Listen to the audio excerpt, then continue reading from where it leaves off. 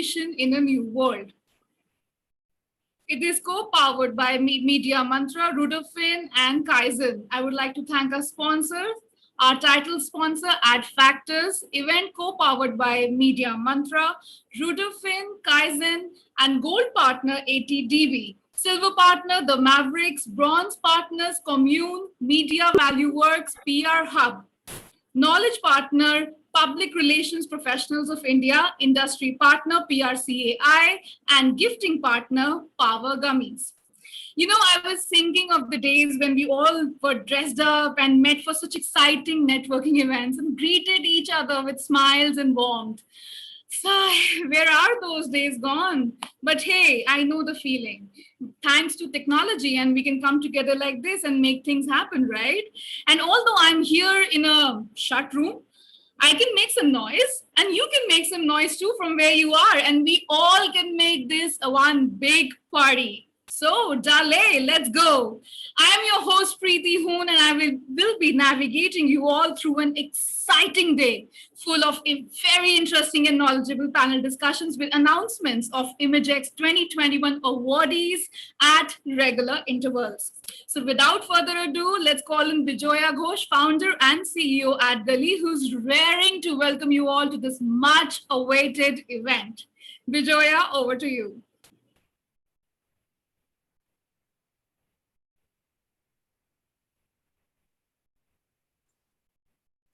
Thank you, Preeti. Thank you so much. In fact, I'm actually raring to go. Welcome everyone today. It's been almost 2 years, close to 2 years, being locked inside. Yeah, it looks like 2 years. It's still not 2 years, but yeah, it looks like that. So welcome, friends. It gives me great pleasure to welcome you all to the very first edition of IMAGEXX 2021. IMAGEXX, the very own platform of public relations and corporate communication industry, has been in the works for quite some time now. I believe this is the right time to launch a platform like IMAGEXX as the economy and businesses reset following the COVID-19 disruption. Honestly, we've been thinking about doing IMAGEXX from almost 2 years now. Last year also we had thought of launching it, but we ourselves got caught in the entire chaos. We didn't know where we were going. We coped up, we started running, and honestly, we've coped up well. So it's a brave new world, friends, and we are stepping into the pandemic era. Can't really call it a post-COVID world since we are still in the midst of virus infection. There are no guidebooks to help us navigate through these uncharted waters, but there are new learnings at every step. And these challenging times have also forced us to realign and adapt our strategies and approaches to the new normal. Amid all these upheavals, we're seeing a perceptible change in the public relations operations, where agencies are transitioning to more of an advisory role for their clients. Along with innovation and a digital pivot, empathy and sensitivity have emerged as the key components in communication strategies. Digital and virtual operations are giving an altogether different dimension to the way PR and corporate communications create engagement with the media, consumer, and all the stakeholders. As ROI expectations from PR consultancies increase, the very operations of public relations will grow in scale and scope to include marketing and digital marketing functions, where fight for the consumer's mind share will shift to the virtual and social media space. Honestly, I'm worried about the marketing experts. IMAGEXX 2021 aims to explore all the new dimension. Panel discussion and keynote address is designed to unveil and cover in depth the new and emerging dimensions of PR and corporate communications, as well as ramified impact on the brands and businesses. I guess I've given a long speech. So without further ado, let us move on to our today's discussion. Preeti, over to you.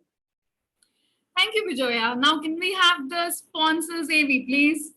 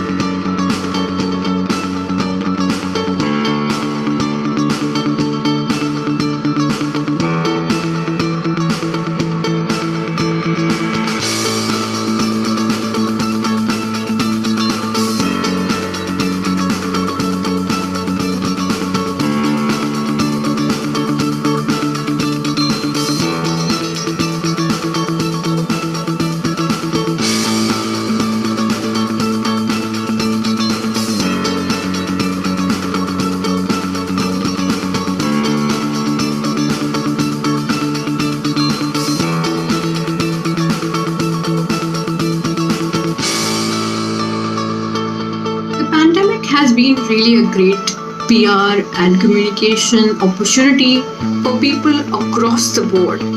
This is a time when we have all collaborated digitally and only digitally for the first time in the history of mankind. The crisis playbooks that always existed went out of the window when we faced the pandemic.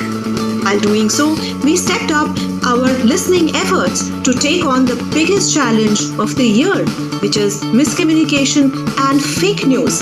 Is of course segregating your brand from every communication.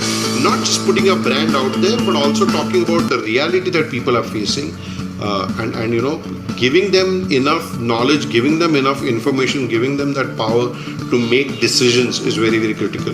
Like any other business, the agency business has been evolving and it will continue to evolve. Agency business essentially is a shadow as well as a reflection of the media landscape, and media landscape has been changing aggressively in the last 5 to 10 years, and it's likely to change even more aggressively as we go along.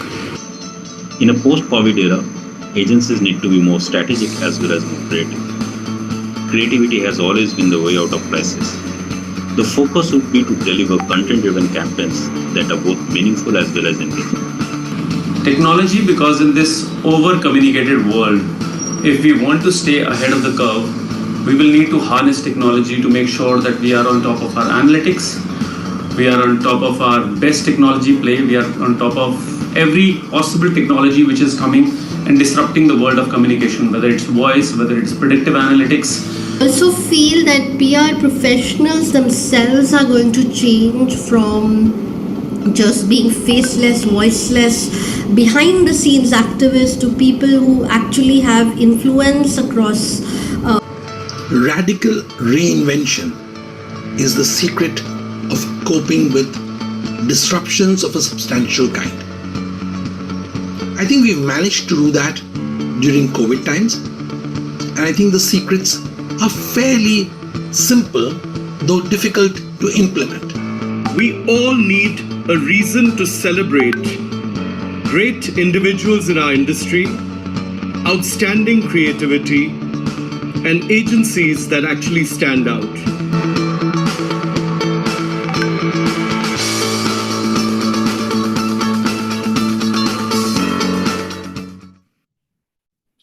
Well, those were our sponsors and our dear, very, very dear industry. Find me an agency that's always thinking about what's next. Searching. Here's what I found.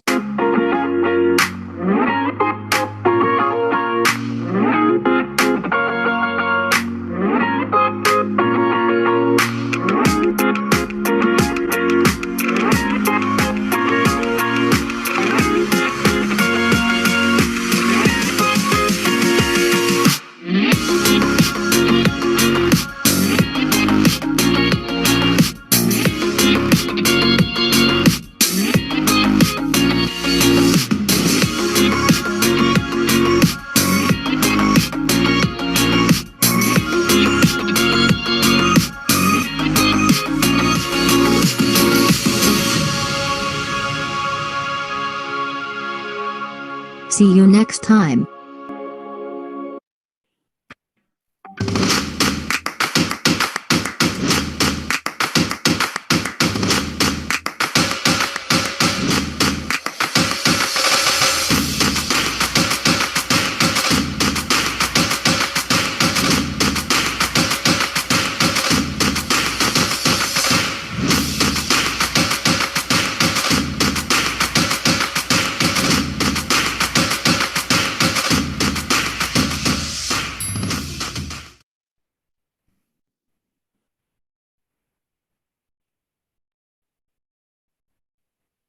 Well, those were our sponsor slides and our very dear industry leaders speaking there.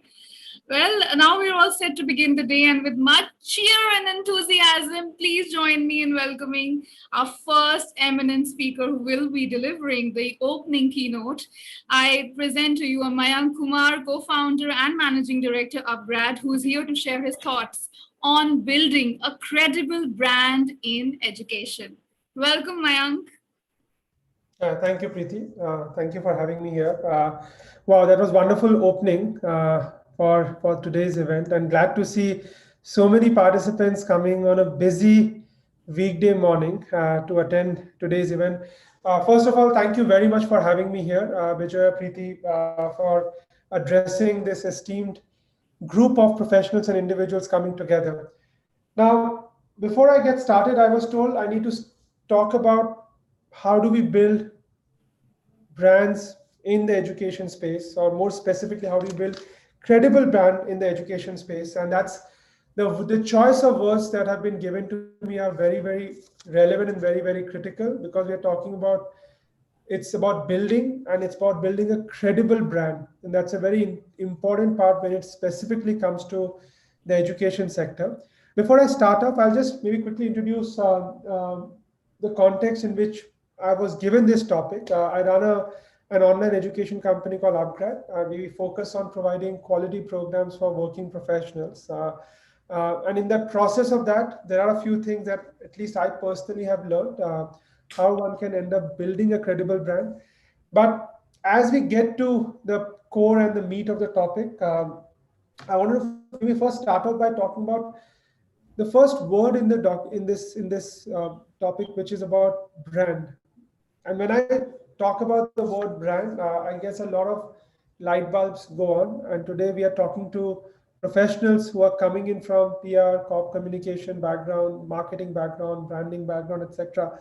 But the word brand, the moment it starts off, for multiple people, it starts making different kind of definition. And I've struggled personally myself coming to the definition of what really brand is. I went through multiple sort of documents, and before the session was starting, and I was just thinking about what really is brand, and I could not come to a very clear definition of what is a brand. I mean, some people say it's a culmination of what attributes are and what you stand for. Many people say what you communicate in the larger audience, and what you talk about in media, in corp communication, in PR, or even in your marketing campaign. But to be brand is far more and far greater than this. Uh, to me, a brand is what you really stand for. To me, a brand is what people will talk about you, your organization, your product behind your back. And that's a very important part that I learned much later in my journey, that look, brand is not about what we put out, what we sort of talk about. I mean, I have walls out here in my organization where we keep on saying this is what we stand for, this is what we do. But essentially, if you are not in the same room, what would people talk about your product and your brand in that room at that point in time? So to me, brands are quite personal and quite ambiguous in terms of the definition. But whenever someone asks me, Mayank, what does the brand stand for, or what do you mean by brand, I always think about, if I'm not in the room, what would others talk to me about this particular brand? This is an important part of what brands really stand for, because once we understand this, then a lot of things end up falling in line and falling in order to come to how do I build a credible brand in the education space. Now, coming to the core of the topic, now that we have taken away what really brand is and what brand stands for, when it comes to education, it gets far more trickier. And the reason I'm saying it gets trickier is because, see, education, unlike many other consumer products or consumer goods, is slightly different in the behavior and the way it behaves at the end of the day. If you talk a lot about education on media, people start questioning the quality and the credibility of that. Education is one such brand that more the number of people that you have, the brand perception starts getting lower and lower, unlike in other sort of consumer goods ecosystem. So education from many angles is very different than what traditional consumer or other businesses have been so far, whether it is coming to quality perceived with quantity. Well, I mean, you have more motorcycles out there, people start believing that this brand is really good. While in education, if you have more people taking up your particular brand of programs and products, you end up realizing that the brand may be dilutive and may not be adding in terms of quality.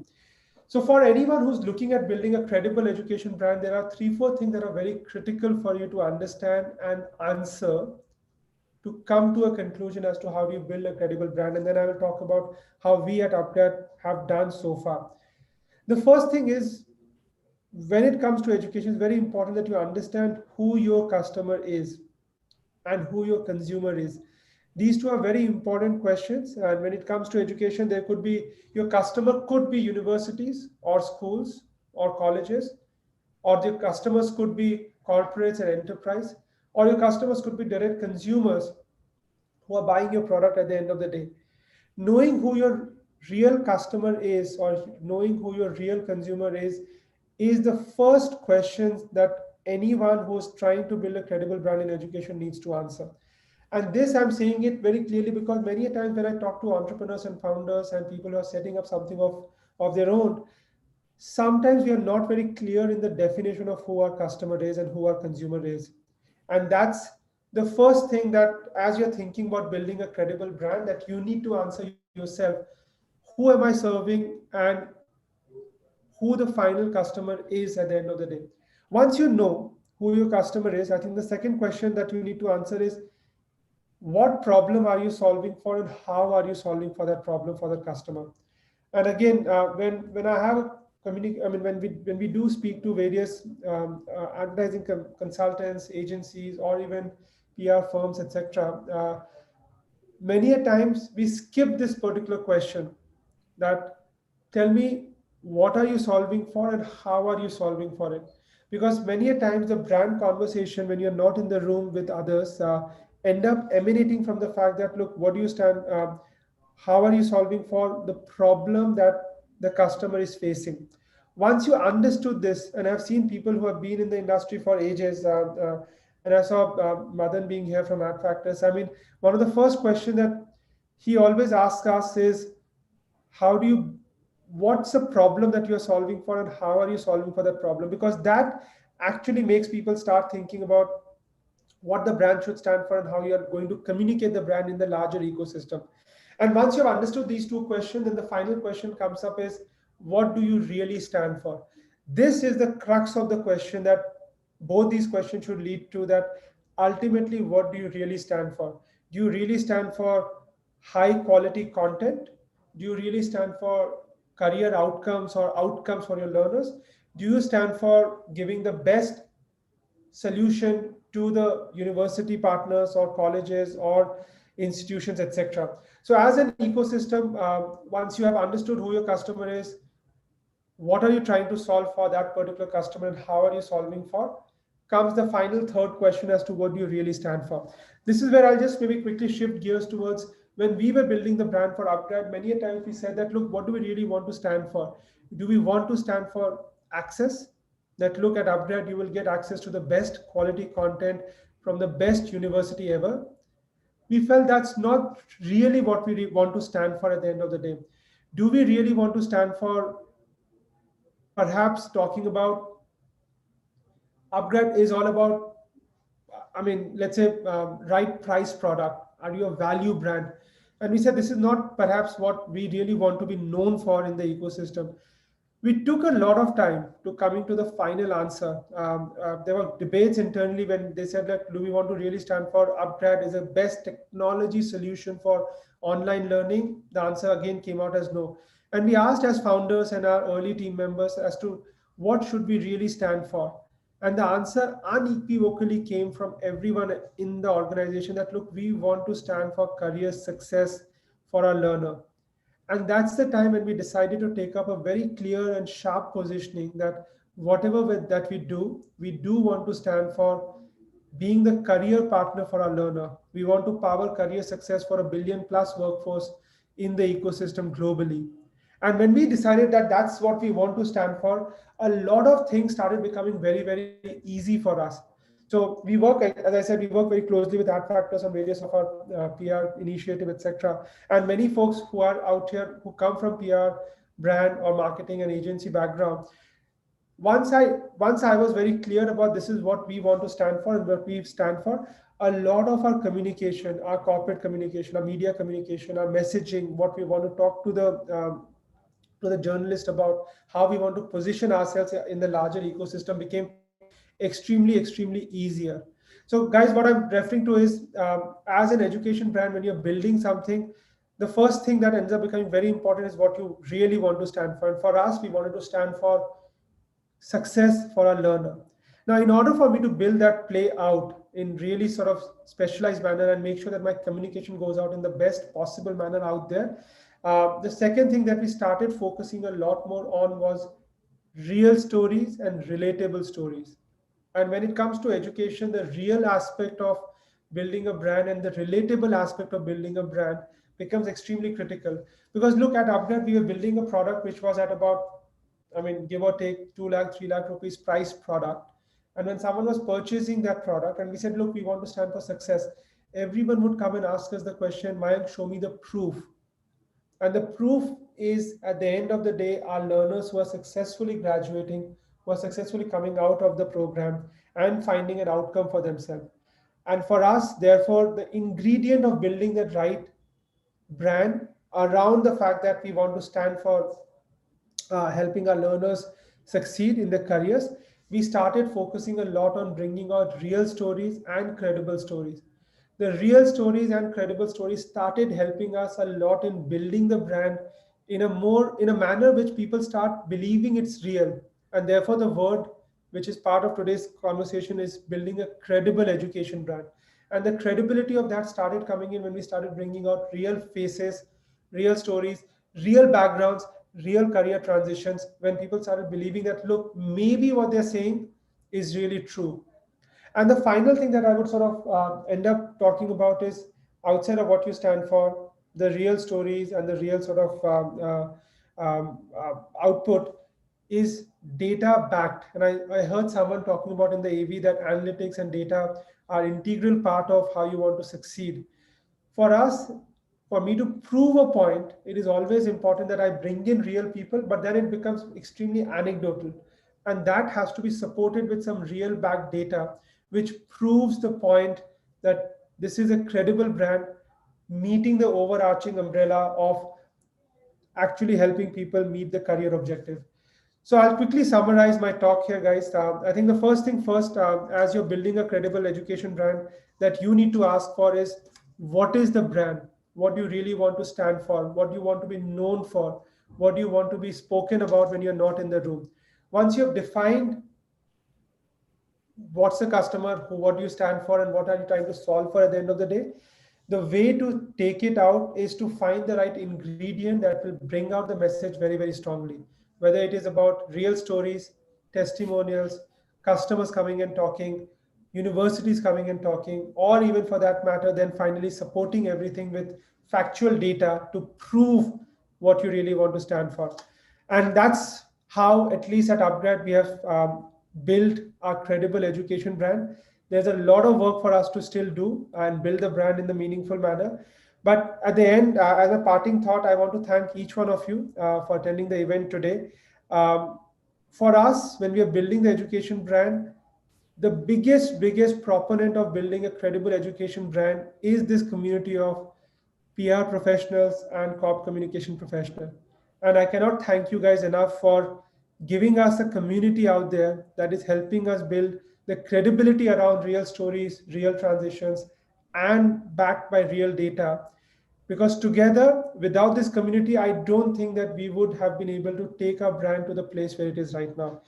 So towards the end, I do want to thank all the PR professionals out there, because for us, PR is an integral part of building the brand, and wish you all the best for the event today. Thank you very much, Preeti and Vijaya, for having me here today. Thank you so much, Mayank, for that very knowledgeable session that you just delivered. And we're very glad to have you as well. Thank you so much for joining in. Thank you, And Mayank. now, Thank you so much, Mayank. Thank you. Thank you for being with us. Thank you, Vijaya. Thank you. and now we have with us Madan Behel, co-founder and managing director at Factors PR, who will be in conversation with Bijoya, and it's going to be an exciting fireside chat with him. Over to you, Bijoya and Madan. Hello. Welcome, sir. Welcome, ma'am. Welcome. Good morning, sir. Thank you for being with us today. Thank you. Very good morning, ma'am. I'm very happy to be here today. One second. Thank you, Preeti, for the introductions. Before I move forward, I think I want to thank my team, which I kind of forgot at that time. Thank you, Shanta. Thank you, Varun. Thank you, Ganpati, Madhura, Sudhir, and all of you all. Thank you. Thank you for putting this up. Welcome, Mr. Behl. Thank you for taking out time for being with us at IMAGEXX 2021. We are all eager for your insights on the PR industry. Uh, Founding an agency and charting its course right from day one must have been quite an exciting journey. And now, as Ad Factors enters into its silver jubilee year, what are your thoughts on the journey traveled? Ad Factors has been marked a leader, for more than a decade. In size, it compares to some of the agencies like Lowlintas, Ogilvy. How do you see the future of the firm? I know I've asked you quite a few things together. I think it's a multi-part question, but thank you first team at Gully and Bijoya for having me here. I'm happy to be a part of this conversation today. So to answer the first part, how has been the experience? I think it's been a fun-filled experience. It's been a joyful, enriching experience. More so because one has navigated these 24 years through one of the most eventful periods of human history. I saw the ascent of big technology. Amazon was born in the same year that we started. Or after us, Google and Facebook and everything else that disrupted the world. We saw the global downturn. We saw the pandemic, the internet bust, various ups and downs in the capital markets. So there's been enough that we have navigated through. So the joy additionally of serving thousands of clients, so many people pass through the portal of AdFactors PR, and about 1,000 are currently working. Great partners, some of them. I mean, my own partner, co-founder Rajesh Chaturvedi, it's been a lifetime with him. Pradeep Raje, Percy Dubhash, Arun Hori, Arva Hussain. So many of them have been a part of this journey, and therefore it's been a real fun experience. Many of our client relations to have lasted for more than you would say 2 decades or so. The relationship with Larsen and Toubro, the relationship with Mahindra, State Bank of India, some of the largest behemoths of corporate and financial India are more than 2 decades old or nearly 2 decades old. Lastly, the satisfaction of maintaining one's independence, values, sanity, and continuing in a relevant manner through these couple of decades has been really good. What is the future? Well, future for even AdFactors PR is difficult to predict. It's life in business has become like river navigation. You can see only up to the next bend, and we don't know what is coming. But if you can confidently say, it will be that we'll be also subject to the same forces of accelerated change and disruption, because that will remain the only constant. And while we cannot really think big time of the next 10-year vision or so, nobody can today really.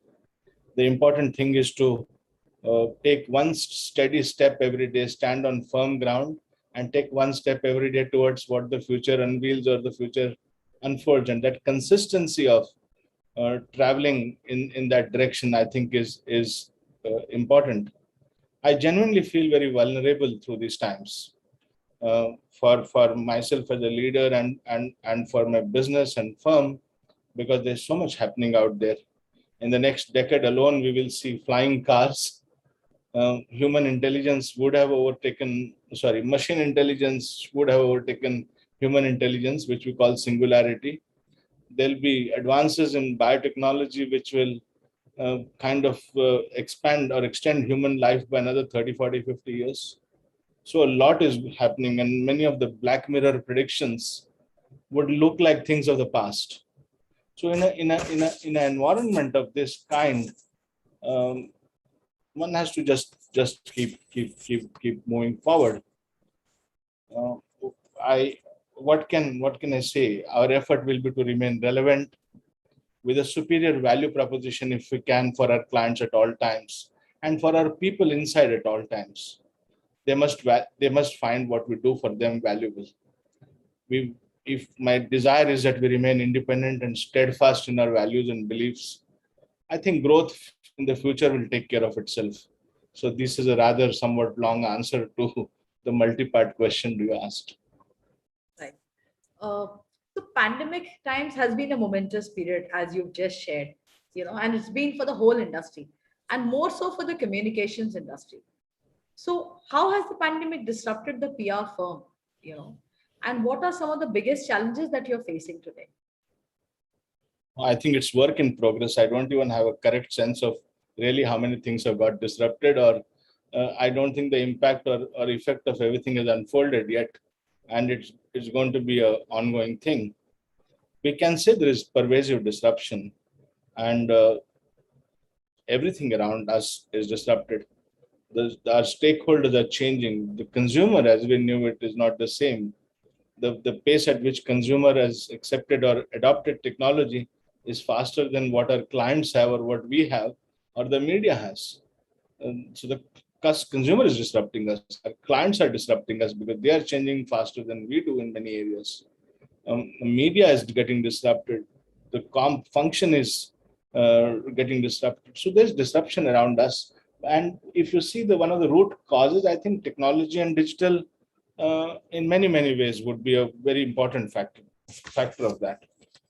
The rise of as a result of this technology and digital boom, the rise of the individual influencer, the role of data and analytics, the new scale of reputation risks, business risks, which consequently result into reputation risks, are all things that we're just trying to come to terms with. Of course, lastly, the workplace. We don't know what's going to happen to the workplace. We don't know whether we're going back. When are we going back? How many of us are going back? Will we work half from home, half for work? And there is a powerful, compelling case for both. And therefore, as the situation precipitates, we'll have to navigate this disruption. The only single silver lining is that there is a tremendous amount of opportunity. So like there is a disruption of business, there's also a disruptive opportunity. And those of us who do a little bit of effort in trying to understand and what it is and navigating this, I think will be. There are many challenges. I think the biggest challenge is, of course, there are a lot of external things, but the inertia within is, I think, the biggest challenge. In sometimes, in some parts, I feel I live in and I should use the statement carefully. In some parts, at some times, I feel I live in a ostrich farm, where people are just not opening up to the massive scale of disruption that's happening. There is at an industry level, I think, a near crisis at the consulting level or the senior consulting level. The other problem is, even while the whole world is getting disrupted, the PR retainer fees has remained fairly inelastic. I mean, there are large parts of the industry, and many of us work for $5,000 for navigating public relations and reputation in a country of 1.4 billion people with 40 languages, thousands of media houses, and 1 million digital influencers today. How do you do that? And therefore, I think it's an agenda for the firm, for the individual, for the client side. Everybody has to come together to take stock and see what is necessary and what can be done. That was something really insightful. Okay. Now, public relations has been equated to media relations. How has the idea of earned influence changed, more so in the new normal? Yeah, I think it's a very focused question that you're asking. Media was a very important part of the public relations work, and contrary to any pretensions to the contrary that people might have had, a large part of our effort was spent on media relations. And it is important because it was the mother of all influencers. Every influencer in society went down to the media as a watering hole to voice her or his opinion. But that has got disrupted. The pandemic has accelerated simply the situation. We see and we all know from experience that the traditional media is in many pockets facing existential challenges. There is a dent in that part of the business. Parallelly, the digital has given rise to a whole lot of influencers, and I'm not talking about the paid influencer, which many of the social media agencies and advertising agencies have made a business of. You pay 2 lakh rupees to get a tweet, or pay 2 lakh, 5 lakh rupees to get something. And that's like placing an ad. I'm talking of genuine organic influence. That has become extremely evolved and a complex, and still evolving. How does a public relations firm navigate from those 20 reporters or journalists who are tracking a sector or a company to now probably 2,000 people who have a view, even if they're micro-influencers, because any of them has the power to trigger an alarm, to trigger a crisis, or set off a narrative which will change the shape of the industry. So the idea of the earned influence has definitely changed and evolved. And I can all say we are hands full, and we're simply trying to cope up with the scale of growth of influencers. I want to talk about internal audience, people now. You've recently launched a program for the new hires. I think that was a really insightful thing. Kids at this stage, they need a lot of hand-holding, a lot of understanding of the medium. While they bring in their own strength, but they need to understand from things from our own perspective as well. So if you can tell me a little bit about the new initiative that you've launched. Also, in these challenging times, how do you make your internal audience and employees be the trusted voice for the brand and clients? So the answer to the first point is, I think the 150 people that we took from nearly 20 institutes from the campus is a part of a series of things that we're trying to do to transform the firm. And these 150, there are nearly 1/4 of them are engineers with an engineering degree. There are many others who have a management degree in finance or healthcare or multiple other management disciplines. And we're trying to get this level of extremely bright talent and trying to create domain expertise right at the grassroots.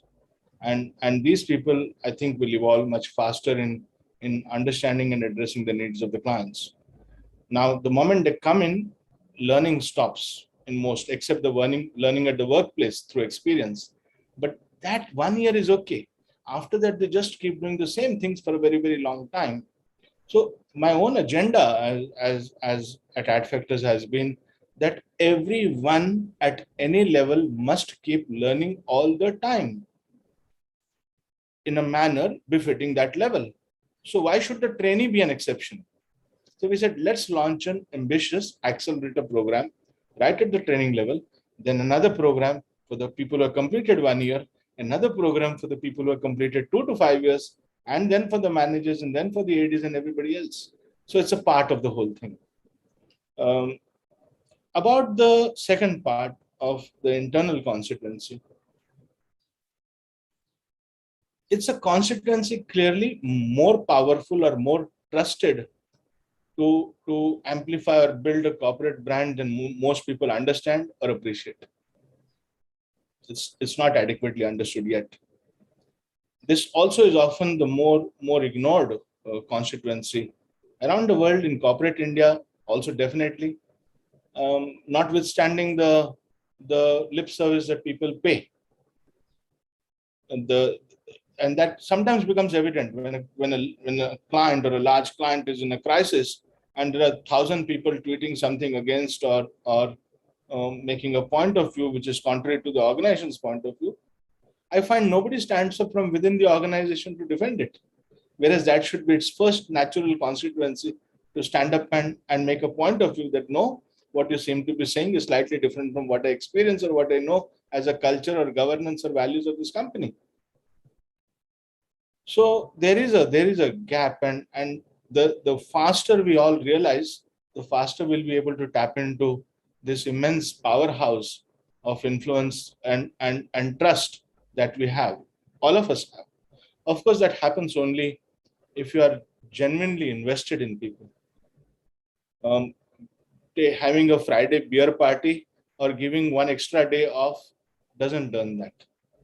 That you have to be genuinely interested and invested in helping shape their own future, in keeping them relevant, in keeping them engaged with the humaneness and protection and care that is relevant. Of course, we practice what we preach, and therefore whatever I'm saying is based on practical experience of what we do. And the thing that you referred to earlier is only that learning and development program for the trainees is only one extra example of that same thing. Thank you, Vijaya. Over to you. You recently launched, in fact, we carried it on AdGalley, mobile mobility practice. What potential do you see for this sector? Is it a precursor to creating an entirely new category for PR?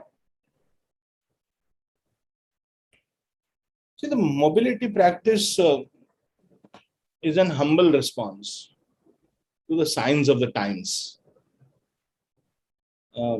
Anybody who is watching the signs and the things unfold, even if you don't have a long-term view of the future, but the signs are already visible. If you see the massive disruptions which are impacting transportation mobility at large, or automobile industry at large, or any form of moving people and goods, let's say, these are disruptions driven by technology, artificial intelligence. Climate concerns are an important part of things. Demographic shifts are an important part of this.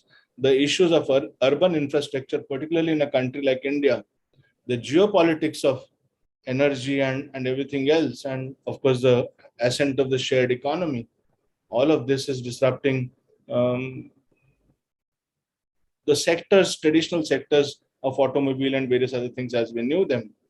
And if you had to capture the essence of all this change and create a new orientation on how we serve this expanded ecosystem of mobility, I think the answer was a mobility practice, and it was very simple and logical. I don't think we've done anything complex. Whether it's only a practice for the PR industry, I think PR may have been the first this time. The consultants will follow. The PwC will follow with the consulting practice, and so will a law firm, and so will somebody else, and so will other PR agencies and many other people who cater to the businesses. Whether it is only limited as an opportunity to mobility, I think every practice as we knew it is open today to a new definition, to a new perspective, to a new understanding of how things must be done, because clients' business environments are changing very, very dramatically and very rapidly. If we don't make sense of what is really happening to the client and to the customer of the client itself, and shape or reshape our practices in real time, of course, everything doesn't happen day, but it must be a continuous process of that evolution. Then mobility was, I think, just the beginning of many other things that should be happening. And of course, we are seized with some of those things. You have to take the first step, and mobility was one such first step. So that's an answer to the question. You and I discussed yesterday, you said that you've done a lot of things. You put things into perspective. There are a lot of practices which you had under AdFactor's umbrella. You've let go of quite a few of them, and you've reorganized and you put focused practices there.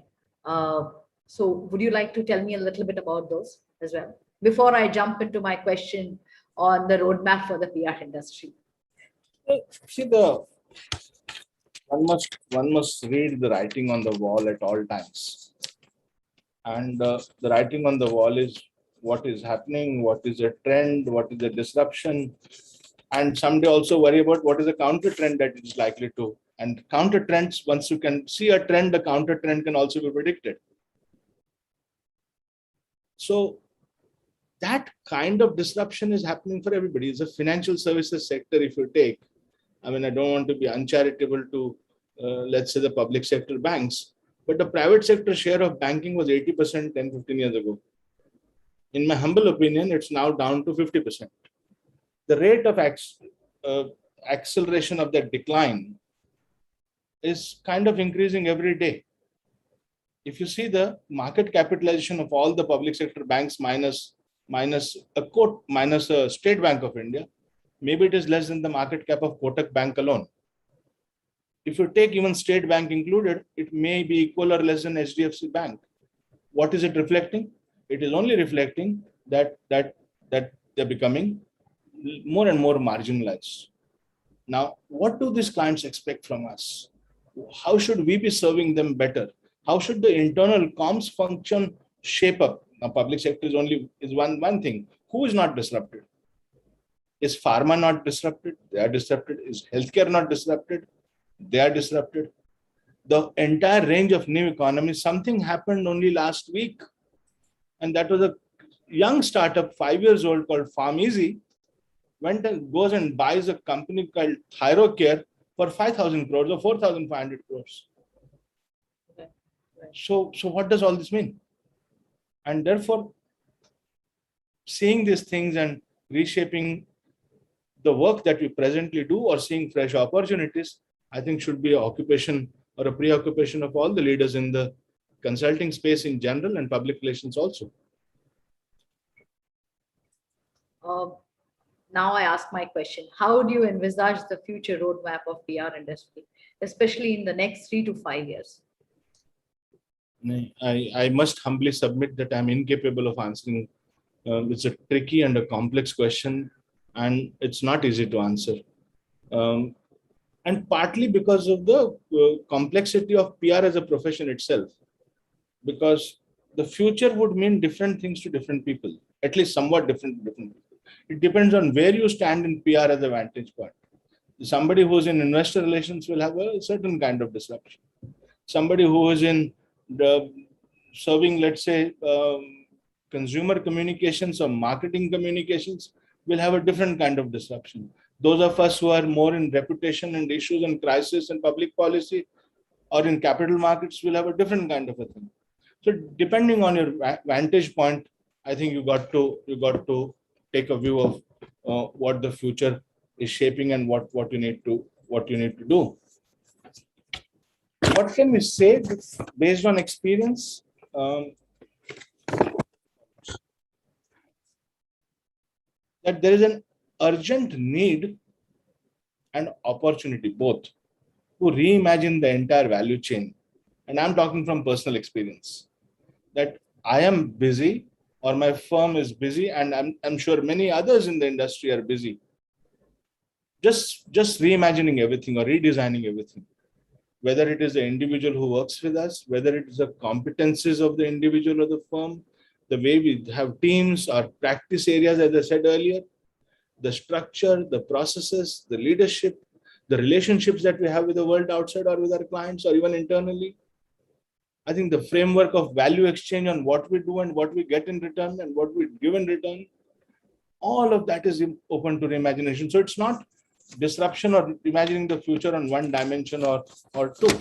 It is just across the board. And the PR practice is in urgent need of these things, because you have only two options. You are either having an existential threat or an exponential opportunity. I'll give you an example. I was going through the balance sheets of 20 public relations firms for the year 2020, financial year 2020. And I had in my hand the balance sheets of some 10 social digital firms in India. And this is a pre-pandemic year. And so much clarity of where things are going, that if you do the average growth of the 20 PR agencies, which are all the leading PR agencies, was 5% to 6%. Only. Arguably, some have grown 30%, and one may have grown 20%, and some may have grown between 10 and 20, and some may have grown 5%, and some had negative growth. But if you take the entire average, it's 5 to 6%. If you took the 10 digital firms randomly chosen, again, not the very marginal ones, significant ones, they had an average growth rate of 30% plus. So if there's a 5% growth of a mature industry, relatively mature industry, and a 30% growth of the digital guys are doing for doing the social digital work that they do, there is an urgent case for reimagination of everything. So one could then get into some granularity of what needs to be reimagined rather than just thinking of talking about change. I think the area where PR can do better and must do better is the use of research data and diagnostics at the core. That you cannot give advice without having a firm footing or a firm ground on which you stand and give advice. I mean, there are popular words like insights and all used, but I think research and data in a very wide sense is an important thing. Planning as a discipline, and if advertising was planning and everybody else was planning, why can't public relations also take to planning as a serious discipline? I'm not even going to strategic planning. I'm just saying plan everything that we do. Ask simple questions. The adoption of digital for stakeholder engagement and work productivity. I mean, there would be 20 tools which can make job of an account executive at least 50% easier. How fast do we adopt these tools and technologies itself will be an important thing for our own, because as I said earlier, the fees is inelastic. So part of the burden has to be taken over by productivity on an annual basis. Integration, but not in the way integration is understood of doing one tweet extra and one doing some digital work and doing something into a traditional piece. No, not that kind of digital. Digital in a very, very wide, integration in a very wide sense. And I think the urgent thing there would be, for example, embedding ESG, environmental, social, and governance credentials of an organization into their communication narratives. Because as the world demands accountability from the corporation, as business is held accountable for any acts of misdemeanor, it will be important that these credentials are presented again and again. And I think the last thing that will be important would be this whole idea of communications has to be, I think, seen in its perspectives, because I think it's a smaller idea. As a reputation consultant, I must understand that the reputation risk is finally a derived risk from some business risk. So I need to understand business. That being one, then how does reputation change? How it gets manifest? How do you manage reputation? How do you kind of take public opinion from one place to another? All of this will be critical, and we will have to become corporate. I mean, consultants in corporate behavior or conduct aligned to the expectations of the stakeholder, rather than only communication consultants who may be doing integrated communications or whatever. So there's a much more profound, because the one definition of public relations is that it is reputation or perception is 90% the result of actions and behavior, and only 10% comes from what you call communication. And therefore, this larger understanding of what our roles are in vis-a-vis our clients and what our clients expect from us, I think we'll have to be lookouts, we'll have to be risk identifiers, and we'll have to be fast and agile in helping our clients manage their reputations. Although you've kind of touched on it, but I still want to understand, how does a communication professional prepare for the future? There was interesting research done by the two pieces of research. I think one was done by ECO and another was done by CIPR, which is the Certified Institute of Public Relations in the UK. And the UK research particularly, done sometime, I think in the end of 2019 or the early 2020 sometime. They spoke to two constituencies. One of them was the practitioner, and the other was the recruiter, meaning the person who offers a job. The practitioner's view of the future skill or competency was fairly predictable, which was to do with well, my writing skills have to be very good. Well, my media relations or influencer management capabilities have to be good. Well, I need to be able to do multimedia digital content and integration of all that. So far, so good. So the first five were like this. But when you ask the recruiter, Their perspective was completely different. They said strategic thinking and planning for a public relations practitioner. Understanding of risk and crisis management capabilities, management of resources in building ecosystems that nurture and support reputation, multimedia digital capabilities, data and analytics. So this would have been the 5 for the recruiter. So there is a fair amount of misalignment between what competences the world is expecting from us and what we think are the competences. And taking clues from some of these things would help us in building the competences for the future.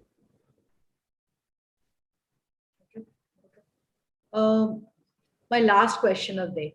One often hears PR folks complaining that they don't get a seat at the CXO table. Another expression one hears is that PR needs PR for itself. How would you like to kind of? Oh, I hear that at least one part of it has gone down a little bit, that PR needs a seat at the table. I see there is a decisive, definitive change happening there. I still hear PR need PR for itself, but that comes more for the consulting side and not so much from the comm side. So what would I offer as comments today? I think in general, if you take a historical perspective, public relations has been at the bottom of the food chain in the let's say constellation of professional services, whether management consultancy or tax consulting or legal or any of these consulting areas. I mean, there could be also boutique things like somebody, the supply chain consultant or an energy consultant. Business consulting in general, you found PR at the bottom of the food chain. Why? Probably because they were journalists trying to do all kinds of things, probably. But things are changing fast. The exponential rise of business risk, the demand for accountability, the entire clamor today of ESG worldwide. People don't want to invest money if you don't have a diversified board. Like the chairman of Goldman Sachs has said, I don't want to invest in all male, all white boards. Or the Rockefeller family issued a letter recently that got published on the front page of New York Times, saying that lenders should not invest in companies who use fossil fuels, or some 500, 400 billion coming from multiple sovereign funds dedicated to companies with a minimum track record of ESG. So this clamor is building up, and therefore it is not so much as a good thing to do, purpose as a nice thing to do or a good thing to do. If you are not doing that, you are at risk, because from your employee to the investor to the customer is going to favor somebody else who is doing things more responsibly and better. Now, in interpreting this, listening to these things, voices outside, the role of a communication officer inside the company and the communication consultant comes in somewhere or the other. And you have to help interpret the management on what the stakeholders are saying and demanding and how we should be. And therefore, once you get into the dialogue, you automatically have a seat at the table. Very often, very soon, not very often, you will find a lot of CCOs reporting directly to the chief executive. I think the intermediary CMO reporting, or the administration officer taking a communication guy reporting to, or a HR person being reported to by a communication officer will be a thing of the past. The chief communication officers in at least the sensible, responsive, changing companies will report directly to the CEO and have an ear of the board of directors. It is happening fast. It will happen even fast. The consultancy is more and more being valued for the advice, and we experience it all the time in the work that we do. So I don't think we can crib about the fact that PR is not getting a seat on the table. The things are changed fast, and we have to be shaping that kind of an outcome as fast as we can collectively as an industry. The part of whether PR needs more PR, well, I think the public PR's job is to do PR for others. And it doesn't need PR for itself. In fact, the more discreet a PR profession is and the PR professional is, you create value, you will get all the importance. So you don't need PR for like promoting you. You should just remain relevant and do the job well, and things will take care of themselves. So that's it, Vijay. That finishes my questioning, but I know there are a lot of people who put questions here. I'll put them for you, you know. So Bhaskar Majumdar has put in a question. In a post-COVID era, will the media mix for communication campaigns will change and digital and social media will be more in focus compared to traditional? Also, will it result in creative campaigns to make it engaging and meaningful, as creativity has always been way out of crisis? The answer to all this is a simple yes. All of this will happen. Other question is, what would be your one important advice for someone who's very new in PR and just getting started? How should one go about learning and growing in the PR domain? Ravi Motwani has put this question.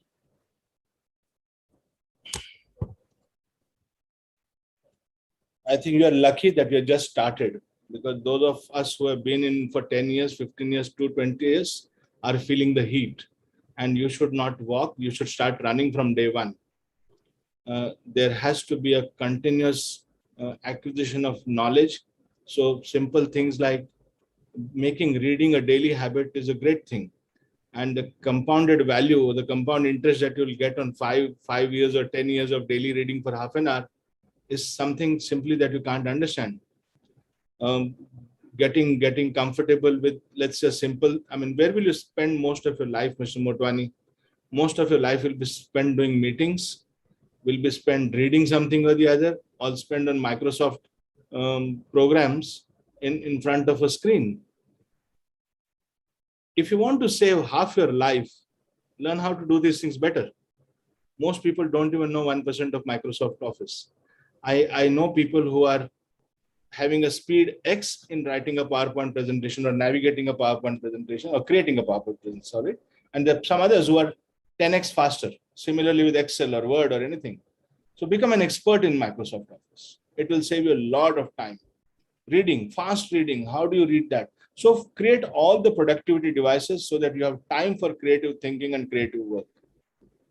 And I think the important thing is that the more knowledge you acquire, the more you see what is happening, the more data points you have, the more thinking and innovation you'll be able to do. So this would be simple advice. Of course, I find one other thing, that lots of people suffer from lack of social skills for entire lifetimes. I mean, I myself have been a victim of that.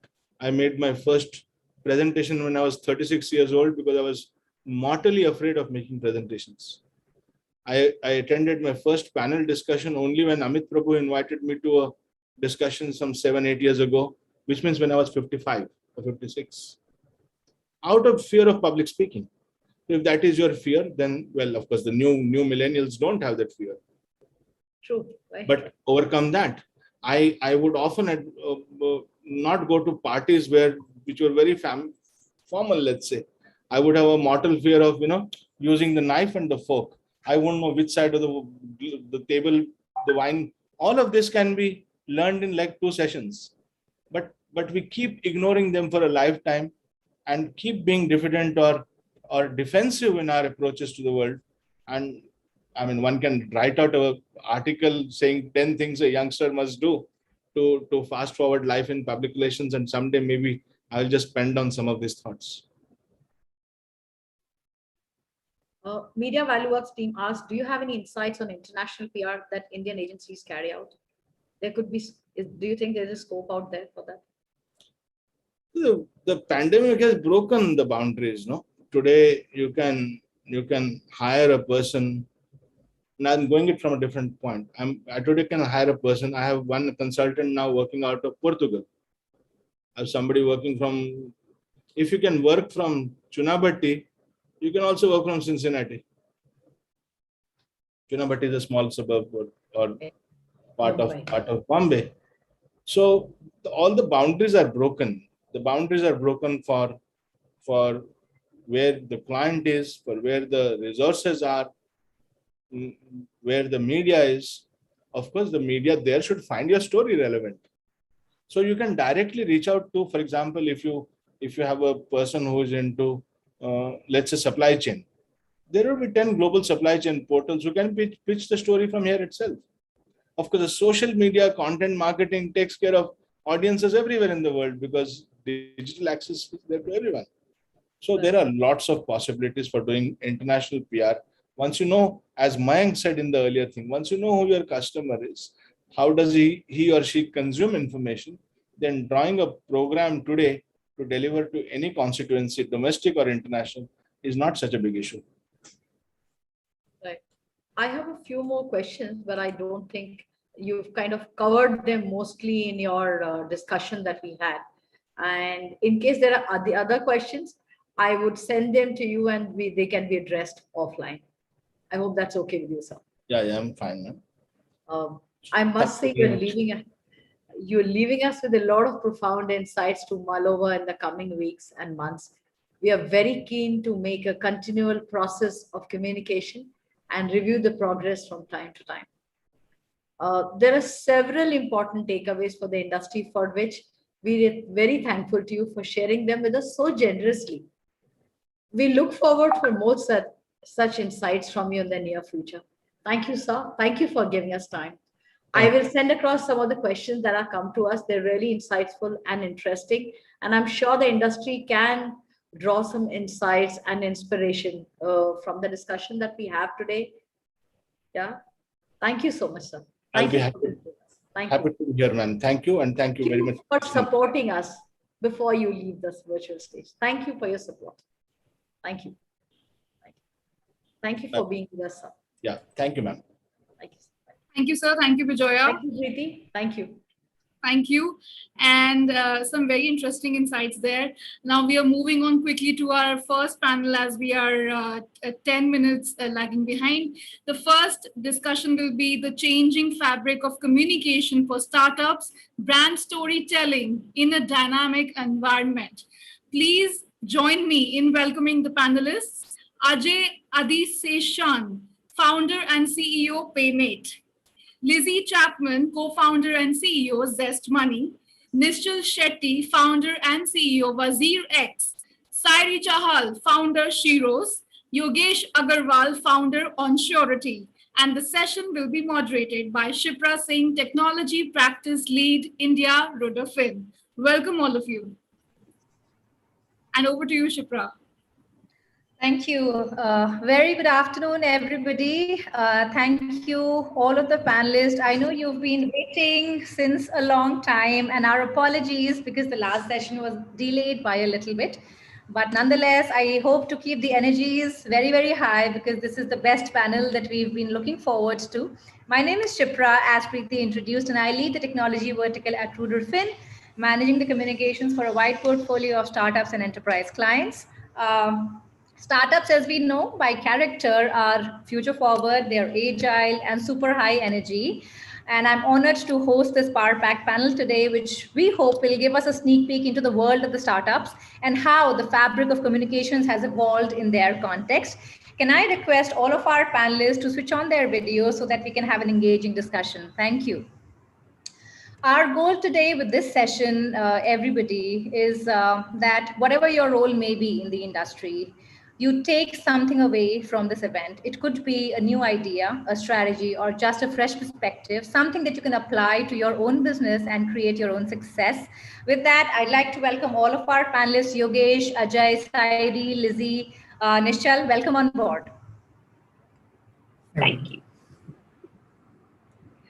When we look back into the last 1 year, 2020 was it was a very disruptive year, caught us all of us completely off guard. It changed the way we communicated with everybody, whether it was our clients, our customers, our peers, and it also forced us to rethink our advertising, our PR campaigns, essentially everything, the way we communicate, the way we tell the stories of we as leaders and for our brands. And the communication was no longer just about the business as usual. It was a time when all of the brands had to be sensitive to the external environment, to the situation that we were operating in, be considerate to the needs of the stakeholders, and be purposeful to the communications that we do. With that, I'd like to open the session with a very fundamental question around communications, and I'd like to open it to all of our panelists. And we can, go one after the other. As CEOs and founders, in your opinion, how important do you think is the function of communications for business? Nishal, can I request you to take the lead and open the conversation? Sure. I think, look, it might depend from industry to industry, but at least for an industry which has, like for us, we are consumer facing, I think communication plays a very important role for us. Right from, how do you interact with your customers, to even internal communication, how do you interact with your team? And add on top of that, the last 1.5 years of the pandemic, where you're working remotely. I think communication has just come up as one of those most important things. I've also seen this, it's been about 10, 12 years of being an entrepreneur. I've seen how, I think when I started up, I wasn't really looking into communication as being, one of the core of building a startup. It was about build a product, focus on the tech, and you'll be successful. But once you get into it and you start building your company, you realize how important communication gets, because you might be building one of the best products in the world. But if people don't hear about it, people don't know the story behind it, the mission that you're into, and all of these come from how you communicate with your stakeholders. I think if that element is missing, you might succeed, but it's going to take significantly longer to achieve your success. And I did that mistake, and let's say, for example, in my first company, where it got to me later on at a stage where I realized communication was important. So when I started up again with IMAGEXX, my second company, I made sure that communication was one of the core right from day one. And for our industry, where crypto, for example, it's also an unregulated industry, which means that there's going to be also a large trust deficit. So I see communication as one of those, I would say, aspects that can, build up into this whole trust deficit that you function, especially in the financial sector. For example, you might have one of the best brands, but if your brand is communicative, people tend to trust you even more. And we've seen this with us versus our peers, where we've been, because of our open communication with our customers, they tend to trust us, even though we are in an industry where there are no licenses today, there are no rules and regulations today. Despite that, people trust us only because we've been communicating with them. And communication does not restrict ourselves to just company communication, but even me as a founder or a CEO, I'm out there open on let's say Twitter. I write blogs. I come on YouTube interviews. I make a point that I'm in front of people, so that and I think this is the thing to be understood. A lot of times, startups think that communication is just putting a blog post out. I believe communication is all about being real and being open with your customers and your end users. And that's something that we've always followed at IMAGEXX. And, I think it's given those amazing returns that we've seen in terms of organic signups. We've seen metrics. We've also been able to track our communication versus, the sort of engagement that we see from users. Like, there have been times where we've been sort of, busy building the product internally, where we forget to update our users. And we've seen a dip in the number of people who use our product actively, versus weeks where we are very communicative. We talk about what we're building. We've seen I would say, a significantly higher engagement from our customers. So I would correlate a lot of our metrics would depend on the way you communicate with the users. And the more open you are, the more communicative, I think the more responsive your users are into using your product and, maybe trusting you everything. So yeah, I think I'll stop there. But yeah. No, thank you, Rishal. I think you made a very, very important point, communication equating to brand trust. And this is more of a long-term goal that organizations, sometimes fail to address. That comms actually has a direct correlation with the way your stakeholders, are looking at the brand. And, over time, they build equity. You build equity with your stakeholders when you continue to communicate with them. You ensure that the engagement is sustained and you're communicating the right messages. So I believe those are very, very important points. Sari, coming to you next. You have a community, and you have a community that you're looking to evangelize. What does communications mean for you? Well, I would say communications actually the core product to us. I think the whole idea of community is trust, and you can only build trust in a community when it is, it's a two-way street. It's not a platform behind a wall. And I think that's exactly what we do. I think as a founder, the joke is that I'm the chief user, right? Like I am at center stage. One of my core jobs is to show up every day, kind of establish a lot of model behavior.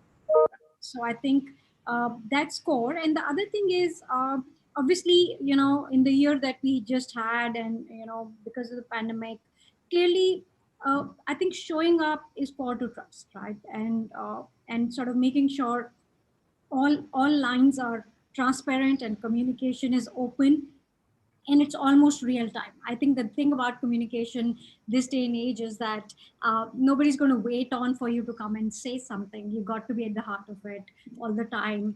So I guess that's the new founder role. Sort of be out there, especially if you run a community like ours, or especially if your product is very user first. And in our case. I end up doing a lot of both, talking to our users very one-on-one within the platform, and of course, I think putting communication about Shiros out there a lot more. Awesome, Sherry. I think wonderfully put.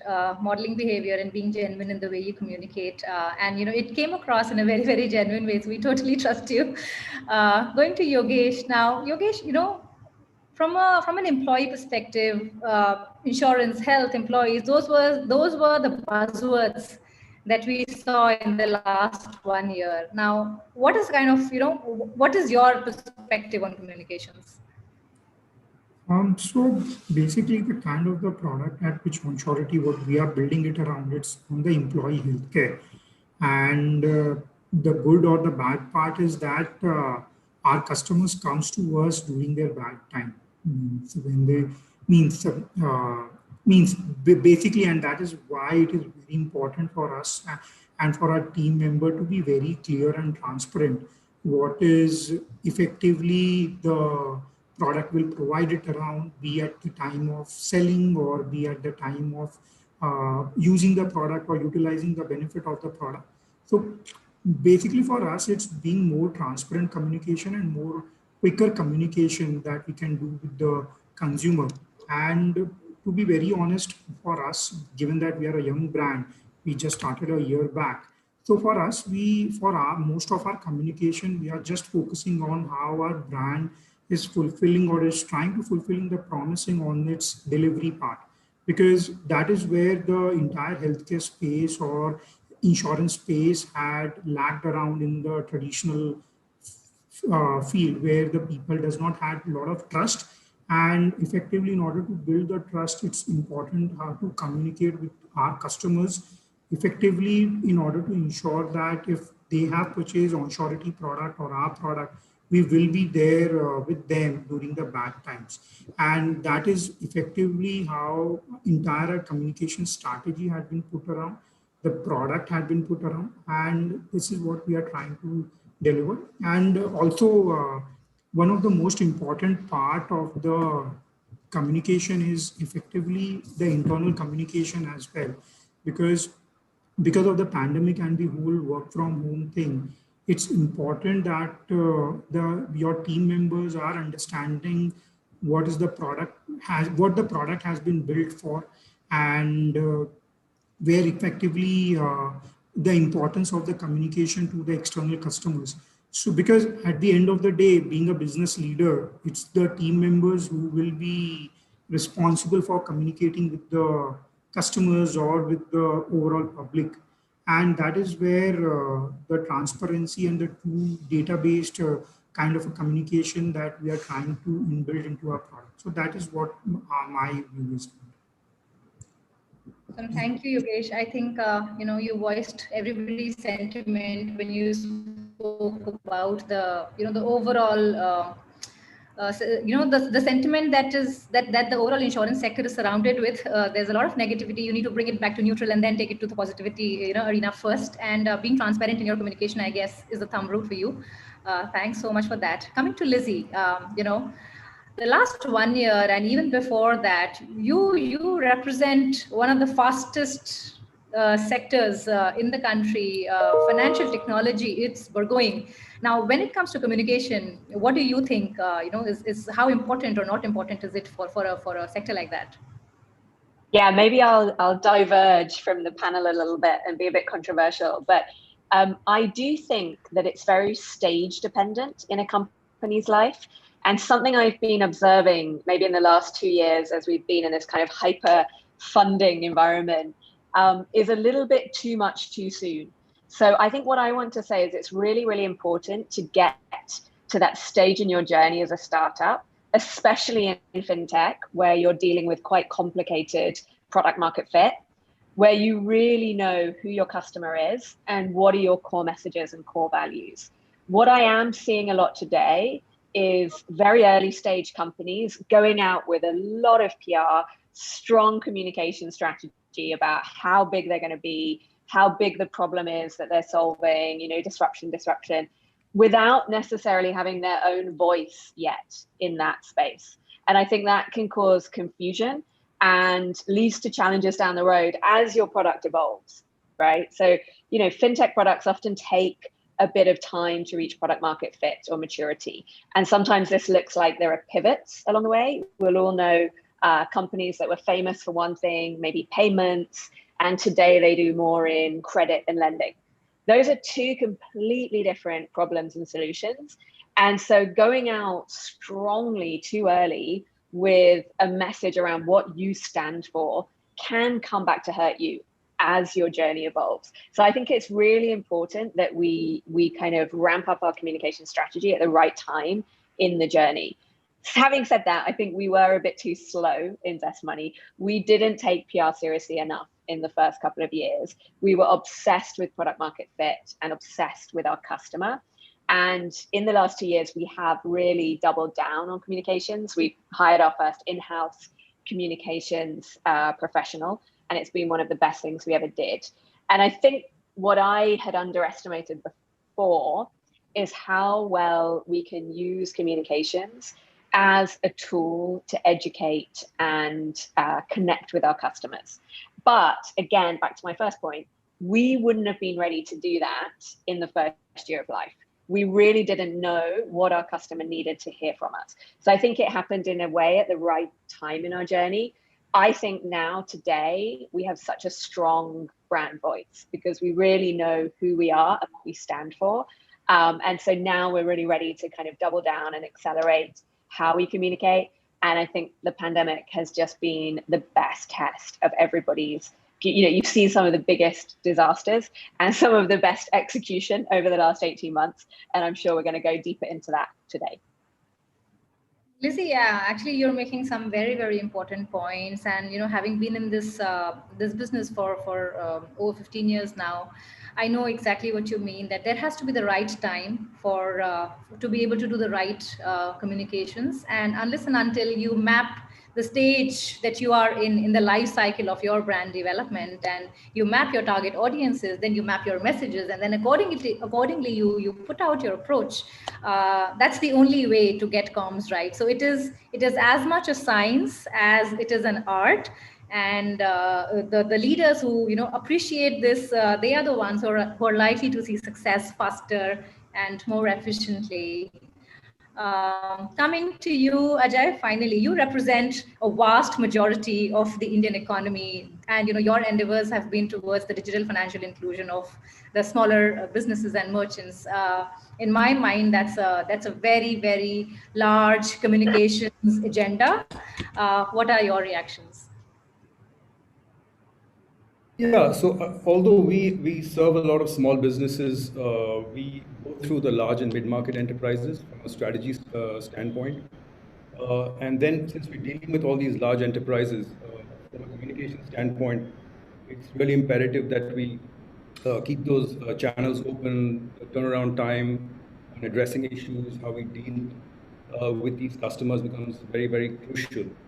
Because although we are a more mature startup, when you're dealing with the large and mid-market enterprises, they already are dealing with the Microsofts and the SAPs, those kind of larger organizations with well-oiled communication platforms dealing with these enterprises. So that's something, that's an area of focus for us, is how we end up dealing with these large and mid-market enterprises from a communication standpoint and ensure that we don't falter, because standards are pretty high and expectations are very high from a service standpoint.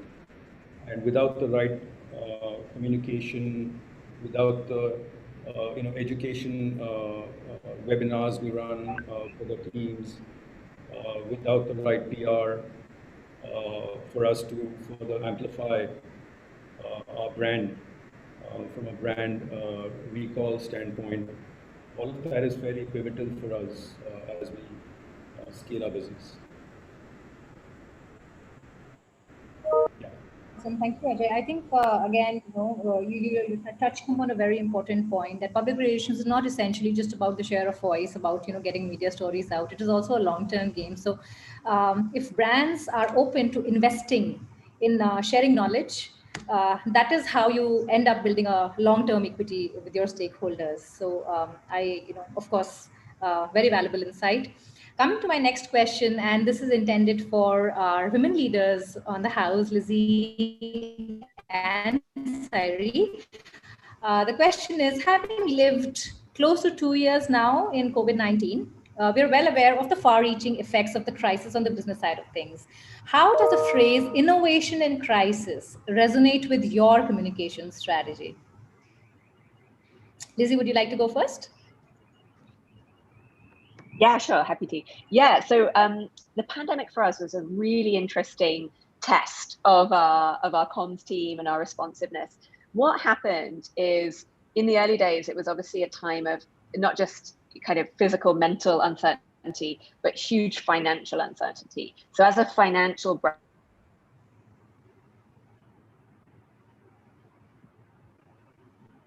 I think Lizzie is facing some network issues. Her screen's frozen.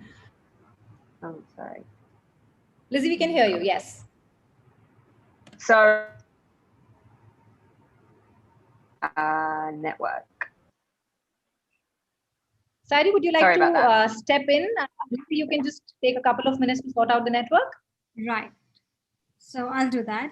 Look, I think for us, the whole pandemic really meant that this is a test of everything we've been talking about. It is very easy to say trust and empathy on paper, and when it hits you, it's hard to act. It's always hard to deliver on these things. So I think as a company, we did sort of take some calls, but I think one of the biggest things we did was we stepped up on some of the efforts around trust and empathy for us, so increasing our access, increasing access users have to all the resources that we offer, so that became center stage. We run a helpline, and that helpline kind of doubled up on its effort. We also went listening a lot more. In fact, a lot of decisions that we've taken as part of our 2021, 2022 business strategy really came from all the listening we did, I think, in 2020. So there is a lot of stuff happening on ground that we really needed to take into account. And some of those have become part of our strategy now. But I think the idea was to, one, practice what we preach a lot more. And here was a chance to convert that into reality. And second was to really go closer to who we are. I think the pandemic for everyone has kind of been the most reflective period we have ever faced in our life. And I think for us as a business, so was the case, and as a company and as a community. So for us, it really meant, hey, can we really take this as an opportunity to better our relationship with our stakeholders? So whether it is our community or our users or our partners, And second, can we build on that? So a lot of, I think, tactical tactical focus was reduced to say, hey, let's stop burnout, let's sort of not worry about a lot of things that we would usually worry about in normal course of things. But what became center stage was to say, can we use this as an opportunity to forge better bonds, better communication across the ecosystem? And I think a lot of what we're acting on today came from that stepping back a little bit. Yeah, and I think this is a unique time for all of us. Hopefully it'll never happen again in our life, but yeah, so it was a fantastic way to really check who we are. What do we stand for? Do we really stand for this, or are we going to sort of walk away from the situation and things like this? So I think we did sort of do a fair bit of soul searching and created some actionables, very clear actionables. So like as an organization, we've always believed that we stand for emotional and financial identity of women. And a lot of work that we've historically done has been the emotional identity space, but we use the pandemic now to create a lot more focus on the financial identity, which is a lot of our, let's say, next 3 to 4 years of business strategy for us. So yeah, I guess reflection was my big takeaway from all of this. Right. I mean, we totally agree on that. We've all often heard that the best organizations are the ones that listen closely. Uh, so I guess so. Yeah, Lizzie. Yeah, sorry about that. But actually, Sari said everything I was going to say. I mean, very, very, very similar sentiments. It was a great time to really display empathy and connect with customers. And that kind of community feel that I think came out for many brands that were able to do that and connect with customers.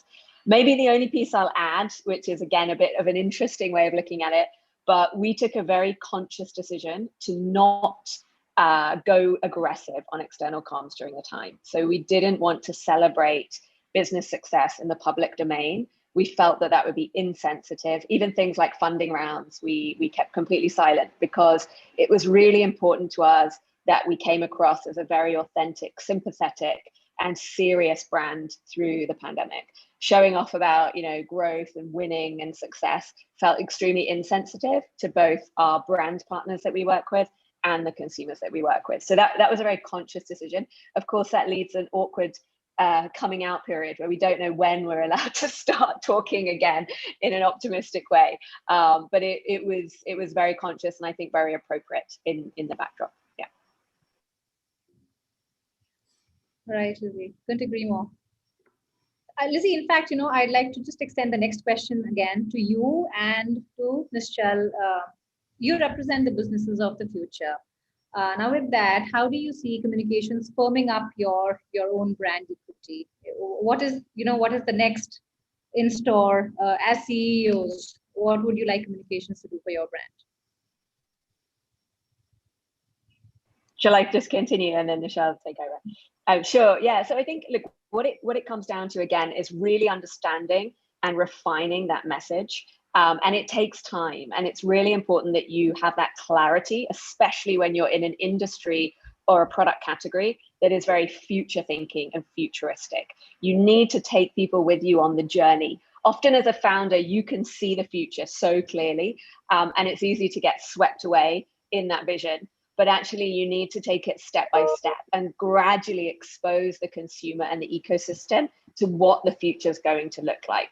So I think my kind of resounding learning has been, it is about quality, not quantity. So going out with a consistent, simple, clear message with different data to support it is so much more powerful than just bang, bang, bang, 5 stories a week about the brand. Because especially when you're in a nuanced or what people perceive as a complicated category, you need to demystify it. It's your job to bring it down to something people can touch and feel. And that requires pure, simple simplicity and a use of data and analogy as much as possible with real life, tangible touch and feel examples. That's how we think about it. Very, very inspiring, very inspiring. And it's just, incredible to hear such such simple thoughts to complex questions, which are actually very, very doable, and some recommendations that we usually go out and make, make those suggestions and proposals to brands. And you as founders, CEOs, you're already there. That's a very mature communications thinking, that we're discussing on the panel today. Lovely to hear. Nishchal, again, I'd like to pose the same question to you. As businesses of the future, how do you see communications firming up your brand equity? Sure. Look, when it comes to crypto, I think one of the most interesting thing is it's something so new that most of the people I come across, I have to start with what it is and why is it important. It's like the early days of the internet, where even before you talk about a website that you own, you have to say why you need to be on the internet, and sometimes it's challenging and sometimes it's interesting. But I think what I've seen is people are always open to hearing this reasons for this. They don't just run away. But that was not the case, let's say 3 years ago. In 2016, 2017, it was just harder for people to even listen to you on why crypto is important. And I think that change has come purely because of the communication that all of us in this ecosystem have put up.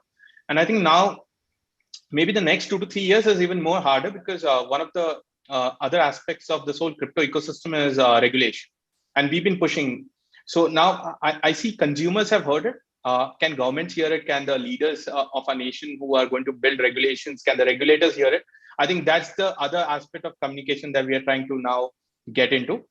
And I think if you look at unregulated financial markets, the biggest problem has always been, should I get into this sector or not? Because what if they run away with my investments tomorrow? And it does not help in the crypto sector, because you've heard stories of these happening every other quarter. So I think how do you communicate to your users that you're a brand that can be trusted? And I think that's where I've been focusing a lot. And this involves building a brand for the company and a brand for myself as a founder. Because I've always said that ultimately people trust people. It does not matter whether you have the best of the brands, but the moment you talk to the founder is when that trust level just increases drastically. And I think it's very key for any founder to be out there, rather than just use your team or your brand talking. I think as a founder, when we talk, that's the most impactful. And I want to just double down on that going forward. And I think that's going to be my a few key things. Bring in trust in the market, educate the market about what this new industry is, and why India should participate in this whole crypto ecosystem that's being built up. Yeah. Wonderful, Nishal. I think those are like, you're just touching the core things that need to be touched upon, specifically the sector that you operate in. That is what the sector demands, and that is what is the right thing to do from a communications perspective. Just set the tone for the sector. So thank you for that insight. Sairi, Ajay, I'd like to bring you in on the next question. And Sairi, I know you did touch upon this particular question in your the last answer that you gave, but if you can just top it up with a couple of examples, I think it'll be really valuable for the panel. So, how have you ensured that your communications approach goes one step ahead and preserves and strengthens the brand value in the minds of your stakeholders? Right. So I think I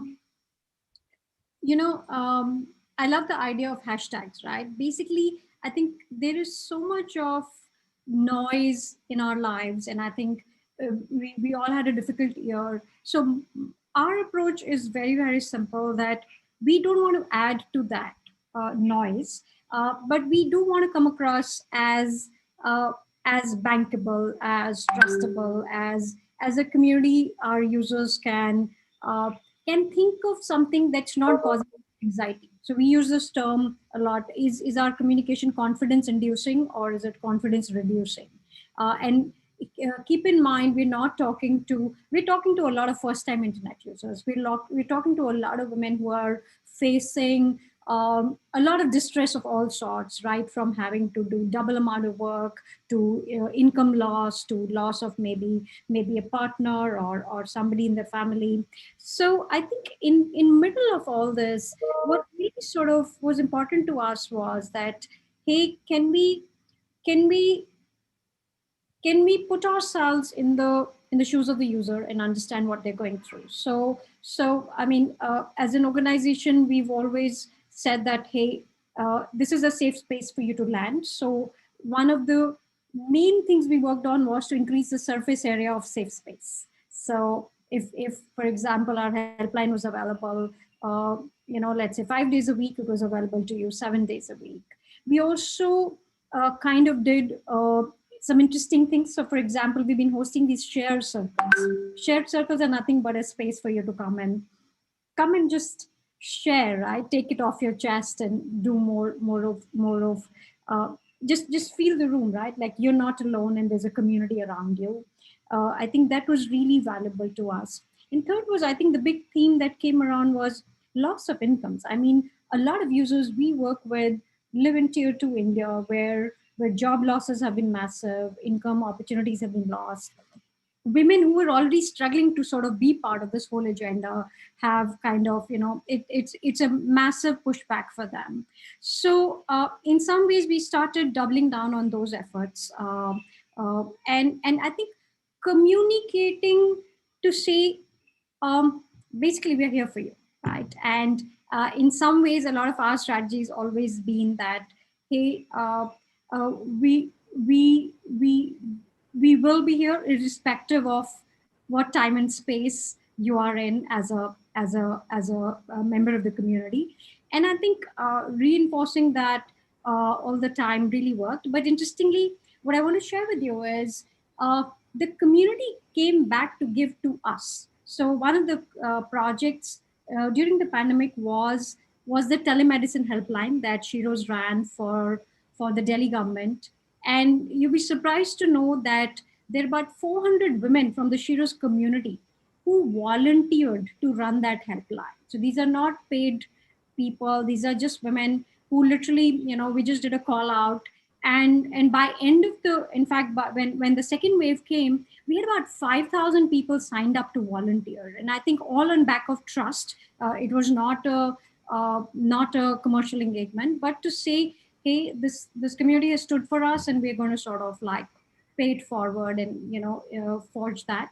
And I think that's really been our approach. And of course, as things get better, a lot of our approach is to say, okay, let's rebuild on top of what we have gone through. So for example, we've just launched a new piece called Shop on Shiro's. Basically, we heard everyone through the pandemic to say, hey, like everybody's an entrepreneur in this environment. Everybody's a creator. Everybody's sort of trying to use the internet and the digital payment ecosystem to get to some opportunity. So we said, what can we do there? So that listening is now sort of like, sort of out there.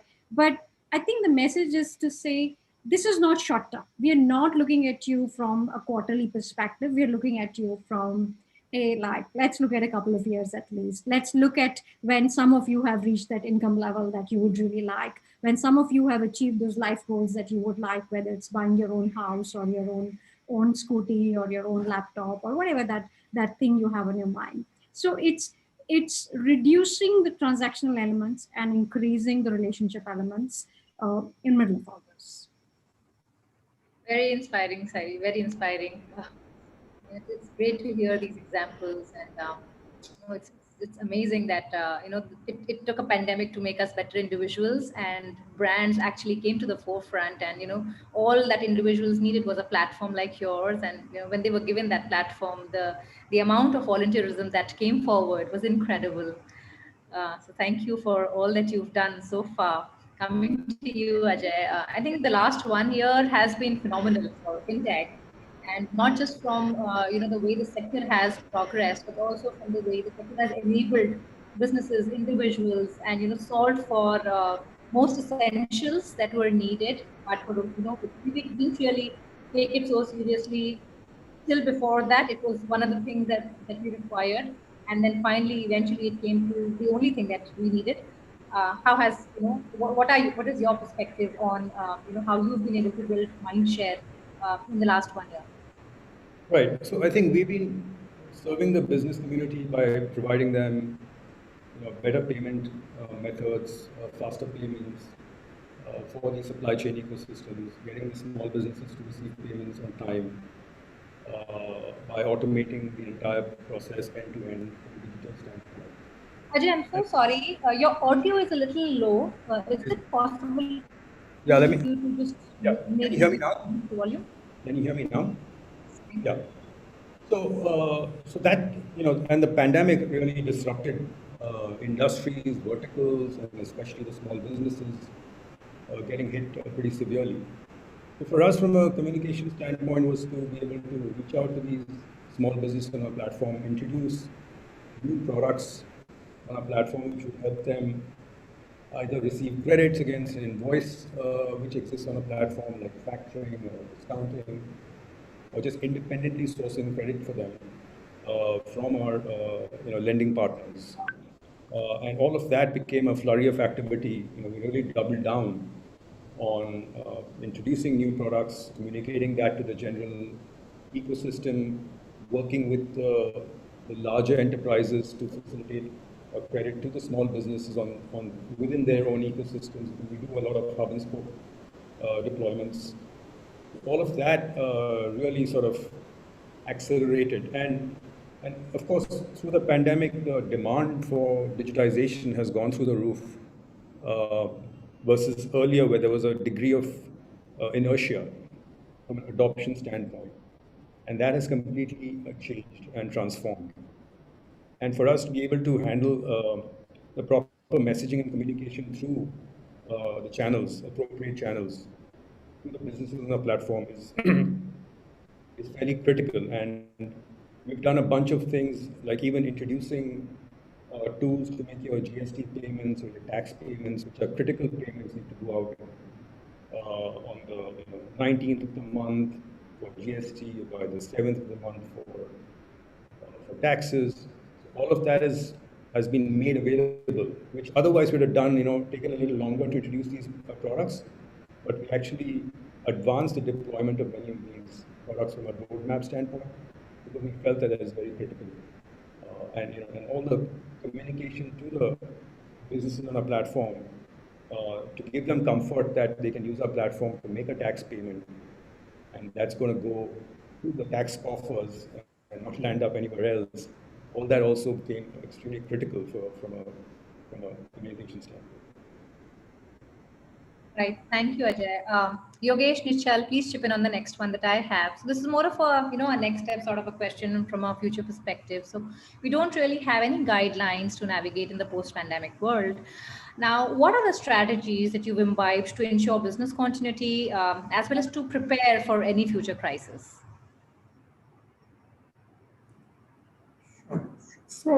For us, the means we actually started during the pandemic.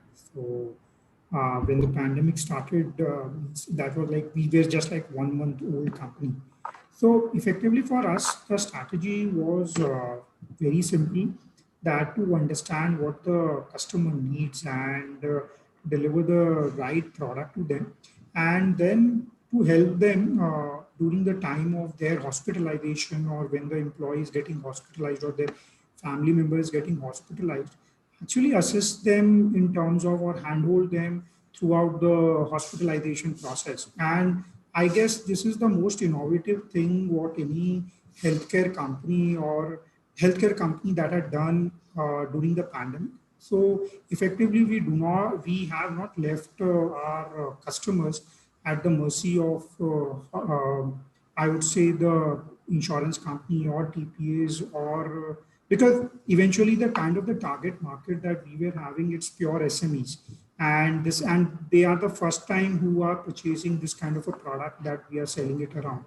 So for us, it becomes very important in order to ensure that our business continue smoothly to build trust. And in order to build trust, we just focused on two ways: the communication at the time of delivery of our service, which is effectively helping the customers during the pandemic when they or their family members needs to get hospitalized. So that is one level of communication that we were trying to do, make it more efficient.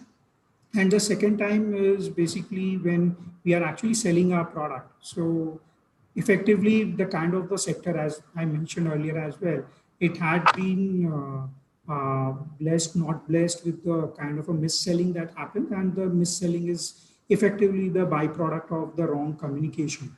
So that is where what we really think that in order to continue the business very efficiently, it's important to just focus on the communication on both the front, sell and delivery.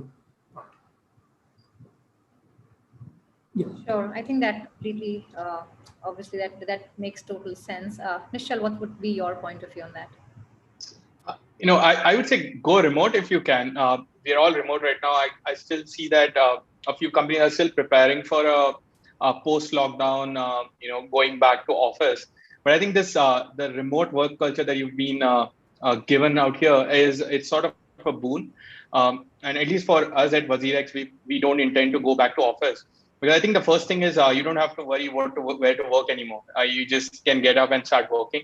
And I think you can also hire talent from across the country or even across the globe if you want, which again, going back to work does not give you that flexibility. And I think all of these things have also, at least for us as an organization, taught us how to be more diligent with the time that we have at hand. How do we communicate with each other? We did see in the initial days there were gaps where we had some products going live and part of the team did not understand or even know about it. And I think this is where you understand how do you fix those communication gaps as a remote company. But instead of giving up, because sometimes what happens, you see them as flaws of remote work, and you're like, when we go back to work, these things won't happen. But I think these are just opportunities for us to learn how to adjust to a new remote working culture. And I think once you can fix this, your internal communication, remote is actually going to be more like going metric oriented. For example, before what used to happen is we were less metric oriented, I think, and it was okay because you could see your colleagues, you could see each other, you could just ask, and somehow you understand the pulse of the company. But now you need to be really metric oriented. You need to have these weekly metric calls to understand what each team is doing. The other is we don't really rely on tasks anymore. We rely on metrics because when you don't see people, you don't know who's working when. And it's okay because one of the ways to do that is maybe you constantly ping each other. I think that's one of those less amazing ways to work. The better way is just focus on metrics, let the teams do what they want. And I think that responsibility just comes in at remote work. You don't need to micromanage anymore. In an office, it's even harder. You have to micromanage. You're sitting, you see some people in front of you, you just have that urge to go and talk to them. And I think so. I would say remote is like one of the greatest things that you've gotten from this pandemic, and we should just embrace it completely. The second is let's just. I think each company has to work on conserving cash because we've seen the good part of this whole pandemic, where the markets have gone up, everything's all looks amazing. There's more supply of fiat money in the market, but I think there would be a downside that would come up, and companies that conserve cash and hold on to it longer will survive probably the second wave of the financial markets. Hard to say, but I just believe that it's better to conserve cash at this point when you can for the next couple of years, what we will see as a repercussion of this whole pandemic. So yeah, that's about it from my end. Right. No, I think we totally agree. I think everybody on this group agrees, and externally also remote working, we've just realized that it can be useful. Before I close the panel, I have one last question for all of you. You are leaders in your own rights, and you've brought to the table some very, very interesting out of the box thoughts with your own brands. However, I am led to believe that all of you in your own individual existence also would have your own leaders, your mentors who you look up to for advice and guidance. So has there been any advice that you've received in the last few months from your mentors or people who you believe as your mentors that has helped you realign your focus and think maybe a little differently perhaps? Lizzie, would you like to go take this one first? Yeah, I'll go quickly, rapid fire. I won't give you necessarily the people who gave the advice, but I've got 3 nuggets, okay? Number 1 is transparency, right? So during this time, focus on ruthless transparency with all stakeholders, customers, investors, and most of all employees. And that was our policy, and that served me really well. And has helped me in other parts of my life, I would say.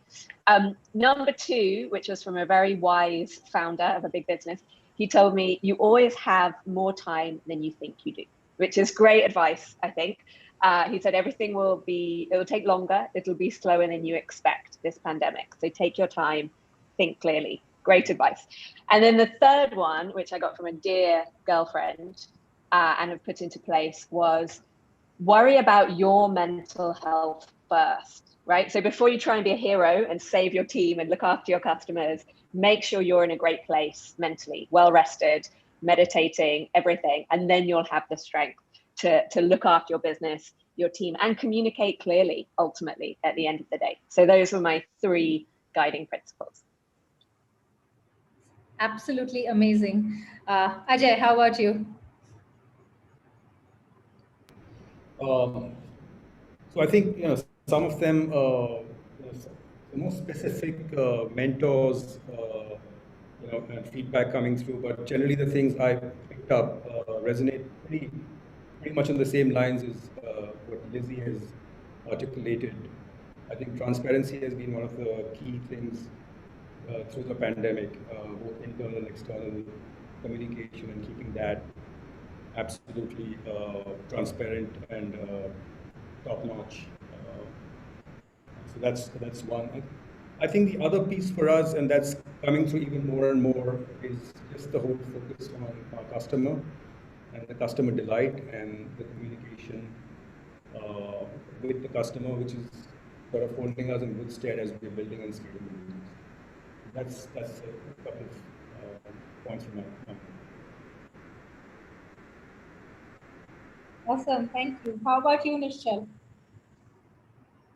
I don't know about the last 3 months, but I think I'll just compress over a period of my journey some of the good feedback. I think one of the most amazing learnings I've got from another entrepreneur was where he said you could learn a lot from history, and especially all of the mistakes that other entrepreneurs and companies have made.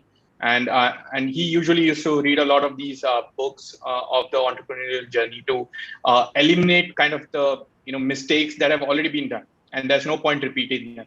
So I think that's great advice.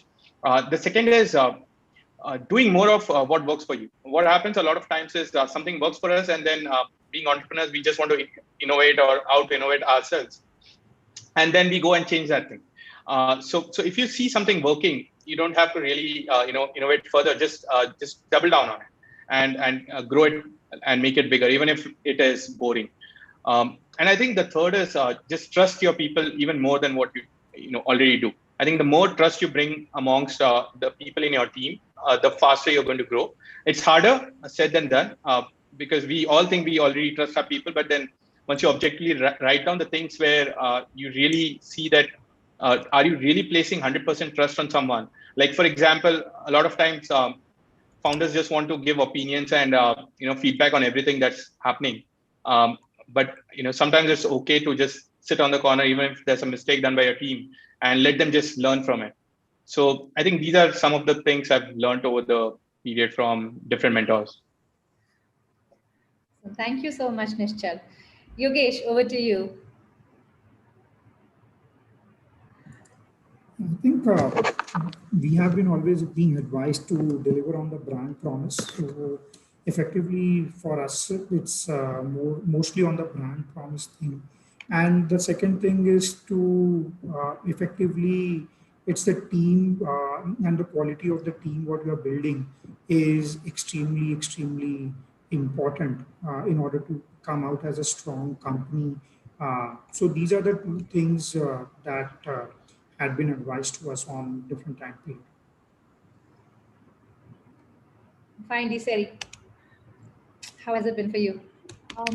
Yeah, look, I think as founders, we do get a lot of advice, and we also give a lot of free random advice. And I think uh,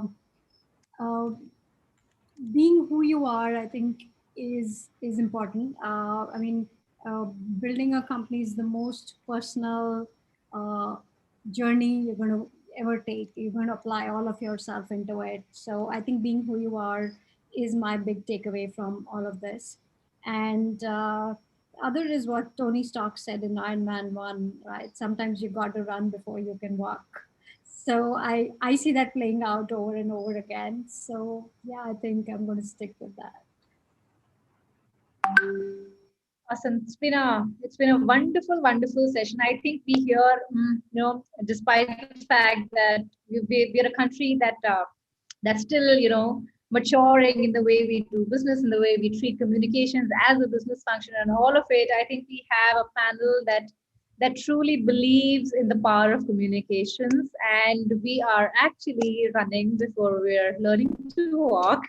Like Sari said, some of the keywords that came up and kept coming in the course of the discussion have been brand trust, transparency in communications, empathy, communications as an art and a science, and being a knowledge partner, being in communications as a long-term investment. I think those are some very, very deep insights, very valuable learnings for me as a professional. So thank you, all of you. Yogesh, Nishchal, Sari, Lizzie, Ajay, for taking the time out, being a part of this discussion today. We are now on the top of this hour, so it's time for us to wrap up this session. I do hope to meet all of you in the offline world soon. And everybody, have a great rest of the day. And thank you. Thank you. Thank you for having us. Thank you, Shipra. Thank you to all Thank the you. panelists. Great fun. Thank you. Thank you so much. Well, I agree with you, Shipra. Empathy and transparency, of course, are the key words, and if you reel, it does come across. Well, moving on to the next panel now, the DNA of a new PR professional, new learning and behavior. Please join me in welcoming the panelists. Abhilasha Gupta, Head Global Corporate Communications and Public Affairs, Tech Mahindra. Brinda Iyer, Account Director, Genesis BCW. Divya Jain, Group Account Director, Value 360 Communications. Nishtha Saxena, Senior Account Executive, ATDB Communications, and Soumya Jain, Account Manager, Rudolphin. The session will be moderated by Kiran Ray Chaudhary, Co-founder and Joint Managing Director, ATDB Communications. Welcome all of you, and over to Kiran. Hello, everyone, and thanks, Preeti, for that introduction. So good to see you all, Soumya, Nishtha, Abhilasha, Brinda, and Divya. Thanks for joining in. And, I know we're doing a session which is keeping everyone from lunch. So I'm not going to waste any time getting into it. So, to begin with, the idea of this panel really is to make it conversational, get behind your journeys and how you look at the profession. You're the future emerging leaders of this profession, and really to understand, how are things changing for you? You're in the thick of things, and what are some of the learnings? What are some of the ways you learn, so that the audience here can take away actionable points, really, by sort of resonating with your journeys.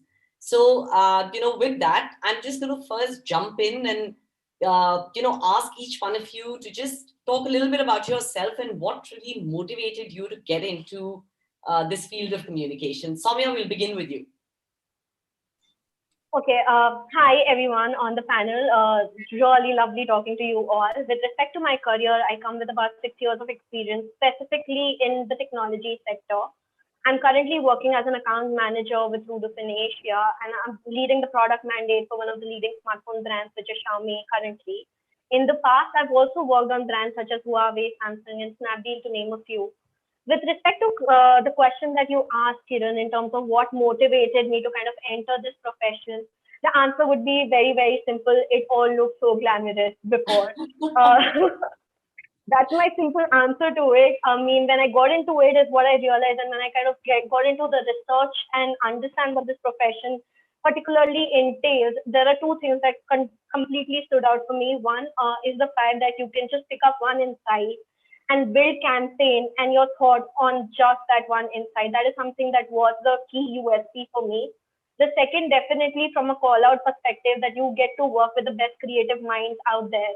So these were the two things that kind of motivated me to get into this profession for sure. Lovely. Great. Thanks, Soumya. You're very right about that. I always find that I've been in the business for a very long time, and I find there's something new always to learn and to look forward to. So yeah, that's really interesting. Nisha, what about you? Well, I know you personally, but it'll be great for everyone else to get to know you. Yes, definitely. Thank you so much for introducing me. So again, I'll do that again. I'm Nishtha. I work as a senior account executive at ATTP Communications.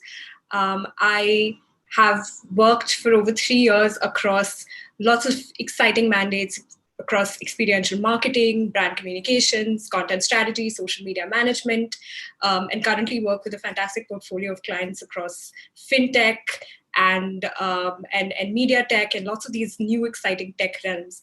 As for your question about what motivated me, I think like every good literature student, I was in love with reading and writing from the very beginning. And my original plan was really to go into academia. And I sort of stumbled in through an internship into the communications world, and that internship turned into a entry-level position. And I realized that you get to tell so many stories a mile a minute. And I fell in love with that process, the process of having more stories to tell, of crafting new things for people to know. And I continue to fall in love with it to date. So lovely. That's my story in a nutshell too, Nishtha. Abhilasha, we'll move on to you. Love to know a little bit about you and what got you into this profession. Thanks, Kiran, and lovely being here. So I head global corporate communications and public affairs function for Tech Mahindra. Just like Soumya, my experience has been predominantly in the technology media industry, and it's been about 6+ years or so. To answer your question, what made me enter this stream? I think from the very beginning, communication has really inspired me in a way that I always felt that no matter what your profession is, you could be a banker, a homemaker, or anybody, you're first and always a communicator. And just the sheer power of communication, just how much you can achieve through building relationships, through just words. I think that is what really made me fall in love with this profession. And I think I was pretty clear on from the beginning, even though I was a science student, then I studied literature, then journalism. I think there have been stepping stones, but I think I was very sure that this is what I wanted to do. Awesome. Great. Divya, moving on to you and then to Brinda. Let's hear from you. Sure. Thank you so much, and really excited to be speaking with all of you. I'm a group account director with Value 360. I started my career with Value 360 and have been ever evolving together, personally and with the organization as well. I like to introduce myself as that, I'm a good listener and observer who's always believed in the power of keywords. And, current times, is only proving it, right. So like Nishtha also said, the process, the craft of storytelling, being part of, so many brands and their exciting journeys, that is something that has always and, continues to motivate me. Yeah, wonderful. Yeah, I think you're speaking for everyone out here, Divya, as well. So Brinda, quickly over to you, and then we get into some of the other questions. Lovely to be here. Thank you so much.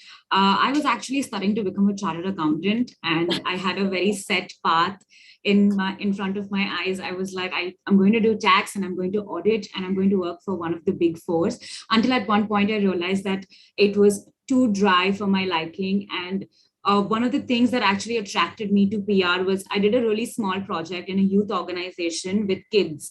And that is when I understood what PR was. And my name, that was a PRET girl, because we were trying to do some fun things around it, which sounds like really like a childish thing. But I think that was the start of me realizing that I can do something much better with people, something that's absolutely fun.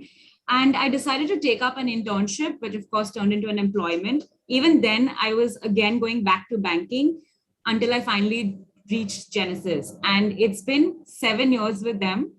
And I think it's my home. I've gotten everything from it. And just the joy of working with different people is what keeps me going. I have a very big team, and every day is something different. Like we fight, we talk, we enjoy, we celebrate. And I think that's the only thing that makes me want to get up every day and do it all over again every day.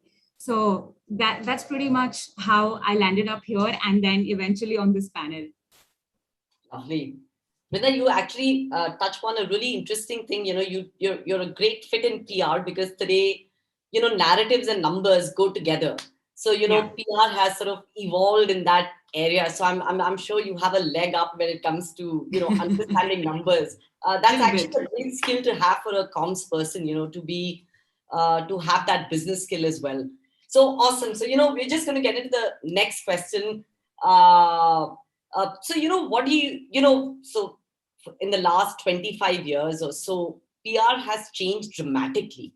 But given that, you've been in the business 7 to 8 to lesser years, what do you think you've seen as the most profound changes in the profession?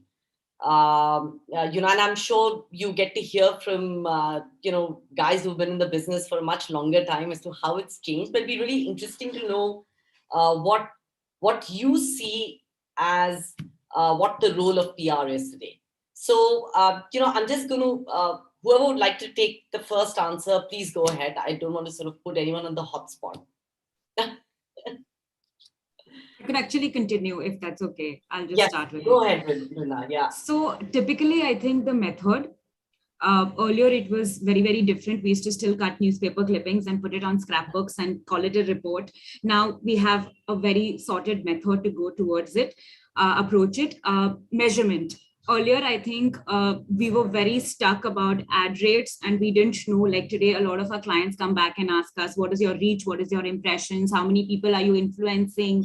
What has been the time spent on this platform for how many hours, how many minutes? I think that is something that has changed drastically. I mean, if I say so, when I just entered the field, I thought measurement was largely a figment of our imagination because we used to just be like, NDTV mein, it's come on NDTV, it's probably a lakh worth. But now there is a method to the madness on multiple levels. There are lots of tools that is available currently, which helps us make our lives much more easier and also in a way that we are visually able to showcase our work. And the whole narrative of PR being an added function to being a frontline lifeguard position, that is the transition that I have seen in the last 7 to 8 years. Earlier, it was, I need publicity, I need promotions, only then I will be able to sustain ABCD. And currently, it's something that we are like the first watchdogs when it comes for a brand. And I say that with a lot of pride because we're always looking out for the best for them.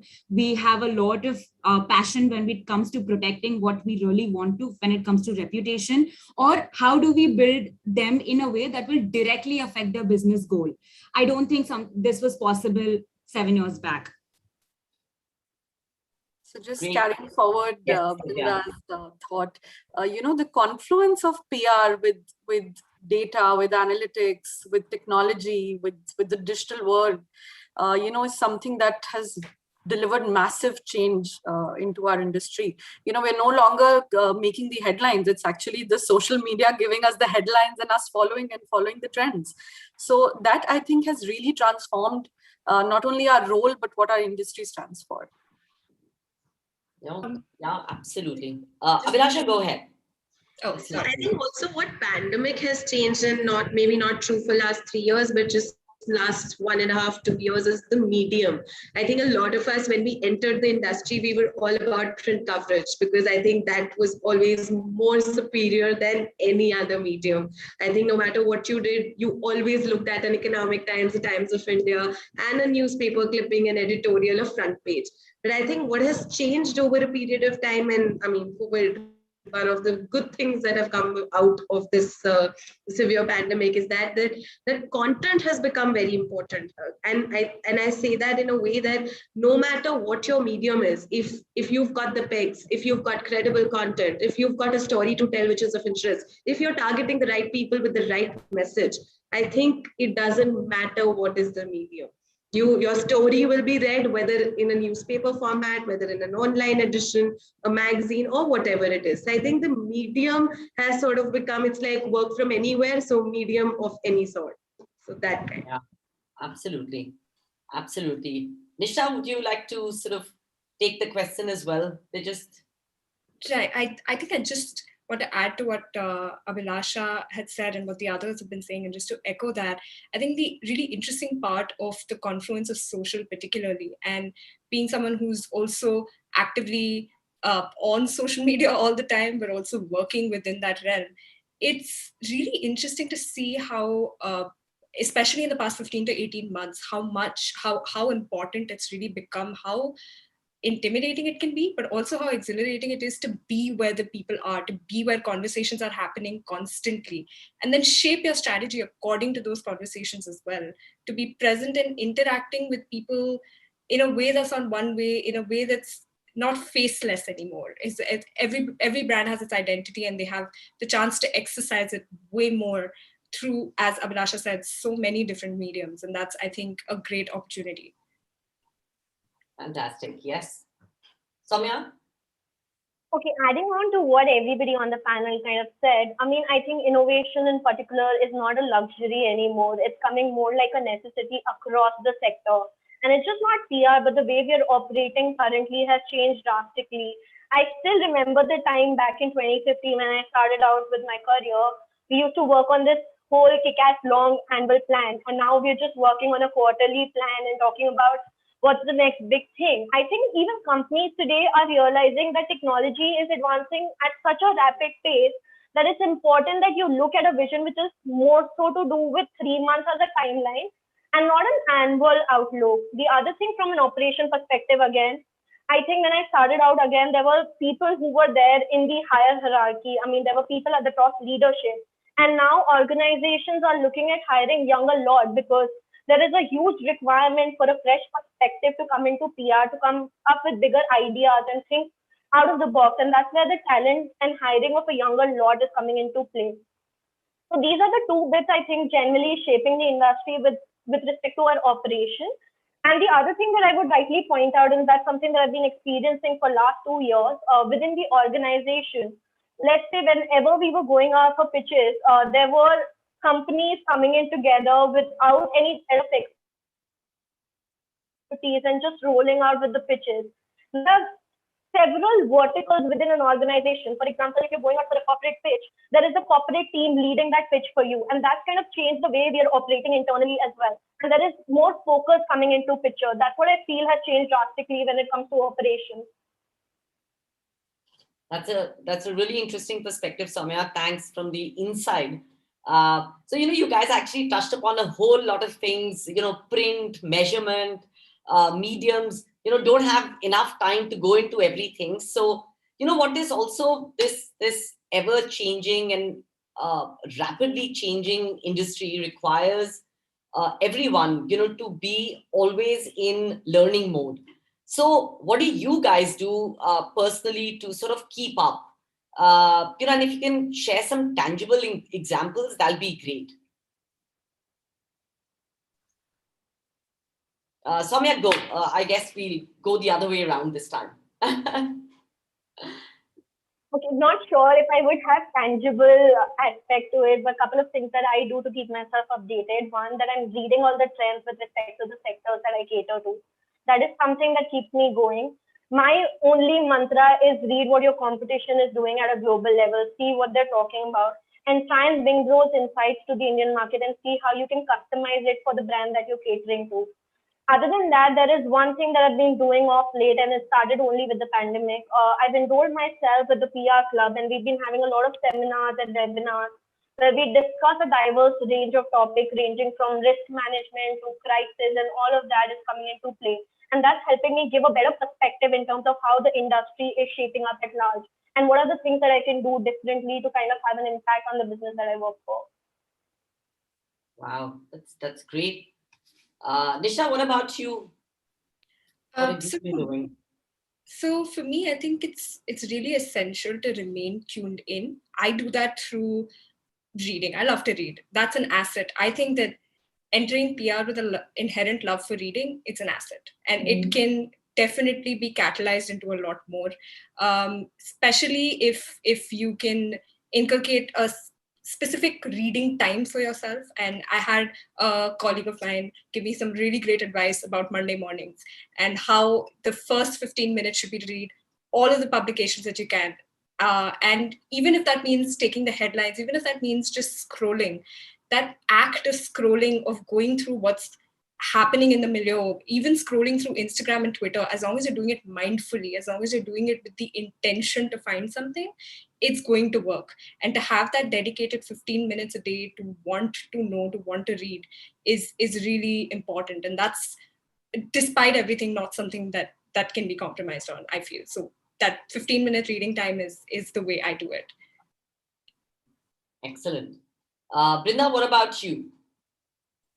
So a couple of things. I started writing 500-word pieces for myself so that I would be able to articulate the kind of topics that I deal with at work. So when I started out, it was sports, then it moved into FMCG, then it moved into tourism. So it's for me to understand if I'm able to articulate it, because when I'm leading a team, it's very important that I'm able to explain to them what I have in mind. That's one thing. Second thing is, I have been taking a lot of courses on negotiation, because we are constantly negotiating with people for time, for deadlines, for deals, for editorial, or even commercial deals. So I've done a couple of courses on your basic education platforms on how do we negotiate better and how do we understand the math behind negotiation.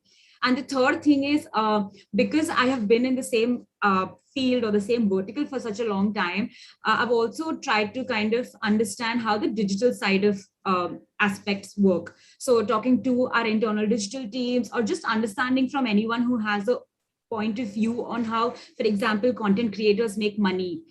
What if I want to make a reel? I can't make a reel or a TikTok right now, but we're constantly telling brands that you need to do this on TikTok. So I'm doing these small things which will just equip me to be in a better position to share my point of view.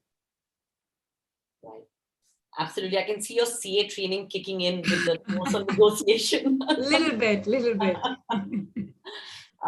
what about you?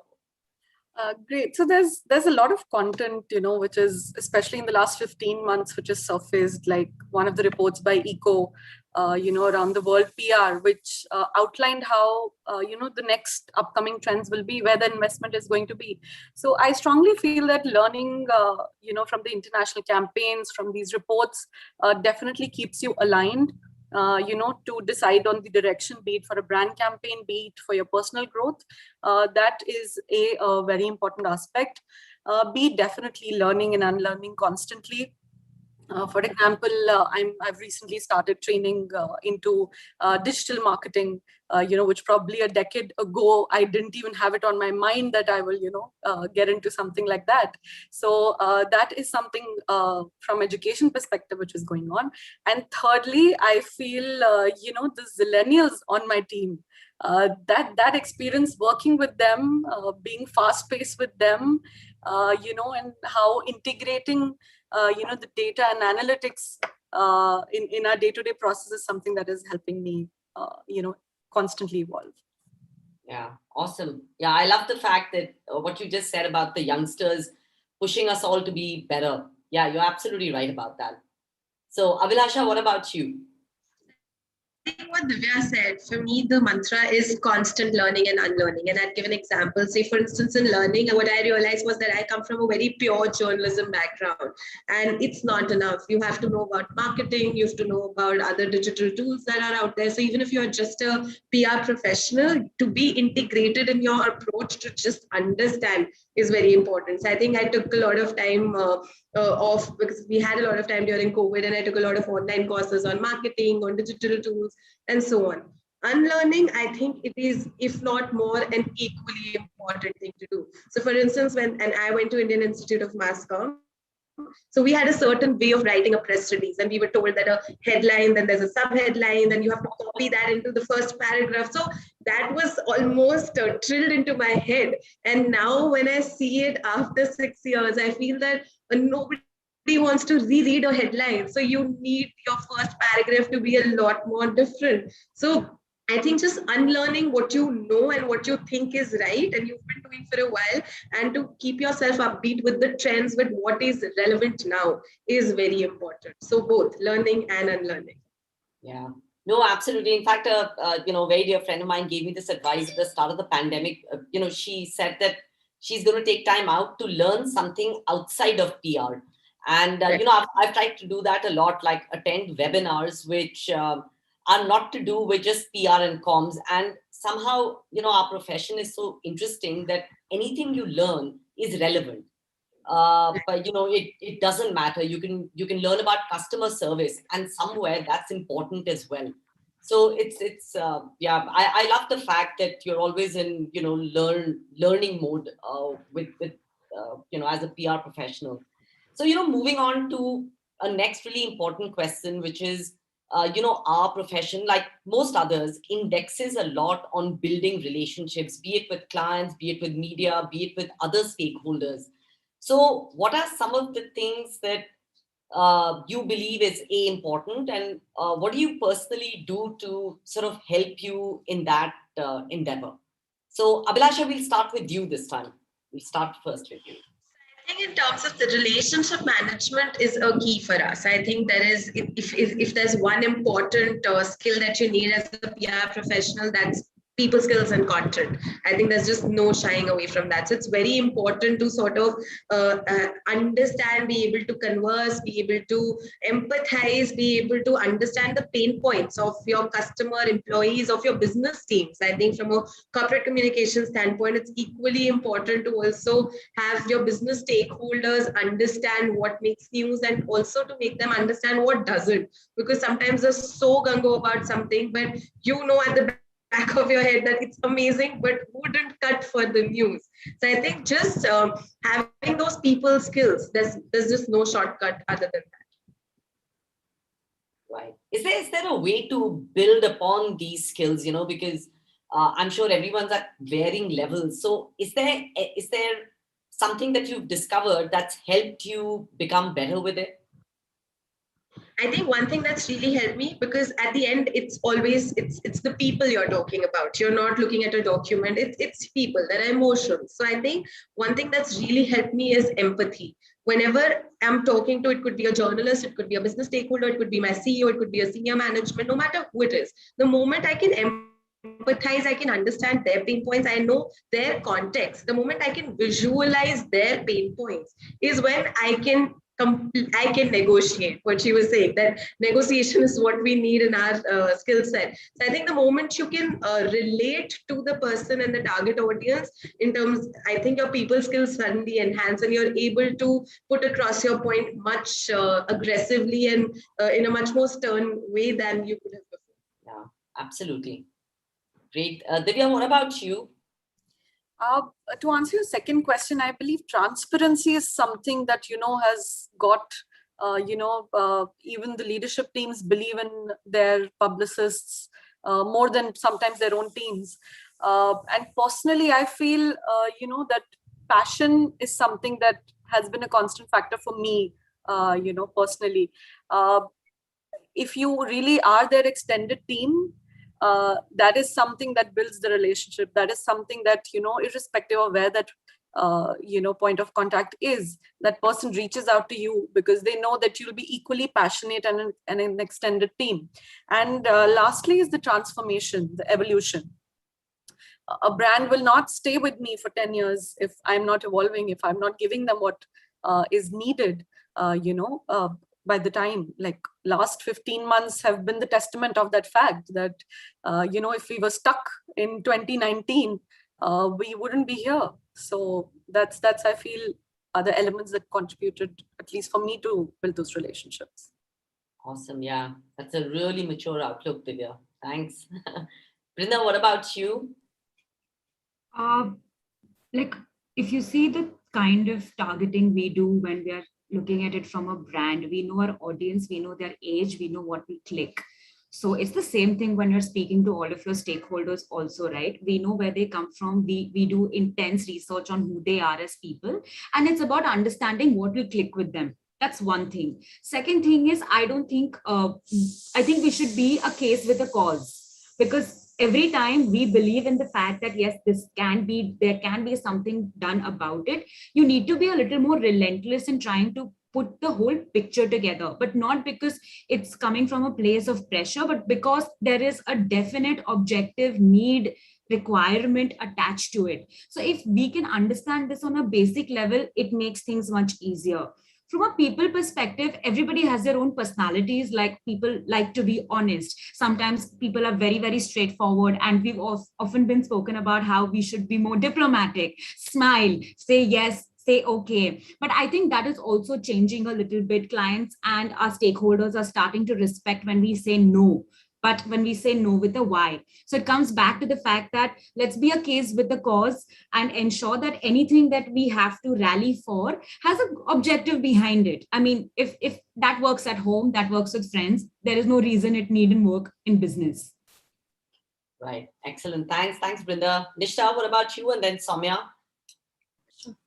So for me, I think it's really essential to understand the responsibility that we have as PR professionals to be the bridge between the story and the storytellers, to be able to see the perspective on, so to sort of have that multifaceted vision. And it's something that obviously, as we work together in teams, that vision develops as a collective. And I think that's really interesting. But I think to see that perspective, I just to share a short anecdote, we have a client who constantly says this words, like, you're batting for us, right? And she says this often, she's like, you're batting for us, right? And I think that's really interesting because yes, we're batting for you, but we're also batting for what is the best for you, and understanding your identity, communicating that to the storyteller, which is in this case, the journalist, having to man multiple flanks. And like, I think somebody said in the beginning, to be the frontline defense.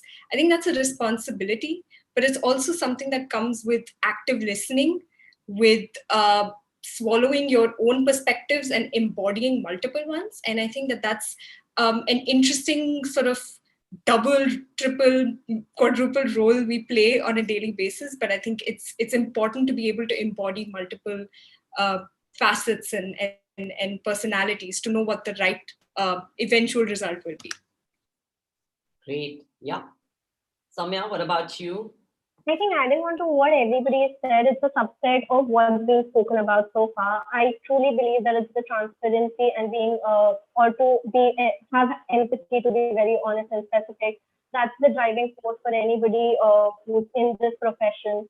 And specifically after COVID, knowing what's happening with people, knowing that there is somebody or the other who's suffering in a family, just be very sure in terms of what you're approaching and how you're approaching a particular thing. Your clients might push you, tell you to do certain things, but you've got to be very transparent and open about your feedback in terms of this would work or this would not, or we got to back off. These are the things that would help any PR professional who's looking at entering or who's probably driving conversation on a day-to-day basis. Great. Thanks so much, Soumya. Guys, there's a lot more questions that I would have loved to ask you, but in the interest of time, I'm just going to ask one question, which I'm sure everyone will value from. So, the last 15 months have been extremely difficult. There's no doubt about that. And I'm sure that, each one of you has had like a really interesting sort of insight, awakening about, something that, you want to share with everyone. It could either be something that you've discovered in the last 15 months or some advice that you may have received as a professional, which you really hold dear and, sort of lean back on anytime that you sort of want a sounding board. So, Brinda, we'll start with you. Be great to know, what that is. So I think before the pandemic, there was this sense of aggressive passion and competition. Like, we have to get this right. We have to do it now. Today is the day. It's over. Friday. It's the end of time. I think the pandemic has taught us to just take it slow, and it's okay if we take it slow. Second thing is, I think more than ever, we realize the importance of communication, because we need to communicate, be it good, be it bad. And we've been seeing that even from a healthcare perspective, where you constantly want to know where we stand from a pandemic perspective or where we stand from a people perspective. So communication, the role of communication has evolved so much, especially in this time. So there is a good sense of purpose, right? We're doing the right thing. We are on the right field. We believe in what we're doing, very importantly. So those are the two things I think I still carry it. Some days, especially when in the pandemic, like like one of the panelists was saying earlier, that we have to constantly think so much. We have nothing to work with, but you're constantly asked to be creative, come up with 5 different things, let's be relevant. But it's also taught us to take it easy. Like, it's okay to slow down. It's okay to take care of yourself. It's okay to do that while you're also servicing a high pressure client. Right. Have you been able to translate that into action? I so agree that I'm really trying. But there are some days. I mean, there are some days where I feel like that's it. That's today's the end. And it's also very difficult to communicate this kind of enthusiasm via Zoom to my team members day in and day out, because we're not in person. The energy is not as infectious as it was when we were in a conference room. So it is so difficult to get my team members to be excited about something that is killing me. That's probably keeping me up in the night. But I think I've also realized that I cannot go through the laptop and do this. So I need to ensure and respect the boundaries, ensure and respect the fact that everyone has their own speed, including me, and I need to work with it. Otherwise, it's going to just drive me crazy. Yeah, absolutely, Brinda. Soumya, what about you? With respect to pandemic, I think 2020 as a year has been an eye-opener for me. Why I say that is the fact that before 2020, I never thought PR could really have a business impact or could drive sales for a particular brand. 2020, the campaigns that we've driven for the brand that I work has had some kick-ass business outcome. There was sales number coming in, and how a particular campaign drove those results for a brand. That is something that I was able to visualize and see. And the other thing that's been an eye-opener or something that really worked well is purpose-driven communication. I think it truly can transform a story, and companies should look at driving conversations which are backed by a purpose and have a clear messaging in terms of why you're doing what you're doing. And that would not only relate with the audience that you're catering to, but it is one messaging that would help drive the narrative or help in the market. Right. Thanks for that, Soumya. Nisha, what about you? And what is the one advice that you've heard which really helps you? Right. So from a work perspective, of course, I definitely echo what so many people have already said about the changes that the pandemic has brought, and I couldn't think of a way of working that we've been doing remotely this way before. I had absolutely no sense of boundaries before this, and I wanted to work all the time, and I thought my work was who I primarily was. Also, this is something that I've often had my mother laugh at me for all the time, because she's like, "You're so young and you think everything is your job." That's so cute. And that's, I think, this year, I completely agree with her. Yes, because I think it's important to set boundaries for yourself. It's important to have that understanding that you can be your best self at work if you're your best self outside of it also, no matter how much that feels. So that means a necessary division between what's happening on a day-to-day and what you want to do and what you are interested in, because we're all basically an amalgamation of things. And so I think that it's really important to pay attention to work 100% while work is happening, but also to know when to detach and when to jump back into the water. So I think that's really a healthy sense of boundaries. I'm sure as everybody else on the panel has experienced this about their workplace. I started the pandemic in a new workplace and found myself very pleasantly welcomed by the warmth and the encouragement I got to have that sense of boundaries, to have my own personal interests, to do that. And it's been an absolute pleasure to see the way that has unfolded. And I think it's been really exciting to see the way workplaces have responded to the call for better mental health and better and being invested really in what, you being a happy person means you're a fantastic professional. And that is a new definition that's come out. And I think that that's really important and important for people to continue to invest in, even when this crisis is over. Yeah, absolutely fantastic. In fact, Recently as ATDB, we conducted a survey with young adults between 17 and 24 years of age. And interestingly, 90% of young adults feel their mental health is worse off than at the start of the pandemic. And more than 60% that survey suggests want to go to therapy. But there is so much, sort of misgivings around therapy, and understanding is so poor that, so it's been a really interesting survey for us to conduct and to see the findings. So to your point, Nishta, absolutely. I think workplaces will have to open up and embrace this reality. So Divya, over to you. I don't want to hog your time, but... Not a problem. So, a profound insight or something that I've experienced, I've been lucky enough for where I work, has been to work with an organization, a workplace where, people see your progress as their progress. It is interlinked. It is not that during a pandemic, the organization will put themselves first before their people, because there is no organization if there's no people. And I also feel that for any sphere of my life or anybody, it's the people who keep you where you are. How you're able to support each other, how you're able to help each other grow. Those are the two things which for me emerged even more during the pandemic. How, like Brinda said earlier, keeping them engaged, keeping the team engaged, keeping them interested, not making them feel that they're compromising on anything while this is an altogether new setup. So I feel it's a mutual investment and growth journey we're all part of, and that I think came out beautifully for me, at least during this pandemic. Yeah, absolutely. Thanks, Divya. Moving over to you, Abhilasha. So two quick things. One is that I realized that you can work from anywhere. So I have seen colleagues, friends be working out of hills, of beaches. I have hired someone in my team who's working out of Trivandrum while I'm in Delhi. And that was not something that I thought was possible earlier. And it's just as seamless as with another colleague who's in Delhi. So it's really truly work from anywhere you could be. Having said that, the second learning is that there's no replacing people.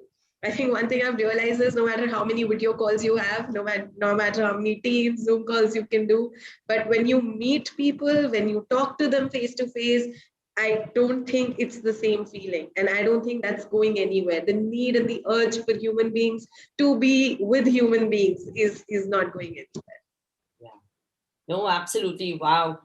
I can see Preeti come back on, and I'm very pleased that we've sort of managed to do this in the time that we had.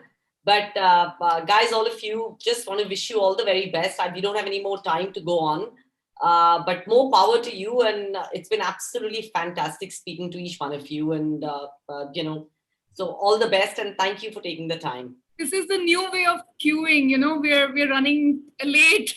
There's no placard, there's nothing that we used to have in the events. We used to just turn up on the screen and that's your queue too. Bye-bye. Yeah. Thank you so much, Kiran, and all the ladies. That was fantastic listening to all of you. I mean, all the best to all you girls. I mean, more power to all of us. We are living in this age where we are cracking this code of and the PR, but the empathy. And I keep listening to this word. And in fact, in the previous session also, I mean, it's really interesting how we have come so far, at least. And I mean, there's lots more to explore and do. Thank you so much for joining in for this session, all of you. And moving on for the next half an hour. Hi, thank you. Thank you. For the next half an hour, we are going to listen to experts on PR 2021 trends and will there be PR after the pandemic? To speak on this topic, we have with us Atul Sharma, President, Public Relations Consultants Association of India, PRCAI, and he will be in conversation with Lilia Glazova, CEO, PR News, and Chairwoman, ACOS, Country Member Association of ECO. And ladies and gentlemen, this is a recorded session.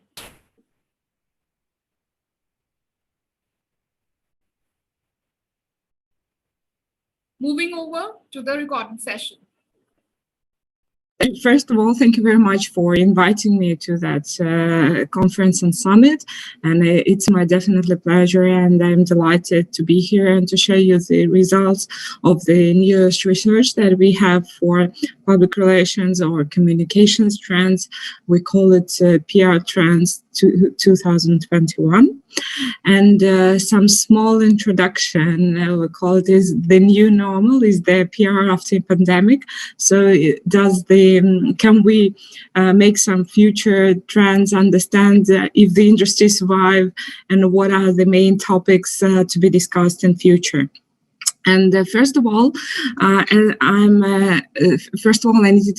need to pay attention that I'm a representative of research part of our industry, of everything which connects to evaluation, measurement, and research that can be used in communications industry.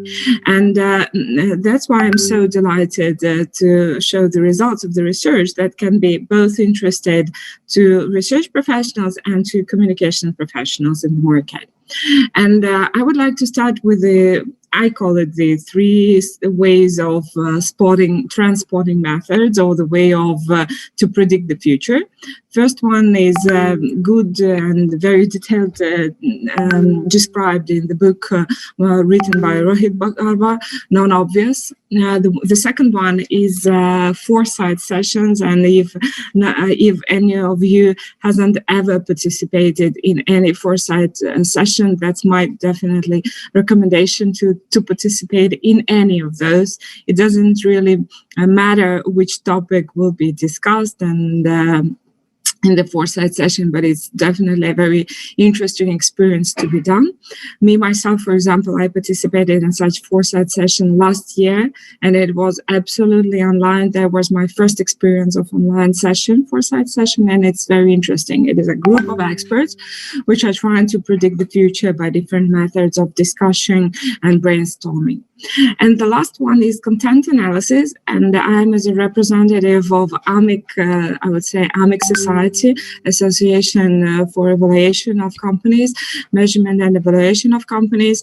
And we were thinking inside of our company, which I represent, how we can predict the future using this method. So what we finally did, let me show. So we made this research for last 4 years. It's a regular research, and we did it globally first time this year for 40 countries and different regions. We identified 10 trends in which are consisted of more than 300 opinions of industry trends that are collected and analyzed. And these are quotations of experts all over the world about PR industry and how it will be developing in the future. So this is the main slide to be shown. These are the 10 trends divided by different regions all over the world. And first of all, I need to pay your attention that all of the trends are collected or are analyzed by human. So it is a subjective somehow point of view of analysis to be trends to be divided in that way. So that's why you need some brief introduction to each of the trends to understand what it is about. And I will do that after the statistics on 3 of them: digitalization, ethics, and effective content. But let me first of all show you the difference between the region. Of course, digitalization is the main trend that we have and we will have, and that is what predicted in all of the regions. In most of the regions, we can say, but let me, for example, show you and share with you the results for our region, as I'm from Russia. This trend was going down and down, and it went higher only last year. So in this way, we can say, thanks to COVID, digitalization again became the trend number 1. The second trend, which is really very important to be discussed, is the ethics. That's how we decided to call it. And it's all about different aspects of ethic and attitude to inclusivity, to sustainability, and all other topics which are discussed in media and in society. And you see that this topic is very different in different regions.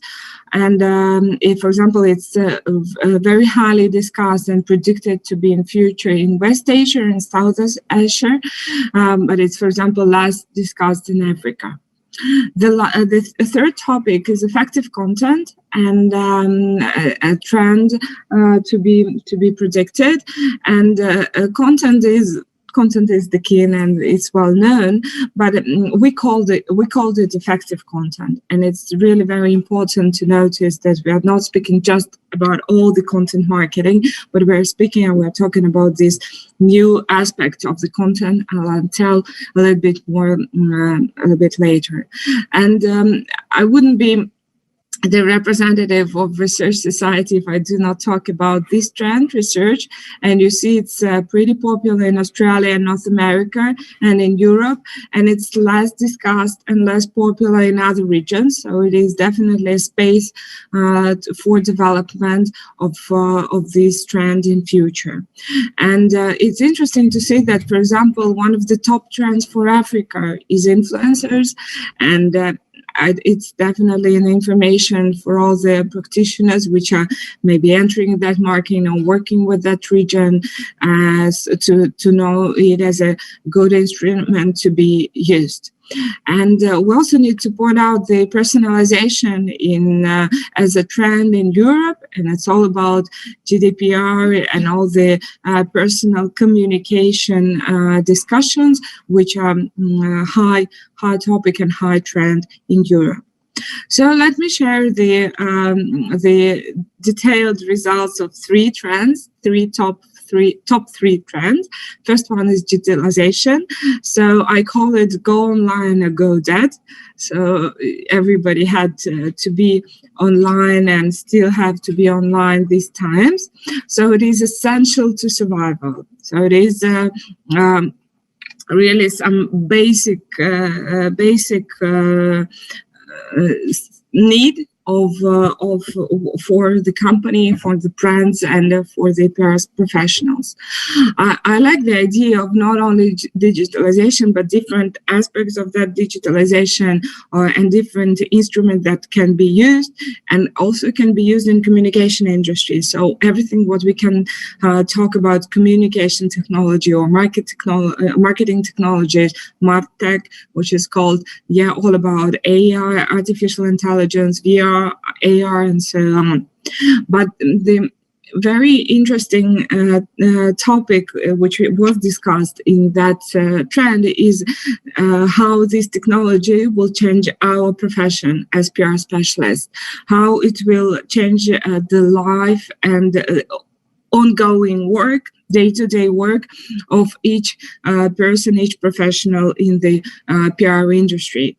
And I like the idea that we all will have to be a universal soldiers. So we all need to know the technologies, know how to use them, but at the same time, not to lose or even to develop our strategic thinking and think more and develop more in strategic communications. The second trend is ethics, and it went high and higher just last 2 years. So you see the dynamics, for example, for Russian region, the research we've been doing for the last 4 years in our region. And as I told you before, it's about social responsibility. It's about environmental protection. It's about supporting of small business and responsible consumption. But we also need I also need to tell you about the new aspect of this topic, because it became one of the top trends, because it is a new context and new content that the brands have to use when they communicate with their target audience.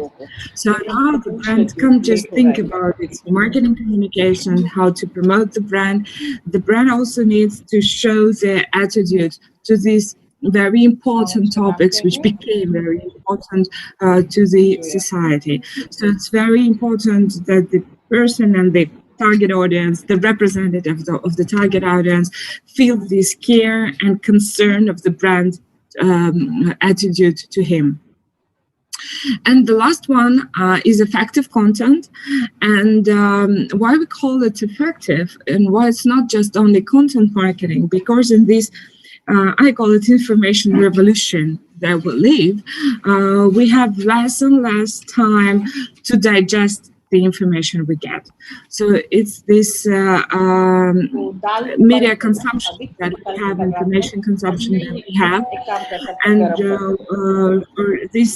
for better digesting, we expect from the content to be more effective. So we use less time and get more effect from reading out, for example, out of reading or watching the content. So it's not only about, and there are very different instruments to be used for the audience to feel this effectiveness from the content. So it can both be provocation, it can be controversy, or some rational aspects for the content. And that's why this is the trend where we speak about what is better, audio or video, how we are gonna survive in this clubhouse society and new instrument to be used by PR professionals. How we can, for example, use online learning in our promotion of the brands and promotion of the companies. And what about personal communication and how we can use chatbots for this effective communication between the company and the audience to maintain this contact with the audience. So in the summary and in the end, I would like to point some brief insight that we get out of the research is that it is really high pressure on PR for the last year and a half in this COVID time because of ethic trend that I talked about, and it will be, and the prediction that it will be high and higher in the future. It is definitely consumer behavior transformation, and not only about the pandemic, but more about digitalization that happened. And that what needs for PR professionals to adjust their tools, to adjust their instruments, to at the same time to know all the instruments and not to forget to think strategically. So, and at the same time, we think about the content, we think about the strategy, we think about the ethics, but we don't forget about all the other trends and instruments that can be used in PR profession.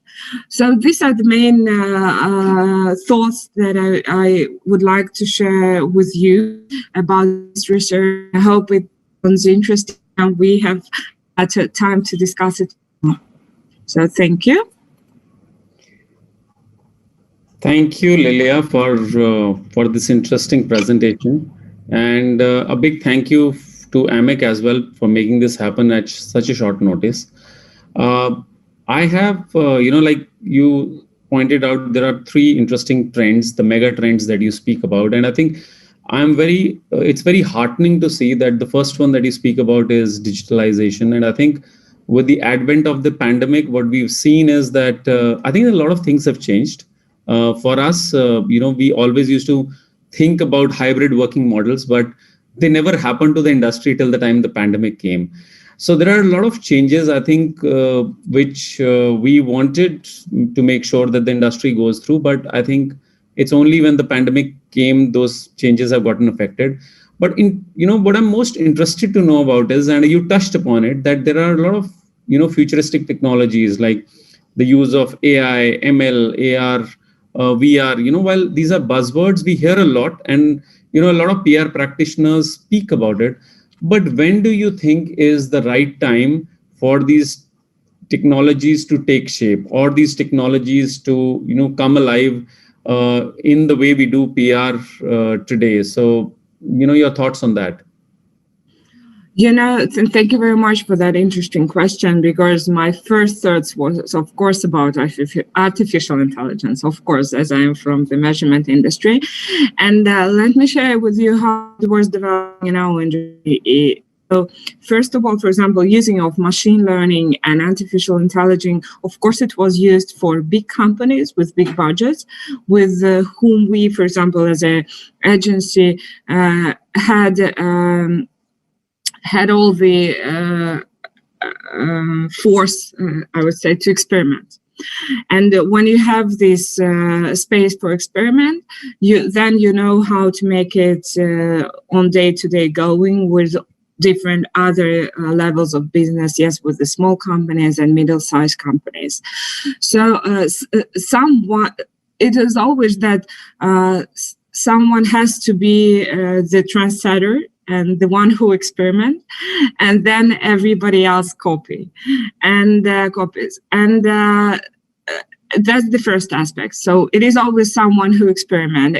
Normally, it's about big companies to do that with big budgets, and it's the same not only about the budget and not only about the size of the company, but it's also about the size of their request. They have such kind of request for which we have to use this AI. Otherwise, we can't do it. So that's the motivation, for example, for us. The second, which happens when the instrument becomes cheaper and cheaper, it can be used among all the others. So for some of the technologies, I would say wait until it gets cheaper and it gets more useful and easy to be used for all the representatives of the market. But for some of the instruments, I would recommend to experiment and to use it now, because you can see the sense and the results of such experiments. So that will be the answer to your question. Lilia, I couldn't agree more with that, because I think in India we've seen exactly the same happen.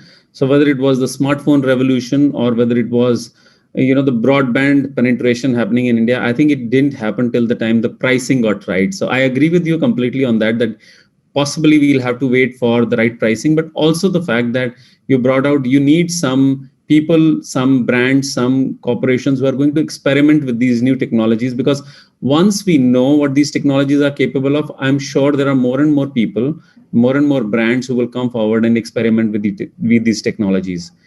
It brings me to a connected question on this one, which is that, in this world of fake news, do you think that these technologies can help you fight the world of fake news? And I think as PR, I feel strongly that we need to be the voice of truth. When we are representing a brand, when we are putting out stories, we need to make sure that whatever we are claiming to be true is true. So do you think that, these technologies will be able to do that in the long run? I'm thinking about it very often, and I think that it's not only about the technology. The technology definitely should help us, but we also at the same time should think about behavior of people in media, and really it should be, I don't know, some even lesson in schools to be taught for children how to read news, how to react on the news, and how to see the fake news. So to my point of view, it's the two-side development of this topic. It's not only, the technology is not the only one which can help. It definitely should be, but it's not the only way. So to my point of view, it's not the case where technology can help us on 100%. So we need, as humans, to do a lot to solve this problem. And I was also coming back to the previous question about technologies. What do you think about the podcasts? Are they popular in India, for example? And what do you think about audio content? And is it developing in your region? Well, I think there's a lot of uptake. I see definitely, streaming services like Spotify doing more and more of that. And Clubhouse is obviously, just like anywhere else, it's a big hit. So we never realized that after video, audio could be such a hit. So definitely, I think there is a lot of room to experiment. I think, it brings you, unlike, it brings you smaller groups, which are possibly, more intimate conversations. I think that's what's drawing people to, concepts like Clubhouse or podcast. But yes, it's working really well in India. Good, good to hear. Lily, another question, which is, considering, you are big into research. So, another question which comes to my mind is that, data insights bring credibility to our PR campaigns. But like your research showed, which you presented to us, South Asia, which includes India as well in this, we are not investing enough into research. And what it means is that possibly, our campaigns are great, but are they credible enough? We don't know, because there is no data or there are no insights to back it up. So just like you've seen in the global arena, what do you think will prompt India to invest more into research? First of all, I think it is always first factor is that the CEOs of the companies should change their thinking and the way of management. So they should expect from PR professionals to do these data insights and do this data research, and of course to give the budget for that type of work and exercises to be done. So to my point of view, it's first of all is CEO thinking, management thinking to be changed. For example, I see it the same way in our region. So it's not changing unless the CEO changes the mind. The second one is the education. So sometimes there's not enough information at the market about how these things should be done. So what are the, for example, international standards and everything what IMAGEXX is doing for that part of the world. So everything about IMAGEXX College, all these standards that can be used, all the instruments, the new technologies that we are talking about that can be used, because sometimes it is an expectation that it's it's very high, expensive, and we are not going to do that. And the people, professionals just stop at that stage. And when they're ready to go forward, they see that it's, the pricing can be different. And it's a choice of instruments to be chosen. Yes, it's a good choice of instruments. And but for me, to make this choice, the PR professional should have its own background on the topic. Yes, and understanding why he or she is using this instrument, what for, and what will be the result he expects to be done. So that's the second part, and what IMAGEXX is doing a lot on that. I haven't mentioned IMAGEXX once every year. So yes, everything which can be done for educational formats. So this, I would say, two factors that can help to promote the topic at the market and to change how this trend is developing. That's very nice of you to say that, because I think this year around, we made a good start with IMAGEXX. There were a lot of participants from India who not only who attended the IMAGEXX summit, but also a few of them who were speakers there. So I think we are off to a good start. In fact, this reminds me of, one of your presentations wherein you speak about this Russian fairy tale and the giant turnip, which is being pulled out. So I'm assuming that, in that team, which we see, of the PR firm of the future, a researcher is going to have a very, very prominent and a very, very important role. So I'm very, very happy to hear that. One more, I think the last question from my side, and it's more of an observation. We see today, and this is on your third trend, which you spoke about, which is effective content. We see today that, brands aren't the only ones who are defining the content on their platforms, because it's a two-way journey. They're speaking to their customers. Customers are having conversations with them. Those conversations are today defining what the brand stands for. So, do you think that in the long run, with this user-generated media shaping the brand narrative, do you think that marketeers and communicators are going to lose the grip on the brand narrative, and it's going to be more the users who are going to define what a brand will stand for? If it happens, we will all lose the jobs. So to my point of view, we need to think how to manage this flow, the information flow, and how to manage this narrative in the social media. And that will be the ideal world of marketing and PR specialists, where he can really think about the percentage of the message he sends to the audience, the effect that he gets out of the audience, and how he can manage all the information flow.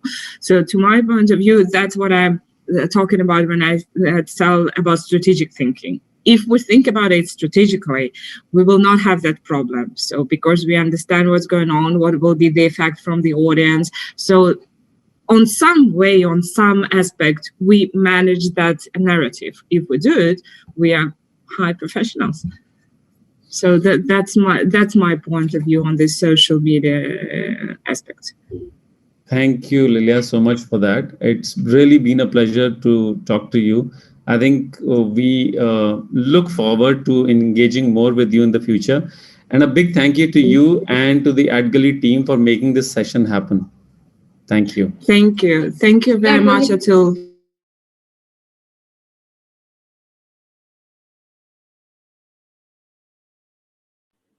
Well, thank you to Atul and Lilia for that session and sharing their thoughts there. And we are now quickly moving on to our first set of awards. Before that, let's take a look at the sponsor AV.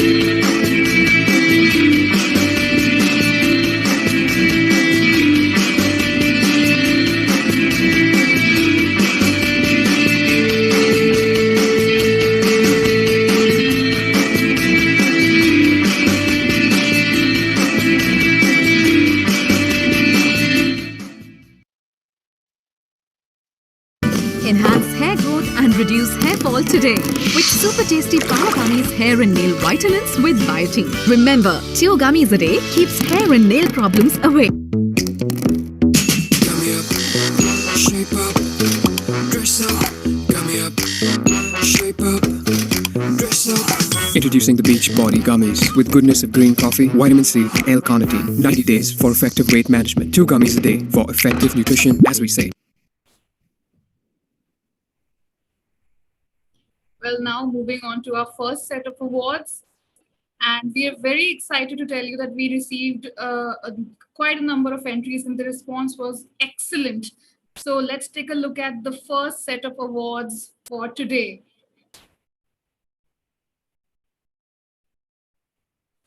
Here are our esteemed mentors and the jury that helped us finalize and zero down on the winners. A big thank you to them. And the first category, excellence in communication, automotive, and transportation. The bronze winner is Aether Energy, nominated by 6 Degrees BCW. Congratulations, 6 Degrees BCW. And the silver winner is Audi India, nominated by MAFCOM Consulting. Congratulations. And the gold winner is NG Motor India, nominated by Value 360 Communications. Congratulations, Value 360. To the next category, Arts, Media and Entertainment. The bronze winner is News 18 campaign by Byju's Young Genius. Congratulations. And the silver winner is Sony Ye, and has been nominated by Consult RGB. Congratulations, Consult RGB. And the gold winner in this category is Sony Sub. It has been nominated by Sony Pictures Networks. Congratulations. Now to the category BFSI Services, FinTech. The bronze winner is Unicoin. It has been nominated by Media Mantra. Congratulations. The silver winner is Payworld, nominated by Kaizen. Congratulations, Kaizen. And the gold winner is Grow. It has been nominated by Value 360 Communications. Congratulations. Moving on to the next category, cause-related public awareness, NGO. And the bronze winner is Simply Beautiful Always, nominated by Toot Consult. Congratulations. And the silver winner is Pallium India, nominated by The Practice. Congratulations. And the gold winner in this category is Bill and Melinda Gates Foundation. It has been nominated by Weber Shandwick. Congratulations. To the next category, consumer products, and the silver winner. We do not have a bronze winner in this. So silver winner is Duroflex. It has been nominated by Madison Specialist Communication Services. Congratulations, Madison. And the gold winner is Asian Paints. Again, Madison wins it. Congratulations. Now to the corporate branding, we do not have a bronze winner. The silver winner is Subgroup, nominated by Media Mantra. Congratulations, Media Mantra. And the gold winner is Z Zest. It has been nominated by Z Entertainment Enterprises. Congratulations, Z. To the next category, corporate publications, and we have the gold winner in this. Xiaomi India, congratulations.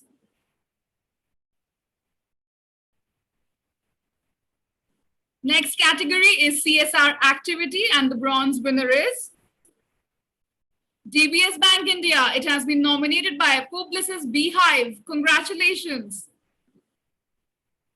The silver winner is, we have joint winners in this category. Nippon Paint India, nominated by Commune Brand Communications, and Give India, nominated by 80dB Communications. Congratulations to both the winners. And the gold winner is Hindustan Unilever, nominated by 6 Degrees BCW. Congratulations. And that's it for this set of awards. We are moving on to the panel 3, which is the next panel, and it is the post-pandemic PR consultancy. What will be disrupted?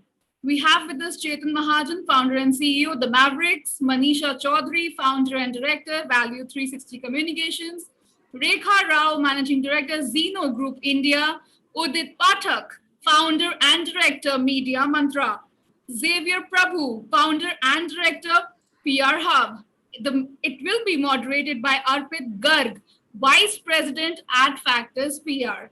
Over to you, Arpit. Thank you, Preeti, for the introductions. It is my pleasure to moderate a panel on a subject which continues to be of great interest in boardrooms, or I should say in the Zoom meetings of management of PR agencies. And who better than industry captains themselves to share with us their views and insights into what the PR consultancy of the post-pandemic world would look like. I once again welcome all the panelists. And at the onset, I would like to quote Socrates, who said, "The secret of change is to focus all of your energy on not on fighting the old, but on building the new." In the spirit of discovering what new awaits us, I would like to begin by asking Rekha on client agency relationship. And my first question to her is, would the client's expectations of PR partner change in the post-pandemic world? If so, how would you characterize this change? Well, I would start by saying that I really do hope that the client attitudes change post-pandemic world, because it's not so much about the agencies, because we are probably we have the finger on the tab, we know exactly what's happening around. But sometimes clients find it hard to believe that, okay, some things cannot be the way they used to be probably. So my wish is that yes, clients should understand that the post-pandemic world is a different world. In fact, I think there are some lessons that we learned during the pandemic, which will continue to stay with us even in the post-pandemic world, and we don't know when that world is going to be, right? So at least for now, we know that it's going to be more of a world that we've been functioning in, which is uncertain, which can be suddenly throw you into a disruption, and which also causes a huge amount of emotional and mental pressure on the teams that work with us. So with that perspective, definitely, I think one is, of course, the fact that content is definitely the king. There is content and there is fatigue. So while people want information, there is also a lot of fatigue around the constant flow of information which is coming to them by volume. And during the pandemic, of course, a lot of the consumers, everybody, we were depending on the on gadgets for our information and social media and entertainment and consumption. So the entire dependency on the virtual world has considerably increased, and therefore, of course, that is the primary source of where people are gathering information. I think with the millennials and with Gen Z coming around, their attitudes are very different with regards to how they approach consumption of brands or consumption of content. And news sources, which are traditional news sources, may not just be the news sources where they will be, where they will depend on for knowing what is the latest. I mean, a millennial or a Gen Z, to me, I would imagine, and my specialization happens to be consumer PR, so a lot of my examples will actually be consumer PR related. Their search mechanism today is Amazon. They search on Flipkart. They will search on any e-commerce platform for products that they want to consume, or for for what is trending right now. And sometimes brands which probably are not even in the radar of the kind of brands which probably constantly advertise on television or are seen advertising in newspapers are brands of choice, to this entire generation. So this generation is not a generation that believes in the legacy of the kind of brands which have existed, but are open to experimenting even with brands which are new, as long as they believe that these brands have something to offer which is of significance to them, and which fits in with their attitudinal as well as their ethical requirement. And I think just in the previous panel, we spoke about those three trends which are very important, and ethics was the second one as a part of it. So ethics, as the Gen Z and millennials view it, is very different. They are more demanding in terms of the kind of world that they want to inherit or the world that they want to live. And the pandemic has made it even sharper for them, because they somehow blame their previous generation for not paying attention to what is around. So they're more conscious of their own consumptions and of the kind of products they want to pick up.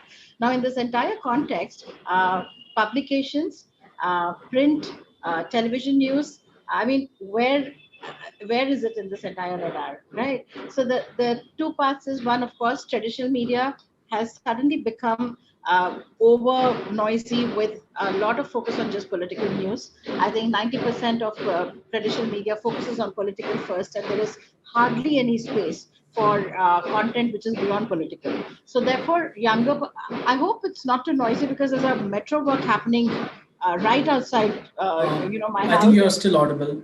Yeah, Okay, you're fine. You're audible. So I think the traditional media space has changed dynamically for the kind of content that they carry. Today, people believe news which is coming more from individuals, influencers, people that they believe they are credible and they want to follow, people who are trendsetters or trend makers, people who can actually have an opinion, and people are younger people are great to follow people with opinions because they are opinionated themselves. So I think all of these changes definitely change how news should be looked at, or how content should be looked at, or how where the content appears should be looked at. So if a client still goes on to insist that, okay, I'm doing an initiative and I need 100 clips from this initiative, I think that's passe. And it was passe before the pandemic as well, but it's become double passe, if I can say that, post the pandemic or during the pandemic. So I think that insistence should definitely stop. Second, I think sensitivity towards how they work with teams has to change, because this is not the generation that's going to take shit from clients or from their agency bosses and deal with it. They don't like it.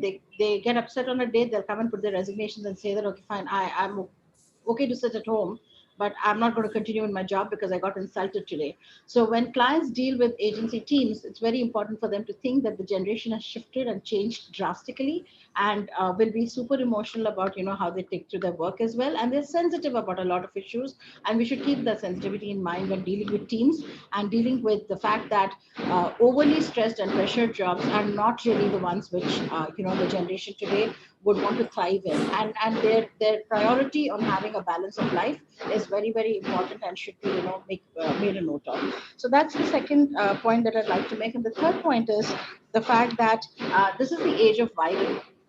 So again, in context of news, you and I, if I put something today which suddenly clicks with the consumer of news, it's going to go viral, it's going to get shared, and it's going to go all over the world. Now, in the age of viral, again, to define that, okay, this is the modus operandi for it, it doesn't really work, because it's very individualistic, and it also gives the power to every individual as a newsmaker, rather than just a few pockets of news that news comes out from. So largely, I think those are the points that I have to make, and I hope that, yes, clients, at least if they're on this panel and they're listening to us, understand that we would want them to change and understand that the dynamics have changed drastically in the world, and the last 15 months have actually told us a lot and taught us a lot, and we will unfortunately not probably function the way we used to function. Our expectations need to be toned down from the pre-pandemic world to the post-pandemic world. Thank you, Rekha, for your insights, and I'm sure your sentiments echo with many.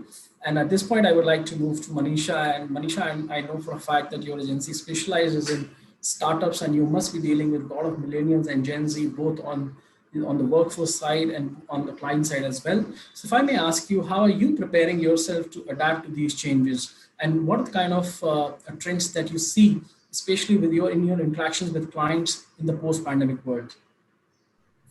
So, when we talk about adaptation, Arpit, I do not see any doubt that, the PR agencies or communication industry cannot adapt themselves. We have seen a paradigm shift in our industry, and every time we have been able to reorient ourselves, to be relevant for that situation. So, adaptation, I don't see any problem. Thank you so much. At this point, maybe I'll move to Xavier and ask him about, while Rekha did touch upon how the media has been disrupted. Xavier, print media is perhaps grows beyond repair, and we have seen the way digital media has grown is beyond imagination. So how does that disrupt the circle of influence for PR firms? What are the new constituents that emerge that PR agencies perhaps will have to focus more on as we move out of the pandemic? Yeah.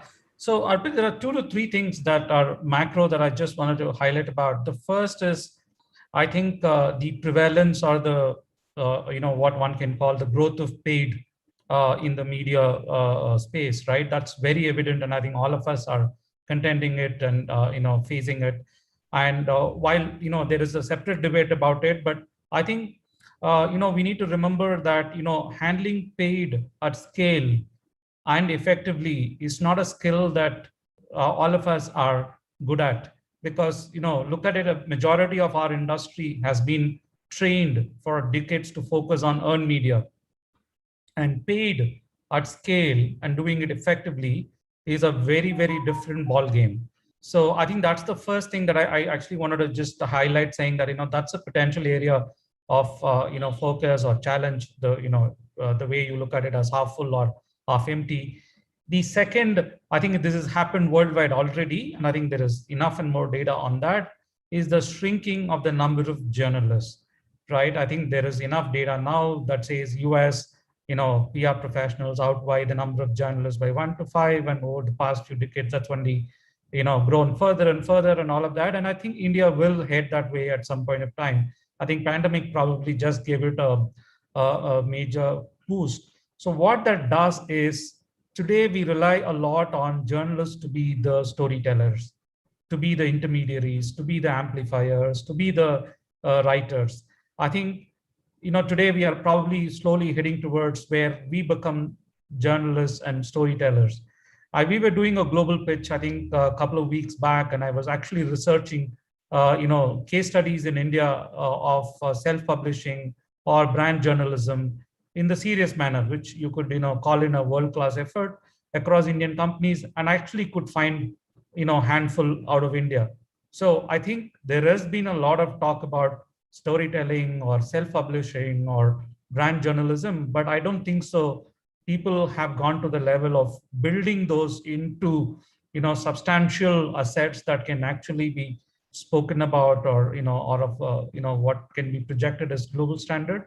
So I think there is the second challenge that I see with this media chain that I'm talking about, which is, that, we definitely need to become storytellers ourselves. And we've spoken about storytelling for very, very long. And I think the opportunity has come to do that in real, on scale. And the third, I think, is, something that Rekha spoke about a bit, and I think let me just build on it, is this, I'm just joking, and I hope, is that I think everyone is doing digital marketing courses right now. I see a lot of colleagues also, and I think everyone is doing a digital marketing courses. And I think even the next door auntie is doing a digital marketing course. I think what we are not realizing in this is that I think digital is actually, what they call a red ocean, right? There is this theory about red and blue oceans, right? It's a red ocean, right? Engineers to everyone is in it, right? But I think the time is for us to go back to the core, what we are all really, we are communicators. And the core of communication is something that is actually becoming back in fashion. That's what the lady who was just before this panel was presenting in her findings, is that I think we are going back to the basics in a certain way. While there is a huge disruption in the channel and the tools, we are all going back to the basics. I think the real skill sets to be developed are, how do we go back to the core and make that stronger inside our industries, inside our talent. I think that's going to be a really big thing, because I think digital marketing can be done by millions of people, and I think it's already being done by millions of people. I don't think so we're going to differentiate ourselves by going out saying, I also have done one more digital marketing course. Yeah, good to have on your resume, very good. But I think, there is already a core that we are known for, and that's a huge advantage for us. And I think it's time for us to probably look back and focus on the core. And I think those are the 3 points that I just wanted to make, Arpit, and I think I'm happy to build on it and have others. Thank you so much, Xavier. Very helpful. So if I hear you well, of course, storytelling remains the bedrock of what we do.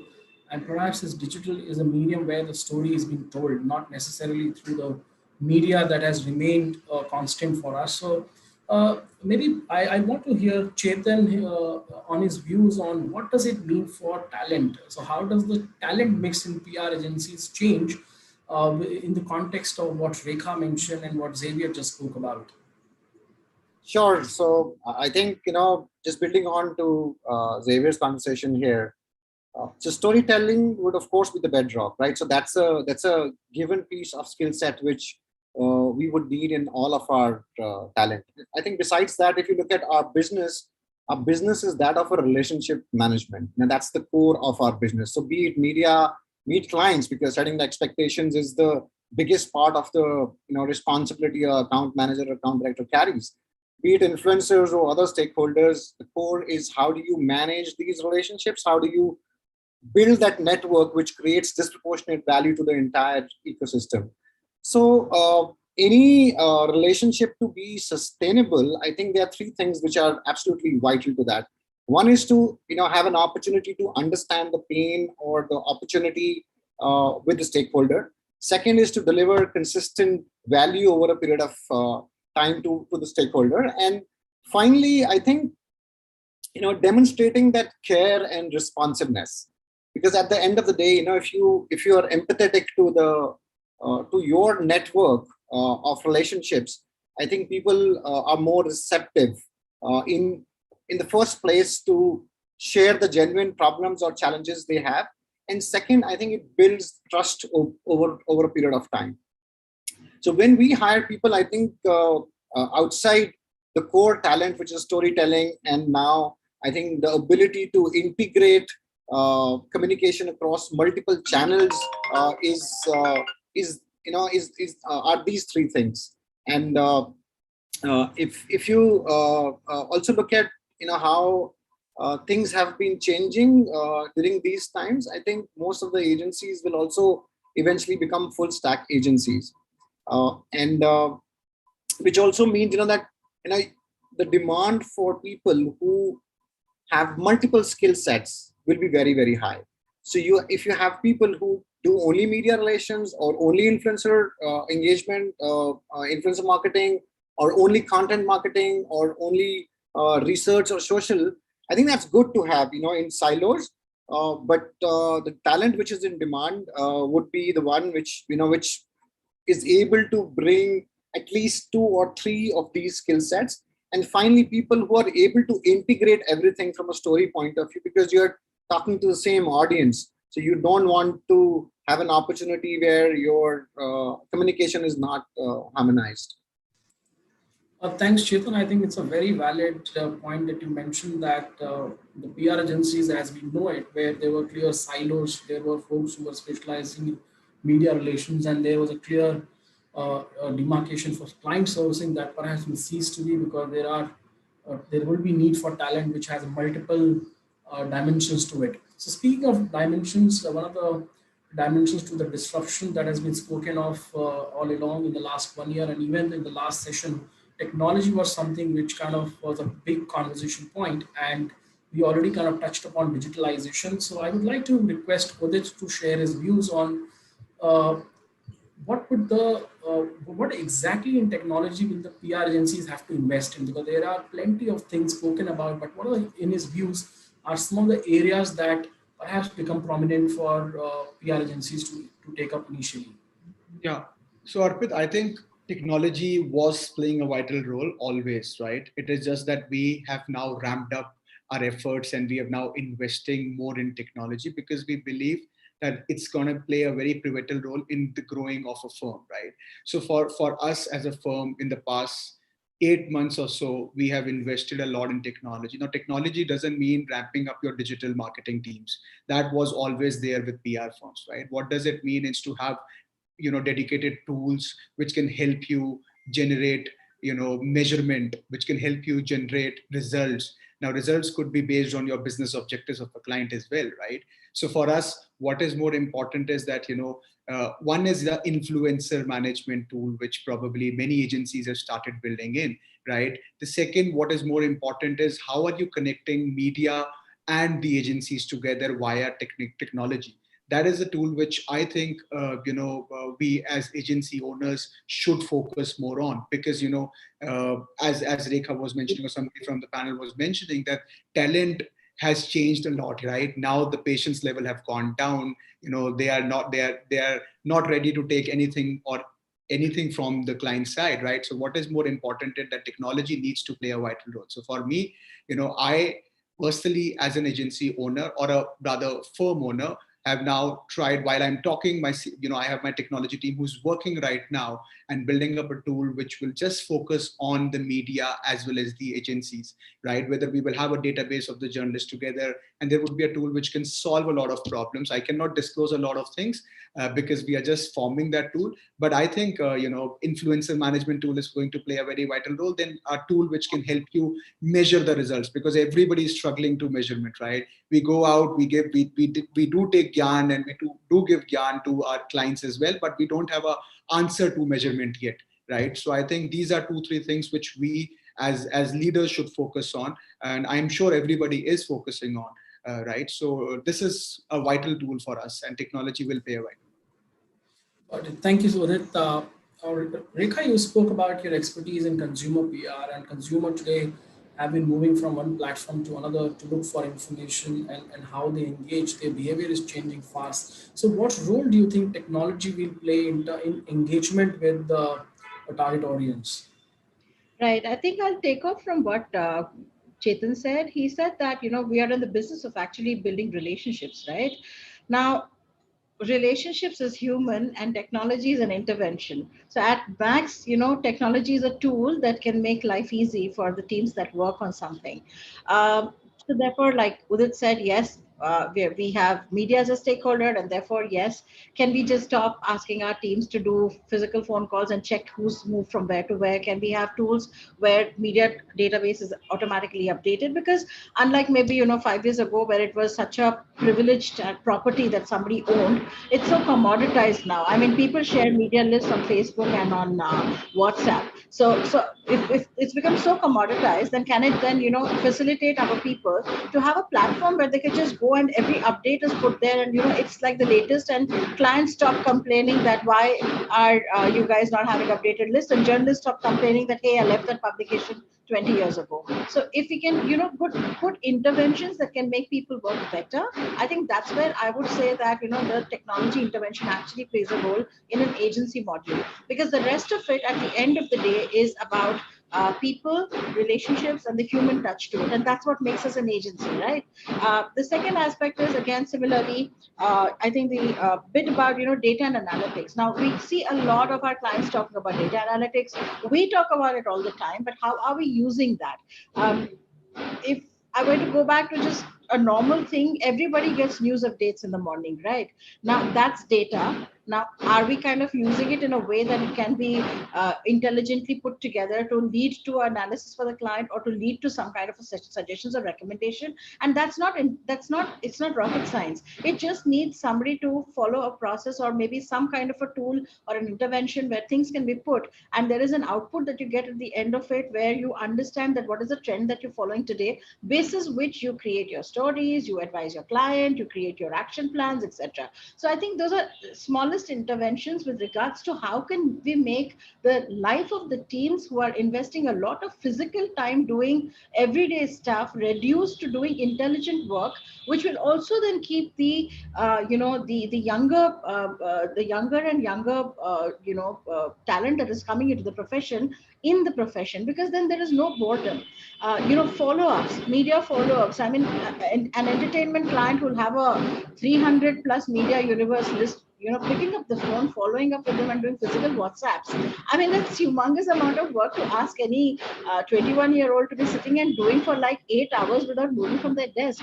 Is there an intervention or a tool that can come into place that they don't have to do it physically? And if technology can't intervene with these things, we cannot replace the human touch. We cannot replace the human element of our profession by depending on technology. I think technology should aid a better process, a better function, a better productivity for people, and the people should be left with more time to be able to do their relationship building, which is what they have to invest in an agency job.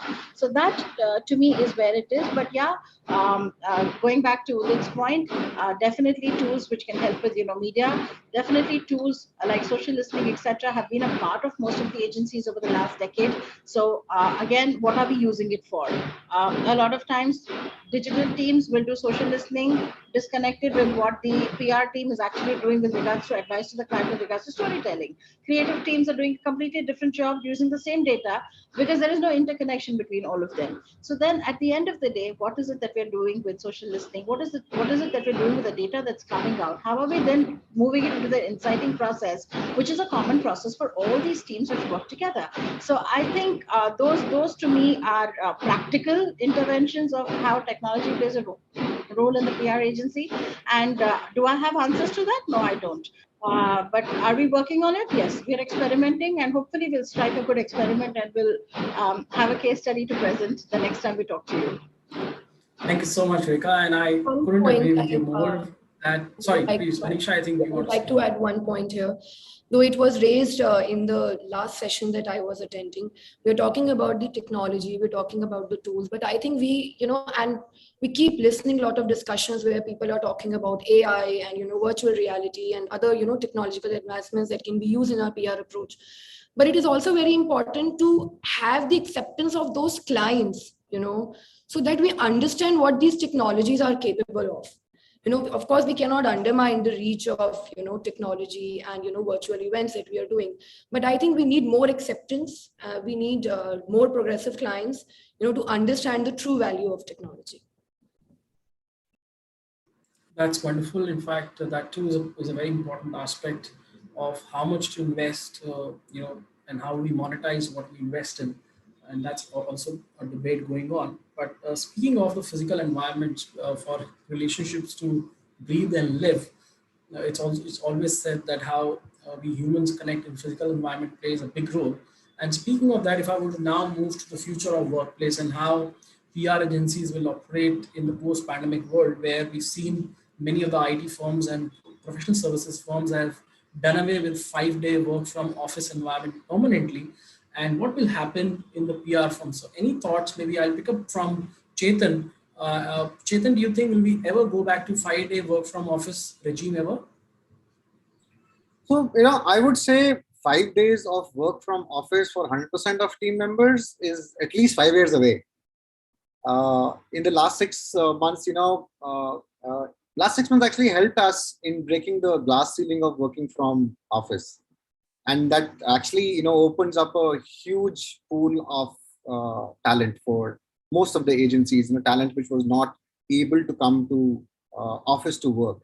And I think now everybody has embraced the fact, or in the process of embracing the fact that future workplaces will only be hybrid workplaces at least for the next few years. And this brings the best of both worlds together, right? For people who love working from home because they have a long distance to travel, they can be far more productive while working from home. For people who are more social animals than the others, they love to mingle with people. They want ecosystem to be creative and productive, so they have an option to be in office.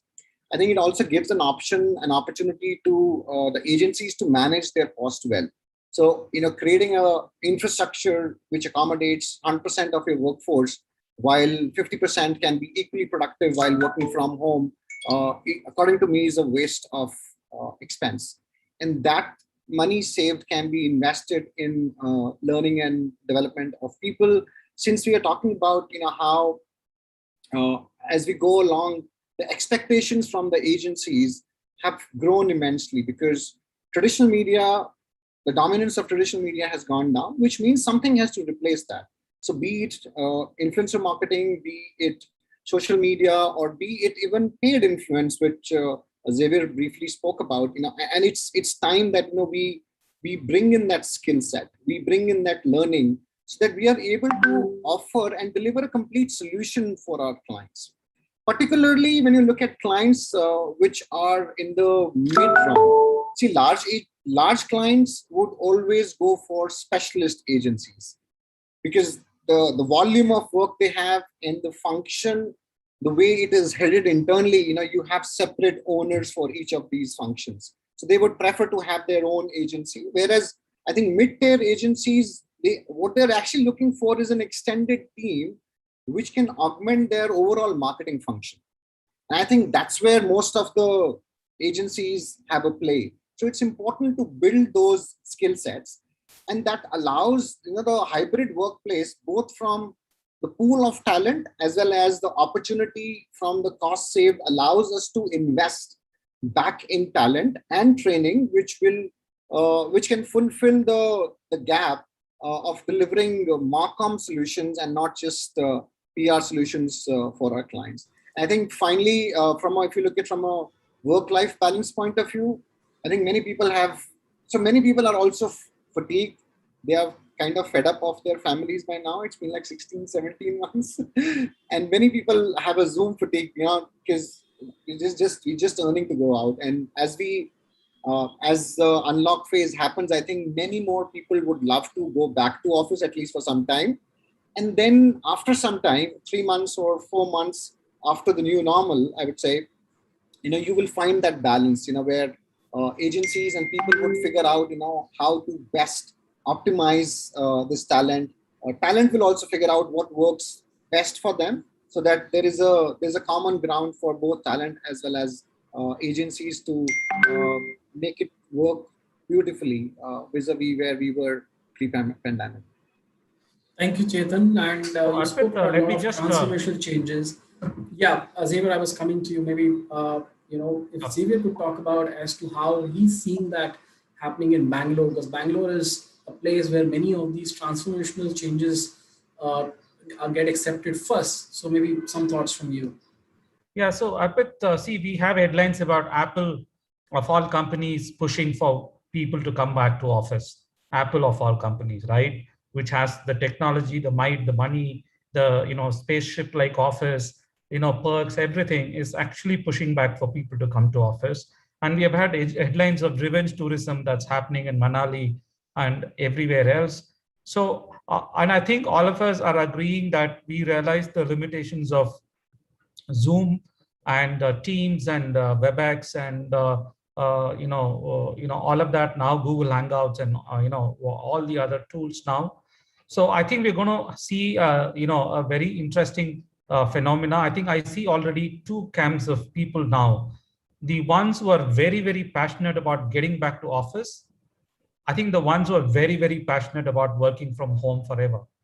I think both are going to be very hard, passionate people who believe in what they believe is the right way to go forward. So hybrid is probably a way of a balance, but I don't know whether that's how the balance is going to be stuck, because it all depends on, in any company or organization, who is the most dominant narrative. So if the people are going to work from home, they drive the narrative in one company, I think probably that company would go that way much more than others. Or it also depends on probably the head of the company, the management, which sort of drives that change or culture or whatever decisions. So I feel that a lot of it is up in the air. I think we've had this future of working, future of workplaces, rental versus co-working versus office that you meet for coffee once in a week, or in a park can you meet kind of stuff, or in a Starbucks. I think all of those are interesting stuff, but I think we will see a lot of churn before some clarity happens. The only thing I know now is that there is nothing that you can say for sure 3 months down the line. There are far too many things up in the air for us to really worry about right now. And I think those are beyond all of us. Fairly big things happening, which are beyond all of us. So I think we will have to wait to really see the final trend shaping up. But yeah, there is a change. And I think there are a lot of people who've gone back to being comfortable. And I think working from home. And like Chetan rightly said, there is a new talent that we have access to because of that. So I think, yeah, some of those are the positives, but I think we have to wait and watch to see where this is finally going to end. So I really am, rather a wait and watch person right now. Initially I was very thing about hybrid. Then I saw all of these things happening and I said, it's better to wait and watch right now and see how these things evolve. Thank you, Xavier. And in fact, not too long ago, I was in a panel where I was, yeah. I think two things which would play a very vital role here would be, of course, the pandemic, right? And the second is people who are working from home itself, right? I think what usually happens is most of us, why do we actually think to go back to office is because we see productivity dipping, right? We don't want to kill, we don't want anybody to sit at home and not perform, right? And also the third important thing is clients, right? Are clients expecting us to go and visit them? I've got 4 pitches, and 4 pitches, out of the 4 pitches, I have gone 3 times to client's office. Now it depends on me to say no or to say yes. But why are clients demanding, right? That's also a big question. Brands are demanding. And one pitch was government pitch. They called me, and in their unlock phase, they've written very clearly that private offices should work from home. Why are they even calling us for a pitch, right? So I think it's a big question right now altogether, right? We may say that we want to work from home, we want to come back to office. But to be very honest, it depends on our external factors. Pandemic is one external factor, but there are other external factors as well. And I think the most important is people should take the ownership. And I've seen, and we are a growing firm and we're a mid-sized firm, right?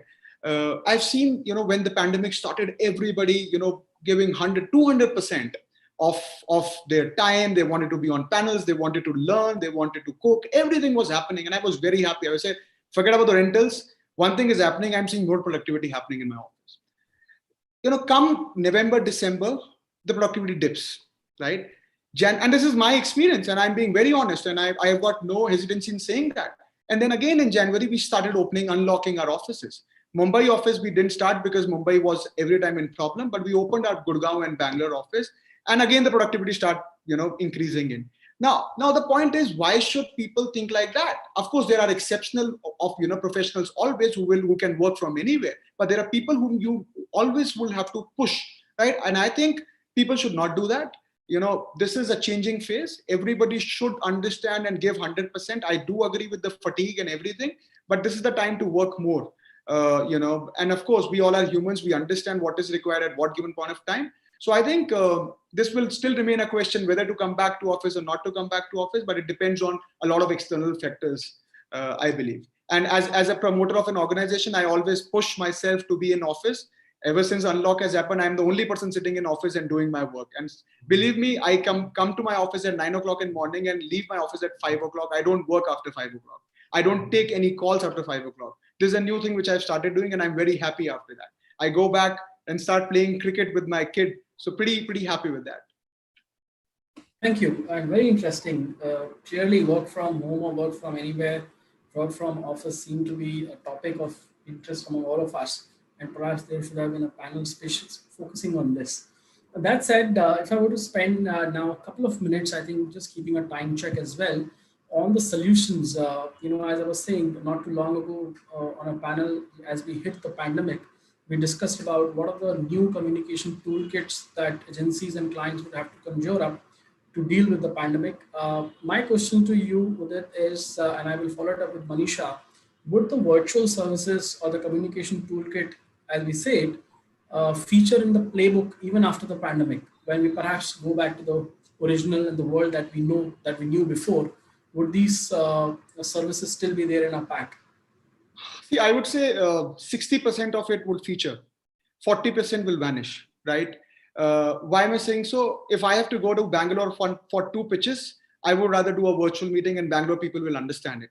But if I have to go to Delhi, I will still go to Delhi and pitch because I want to have a human connect, right?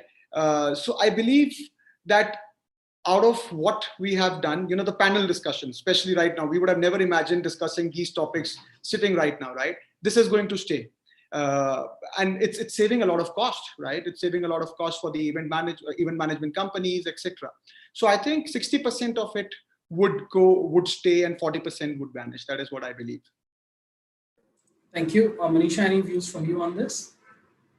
I feel there is going to be a good amalgamation of offline and online, solutions in our PR strategy or any, other activities that we'll be doing. We have been so many content, is happening online, and I feel that the fatigue is setting in. So any opportunity of doing something offline will be embraced with an open hands. And also, the pandemic made us, innovate, and we also disrupted at many levels. So it is wrong to think that what we did during pandemic will not be implemented post-pandemic. Of course, there will be some, some will be implemented, some might not implemented, but yes, those were not the interim solutions. So yeah.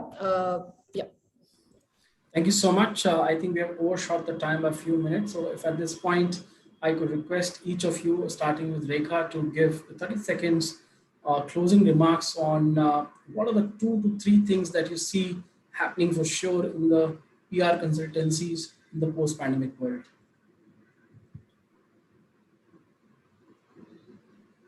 Rekha, over to you, and we will then move to You're on mute. You're on mute. Apologies.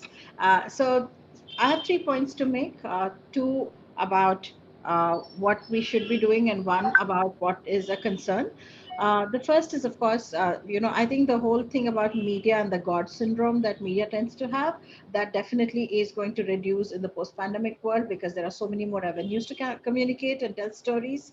The second point is that, storytelling needs to be more approached from PR agencies more as a platform agnostic storytelling rather than to think that, okay, will it hit this publication? Rather think about what is the communication objective and what is the best thing to do to get this objective across, irrespective of what we need to use, whether it's social media, whether it's influencers. That's a mix that you can use, but start ideating more from a platform agnostic objectives, perspective. And I think that is something that we should definitely do.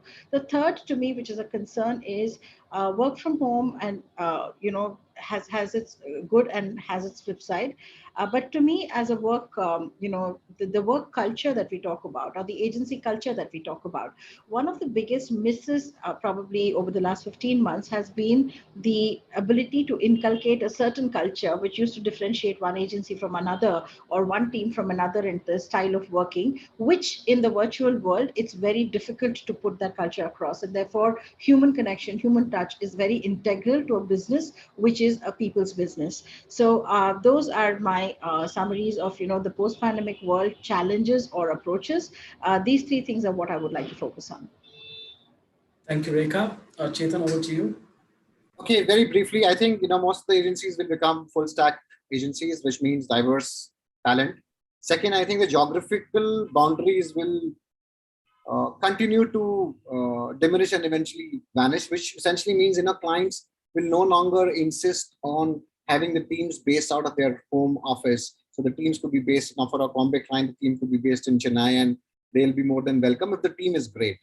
And thirdly, I think the focus outside storytelling would be very strongly on distribution and amplification, which essentially means that while earned will continue to be core for PR agencies, I think owned content, paid and shared content will become very, very prominent as far as agencies amplification and distribution strategies concerned. And from work from home, I think work from home, work from office, work from anywhere, I think the common thing is work. That's what people will appreciate. People who are delivering, they will get all the flexibility to work from wherever. People who need to be flocked, they will be brought back to office and flocked.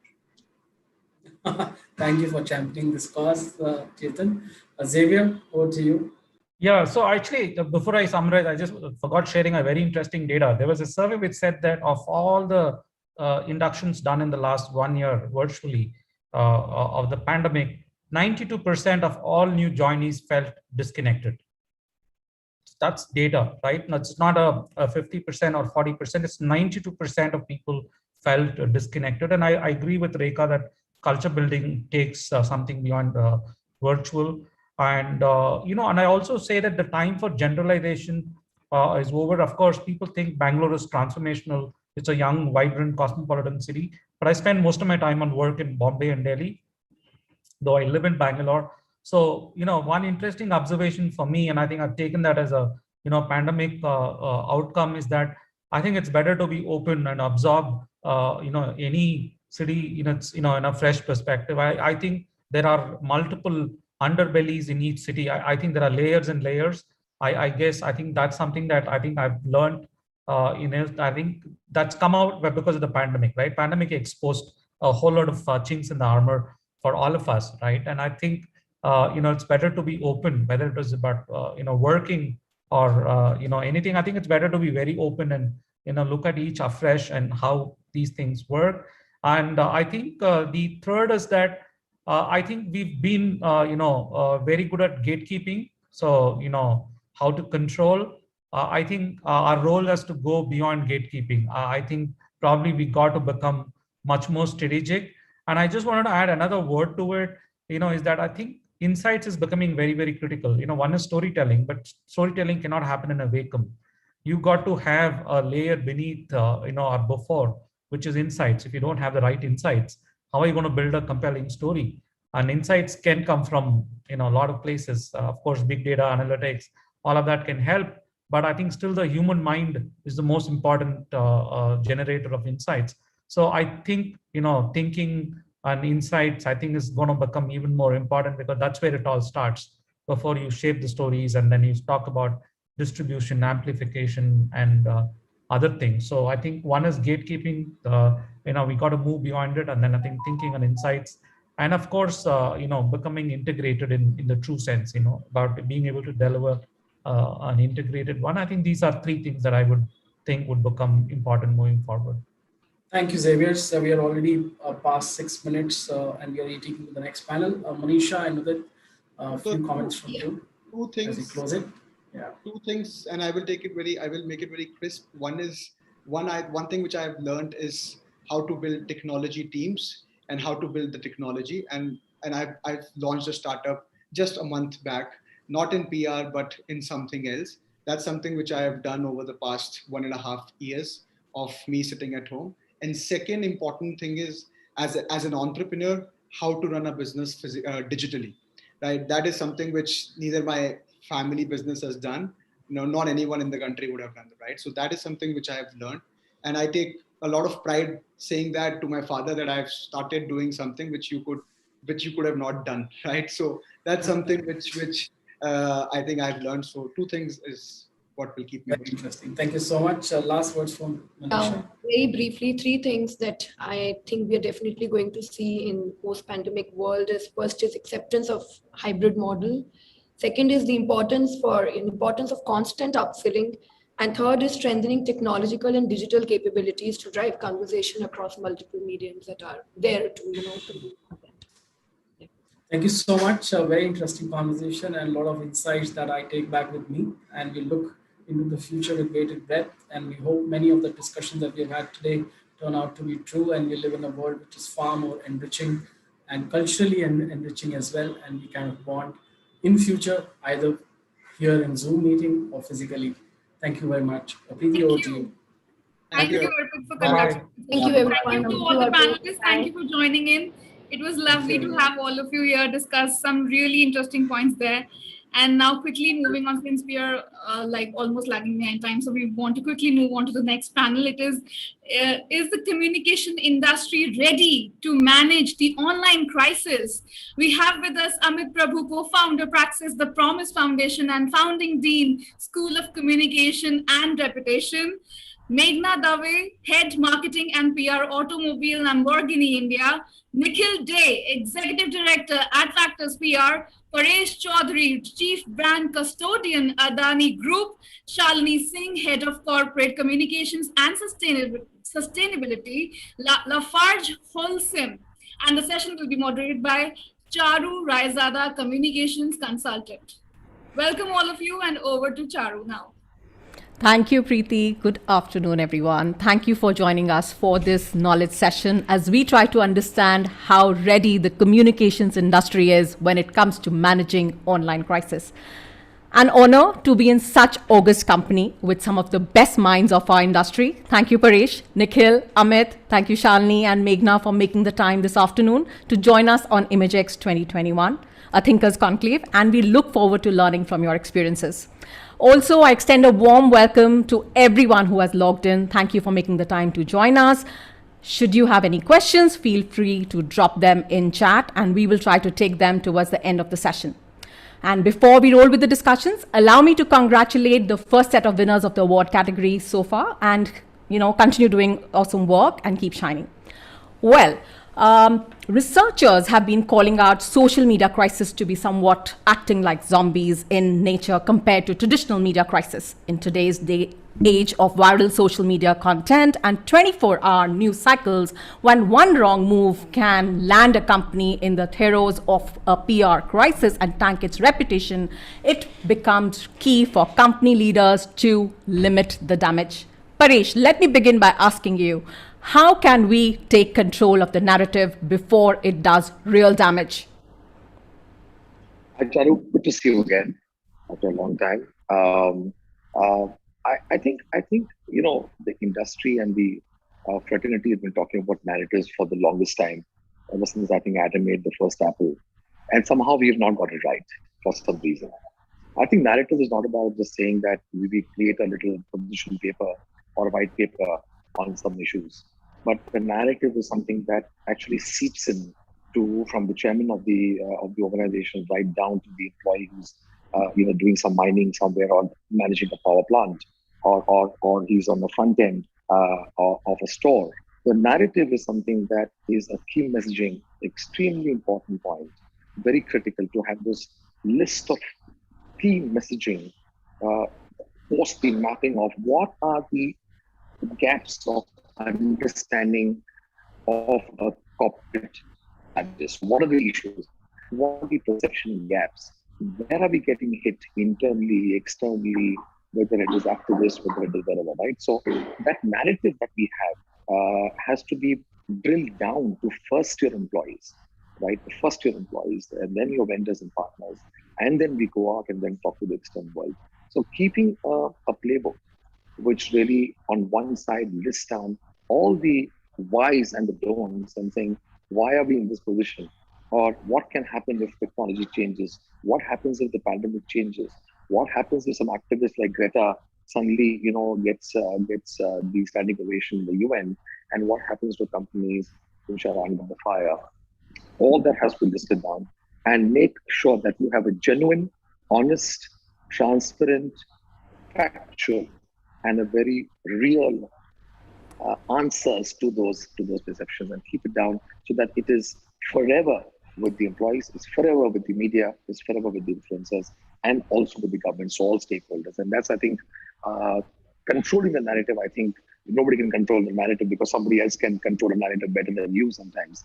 But if you can do it consistently, that's where you can, have a good chance of surviving. No, very well said. And, honesty and genuineness is really the key. Shalini, let me bring you in and your thoughts on controlling the narrative in such a situation.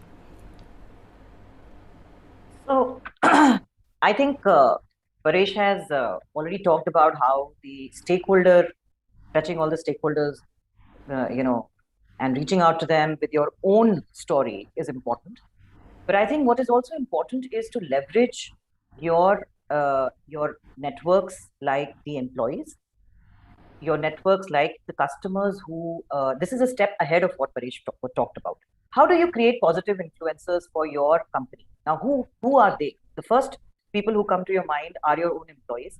And many companies like Lafarge Holcim and its two operating companies in India, ACC and Ambuja, we have worldwide and in India a program called Be Social Ambassadors, where voluntarily we have employees who, if they are passionate about, volunteer to talk positively about organizations' new launches, initiatives on their own social media channel, and also in their networks.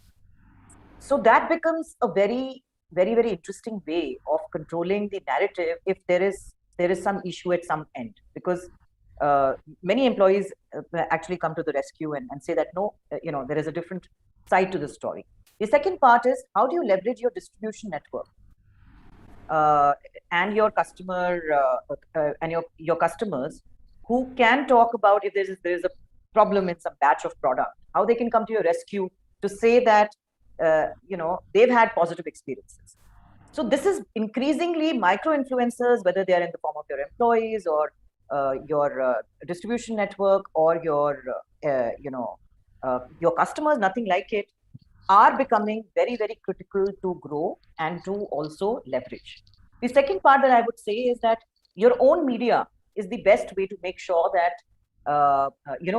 I feel today website is very under-leveraged. In this entire social media furor, what we forget is that that's a double-edged sword. Somebody can come and completely negate you. But the own medias like website continue to be the biggest source of getting public information for all your stakeholders. In fact, that's one thing that I've seen in this entire digital era, people have not leveraged. And I would strongly advise that that's an own media which you really, really own. So look at it carefully, look at how you do SEO promotions around your keywords. How do you keep it updated? How do you keep it a source of really linking it to other social media channels? So that's my perspective, Charu. Thanks. No, so I'm glad you brought in the whole power of owned media, because a lot of times that's something. In fact, one of the previous panels also talked about that's something we've yet to get it right. In situations like these, we've often seen in an online crisis that the power of search dominates. And Nikhil, I would like to come to you here and just ask you. Sometimes just the way stakeholders access information and the context which they view it, in bits and pieces, because nobody really has the time and patience to go through the whole thing. It can be really misleading at times, and it's a deterrent to bring the narrative back on course. Your thoughts, Nikhil? Thanks, Charu. The two words that I'm holding on to here is stakeholders and bringing the narrative back on course. And I think before I get to the piece on external search, a conversation that a global communications leader was having with her management team when we were in the throes of trying to manage a crisis. She said, "Gentlemen, let me correct you. We are not in the midst of a PR crisis. We are in the midst of an HR crisis that PR is helping manage." So I think taking charge of the narrative internally with our own stakeholders, because otherwise everything becomes a PR crisis, right? So I think it starts with that, and that stayed with me, because many a time we have to stand in front of that and call the spade, not to pass the blame or pass the buck, but to make sure that we all together own the problem. A problem has occurred. Together we have to go and solve it and find a way to manage it. Once we have that nailed down and we manage that stakeholder equation, I think the next thing that comes up, Charu, is how do I take this thought and then decide whether I go external with it? Are we at a point where the cat is so-called out of the bag, or are we sitting a time bomb? So that whole decision around, do we go proactive or do we try and manage it? So the decision matrix of, is this an issue or is this a crisis, plays a huge role in taking the next steps on what you do, whether you go aggressive and whole hog and trying to get into crisis management mode or issue management mode. And that will, in fact, determine a lot of the steps you take going forward. So I think I'll stop there. Okay. No, absolutely. I think what I'm hearing from everybody is the whole need for employers being your advocates. But before we just, move on, I'm going to just ask Meghna first that, she represents a luxury brand, and that also consumer luxury brand. So really keen to know from you, especially in the context of consumer luxury brands, B2C brands sometimes could be far more vulnerable to an online crisis. So what do you have to say when it comes to, managing your messages? So thanks, Charu, for having me here. And it's a very interesting question. So luxury is all about exclusivity. While super luxury brands are, while it's owned by few, but it is aspired by all. And hence it becomes very imperative for luxury brands to conduct themselves, whether it is online or an offline, and it is always very critical aspect of communication. And right now, while social media has played a key role in attributing to many adverse situations and incidents, rather let me start off giving you an example with one of my favorite brand, Burberry. So this was in 2019, their autumn winter runway collection, which was featured at the London Fashion Week. There was a model who wore a hoodie with a noose around the neck. Now that caught the public attention, and the model was not too comfortable wearing the garment. So she took on to social media and she simply stated saying, "Suicide is not fashion." And she obviously, spoke about, or rather detailing her experience, that she had attempted to raise, the concern about the show, but obviously got dismissed. Now, for something like this, a big brand and a luxury brand like Burberry had to publicly apologize for the hoodie. And very interestingly, they had, drafted a heartfelt statement wherein they mentioned that they are determined to kind of learn from this episode and this incident. And they have categorically, they mentioned, they have spoken to all the stakeholders, employees, communities that have been impacted, with this action of theirs.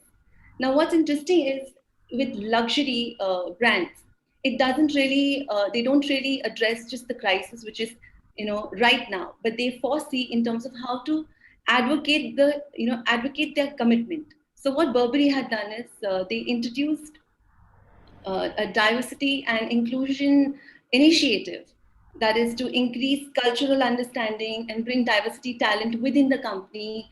They rolled out a mandatory, unconscious bias training for all employees globally.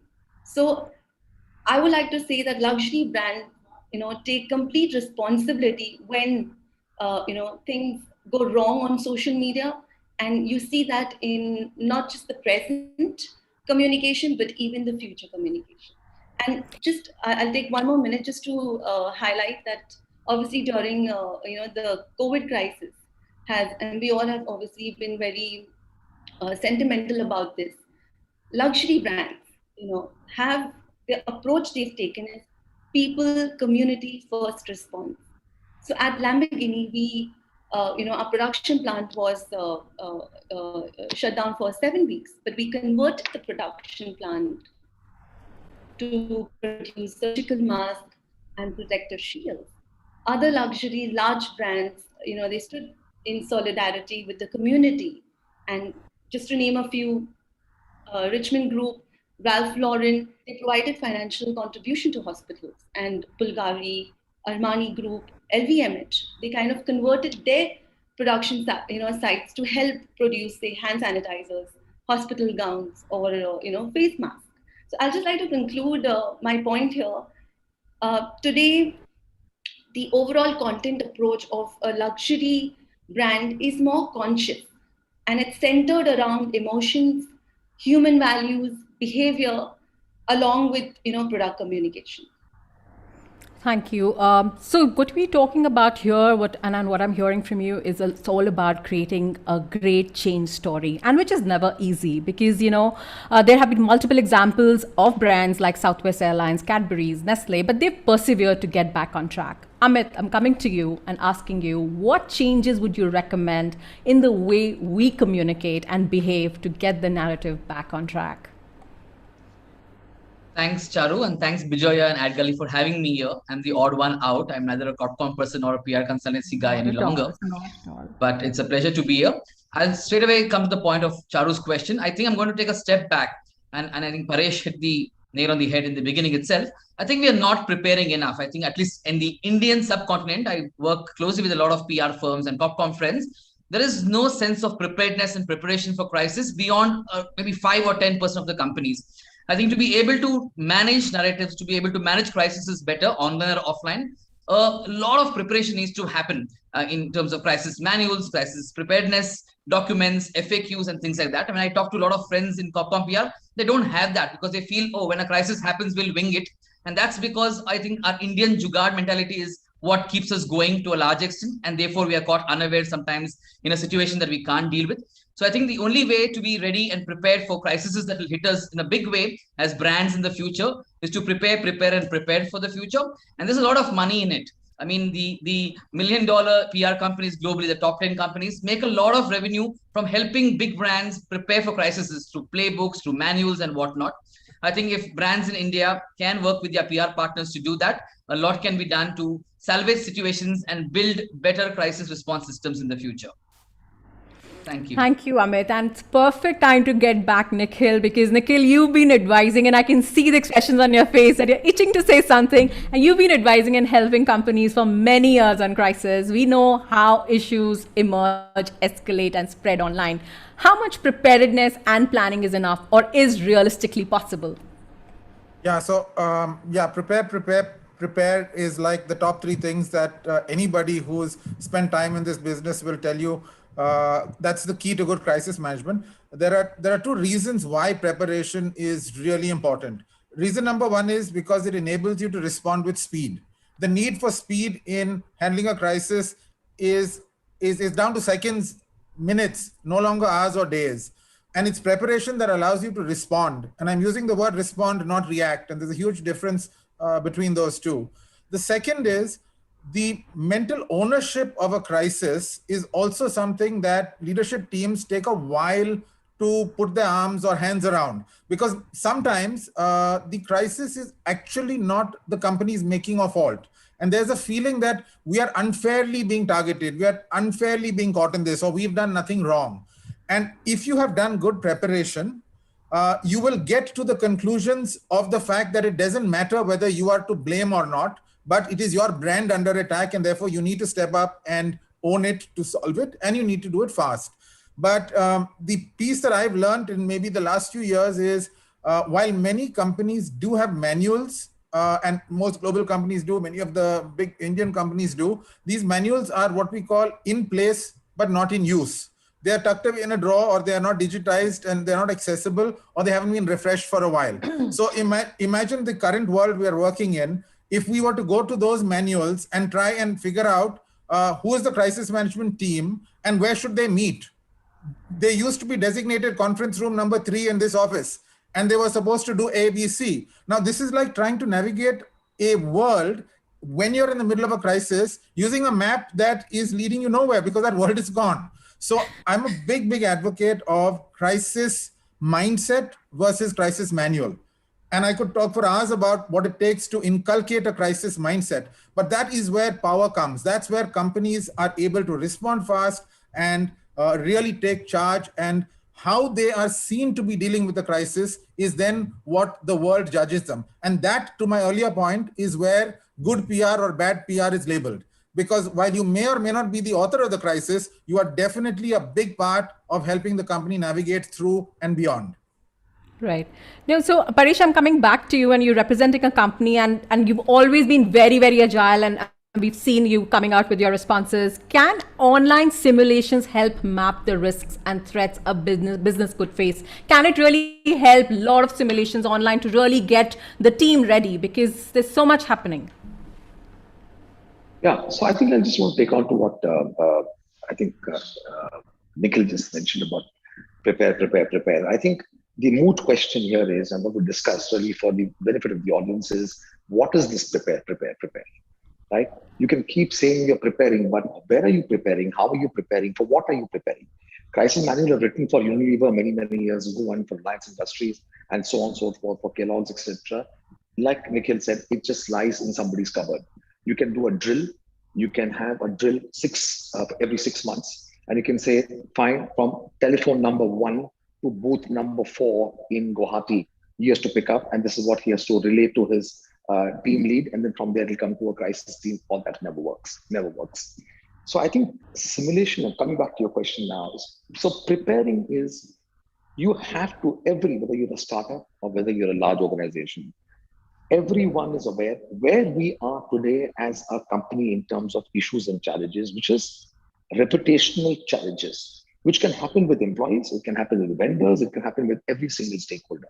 It need not be just one specific stakeholder, which is saying, okay, activists. Today, activism is going to be a huge threat, and going forward, very big threat to all of us. Paid activism, right? But if you map 20 top issues and you say that, look, we've had 10 of these earlier, based on these, and I'll give you a lot of examples. I'll give you examples of Unilever, where we got really caught on by Greenpeace, cornered, paid by some of the NGOs in the US to nail Hindustan Lever for a child abuse. And Hindustan Lever, child abuse is unheard of in one of the plantations. We saw it coming 3 days before. And we had to list down what exactly can go wrong with this child abuse issue. So we didn't just map what happened to Unilever internationally, what happened with P&G, what happened with Indian FMCG companies, what happens with global organizations with child abuse by Greenpeace. So that is the kind of preparation that we need to do, right? And I think this is the work not of a head of HR or a head of a strategic guy. It's our job to do that and make sure that the Apex, the leadership team, is completely clued on, and there's a sign off on the document. Coming to simulations, I think you can do what simulations you want. I'll come back to the basics. And I think the basics for me has always worked in every organization I've been to. The basics is that when you know that this is, I'll give you an example of Australia, right? We entered Australia 9 years ago, right? It was an open bid, international bid. We won that mine. It was a clean, nice coal, and we were going to do this for a lot of benefits for the Indian people, etc. But for 8 long years, we were being targeted, $3.5 billion down, and we did not say anything. We just continued to work on the licenses. We continued to work under the laws of the Australian government. But when we went to, in 2018, when I joined, the first thing was to tackle Australia. The first thing we did was we went aggressive. We went like those MN issues in our party, like there in the front, and we went up front with not just the government guys, we went against the activists, we went to the communities, we went to people's homes who needed jobs in town called Kurdistan. And these are the guys who want the jobs. And they knew that there's an employer who's fair, but there are activists, paid activists. The other point I'll tell you is simulation is one thing. Forensic. If you do a forensic study, and there are very good agencies internationally who do forensic, you'll be surprised as to which Indian corporate or a competitor, whether in your home country or international, is targeting you through listed NGOs internationally and funding the people in Australia. And I'm being very honest about it because this is all we spoke to one of the channels many years ago. And these are the kind of activism that happens, paid activism to kind of bring an organization down. This happened to, I'm sure Nikhil has worked with hundreds of organizations he's advised, and so has Amit. It happens to every company. And therefore, how do you prepare for it is, when you know that this is the issue that is going to come up, you've got to go aggressively with all your stakeholders, communicate in time, honestly in time, real time, but also go to the community. Also go to the community around you and say, well, guys, this is where we are. This is the whole situation. This is where we've been targeted for. I leave it to you and to your mindset to tell us where we've gone wrong, and actually get a feedback. So, one is the CSR and the foundation work, but also communication, which is real, which is very, it's not on top of the roof, but something which is genuine. And I think we won the Australian battle in about 2 years' time. We got all the licenses. Our first coal actually was mined about last month. The first coal will Australia will come to India by December this year. And there are many examples. And in fact, 2 weeks ago, we got bombarded by some misplaced articles in some of the top business papers in this country, which got our stocks down. And we went real time across to say our story and to tell them what we do. We also got the regulators to speak on our behalf, right? Because this is slanted, this is misleading. I think so. Simulation you can do. Listening is very important. Yes. The responses that we need to do is extremely important. So we have a playbook for all that. But what is important is that when it hits you, you have not more than 30 minutes to react, 30 minutes to respond. I think I agree with Nikhil. It's not about reaction. It's about response, because you are prepared for it. And I will never, unless the pandemic happened, I cannot believe any corporate communication guy or a CEO will say, oh my God, this crisis hit me. I never knew this was going to hit me. You would know what is going to hit you and when. And only when you map vulnerabilities and do a risk mapping of every single thing in the organization. In my previous organization with Reliance Industries, we had 842 key issues that we knew could explode at any point of time across businesses, across markets, across people and employees and vendors and everybody else. And we were prepared for that. So that's what I thought we should do is, how do we prepare for it and how do we respond in time? No, completely agree with you. 30 minutes and sometimes less is all we have, and risk mapping is really important. You've talked about various stakeholders, and we've talked initially about employee advocacy, but what I would really, and I'm sure the others, those tuned in, also would want to know, and Meghna, I'm coming to you, that how employee advocacy can boost online branding? What is it, those key things you need to do at a time when it is more about damage control? Sure. So, Charu, I'm a strong believer of employee advocacy because I look at it as an advantage. I see damage control is more situational and advocacy is more consistent. It is, spread across, because in today's day and age, the most powerful currency is the social currency, and with a structured and a guided approach, employee advocacy can be powerful support, because the content come across as more authentic and human. And at the end of the day, you can't force an employee to say what you want them to say. Companies Right. can offer guidelines, but when you read the narrative, the sentiments that you read or what you get, what you see is the investment, how the organization has really invested in its employees. And especially I would like to highlight here is when you're working for a company which is spread across multiple continents, countries, people from different languages, people operating from different time zones, what binds them together? It's the company values, which is represented by these, by employees. And at Lamborghini, let me highlight this, saying that we have a social media policy, guideline, which enables every employee to abide to the rules of ethics and professionalism.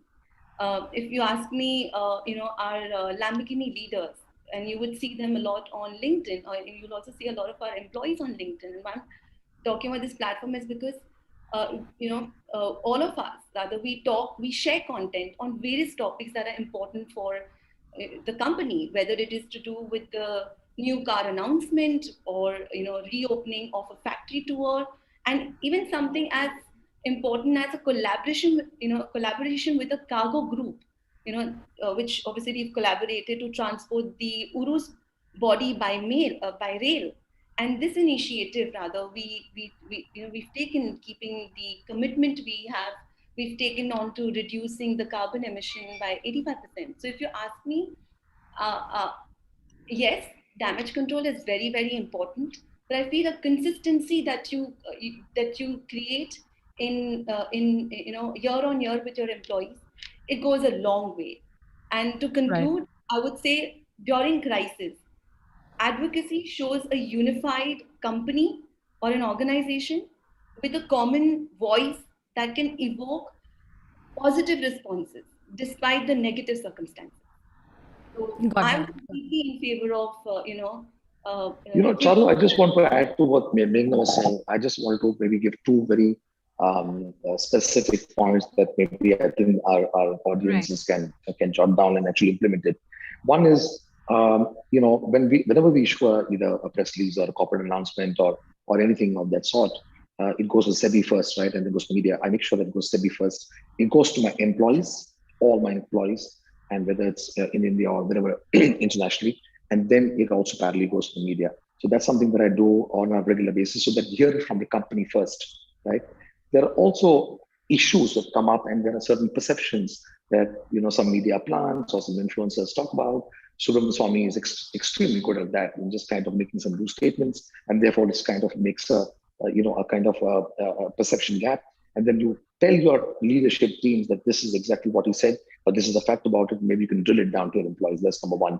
Number two, I think keeping updated corporate information, one pager, updated document on what's happening, what's not happening, negative perceptions, some communication gaps, some media reports that is being, not being gone down well with the people or investors. We send this to our influencer stakeholders every month as an information so that wherever somebody wants to write a story or he wants to write a piece or a tweet about something, at least he's updated by the company on the factual situation that has happened with be it our power business or the green revolution that Adani is creating now in the world, etc. So that's something that we do very, very often. And I think that's really helping people to be updated. So they don't have to run around people like me and CEOs and saying, give me information. So these two are the points that I think will go very, very well. Thanks for making this Charu, point. I'm sorry, I'm going to jump in because I have to say bye in a minute.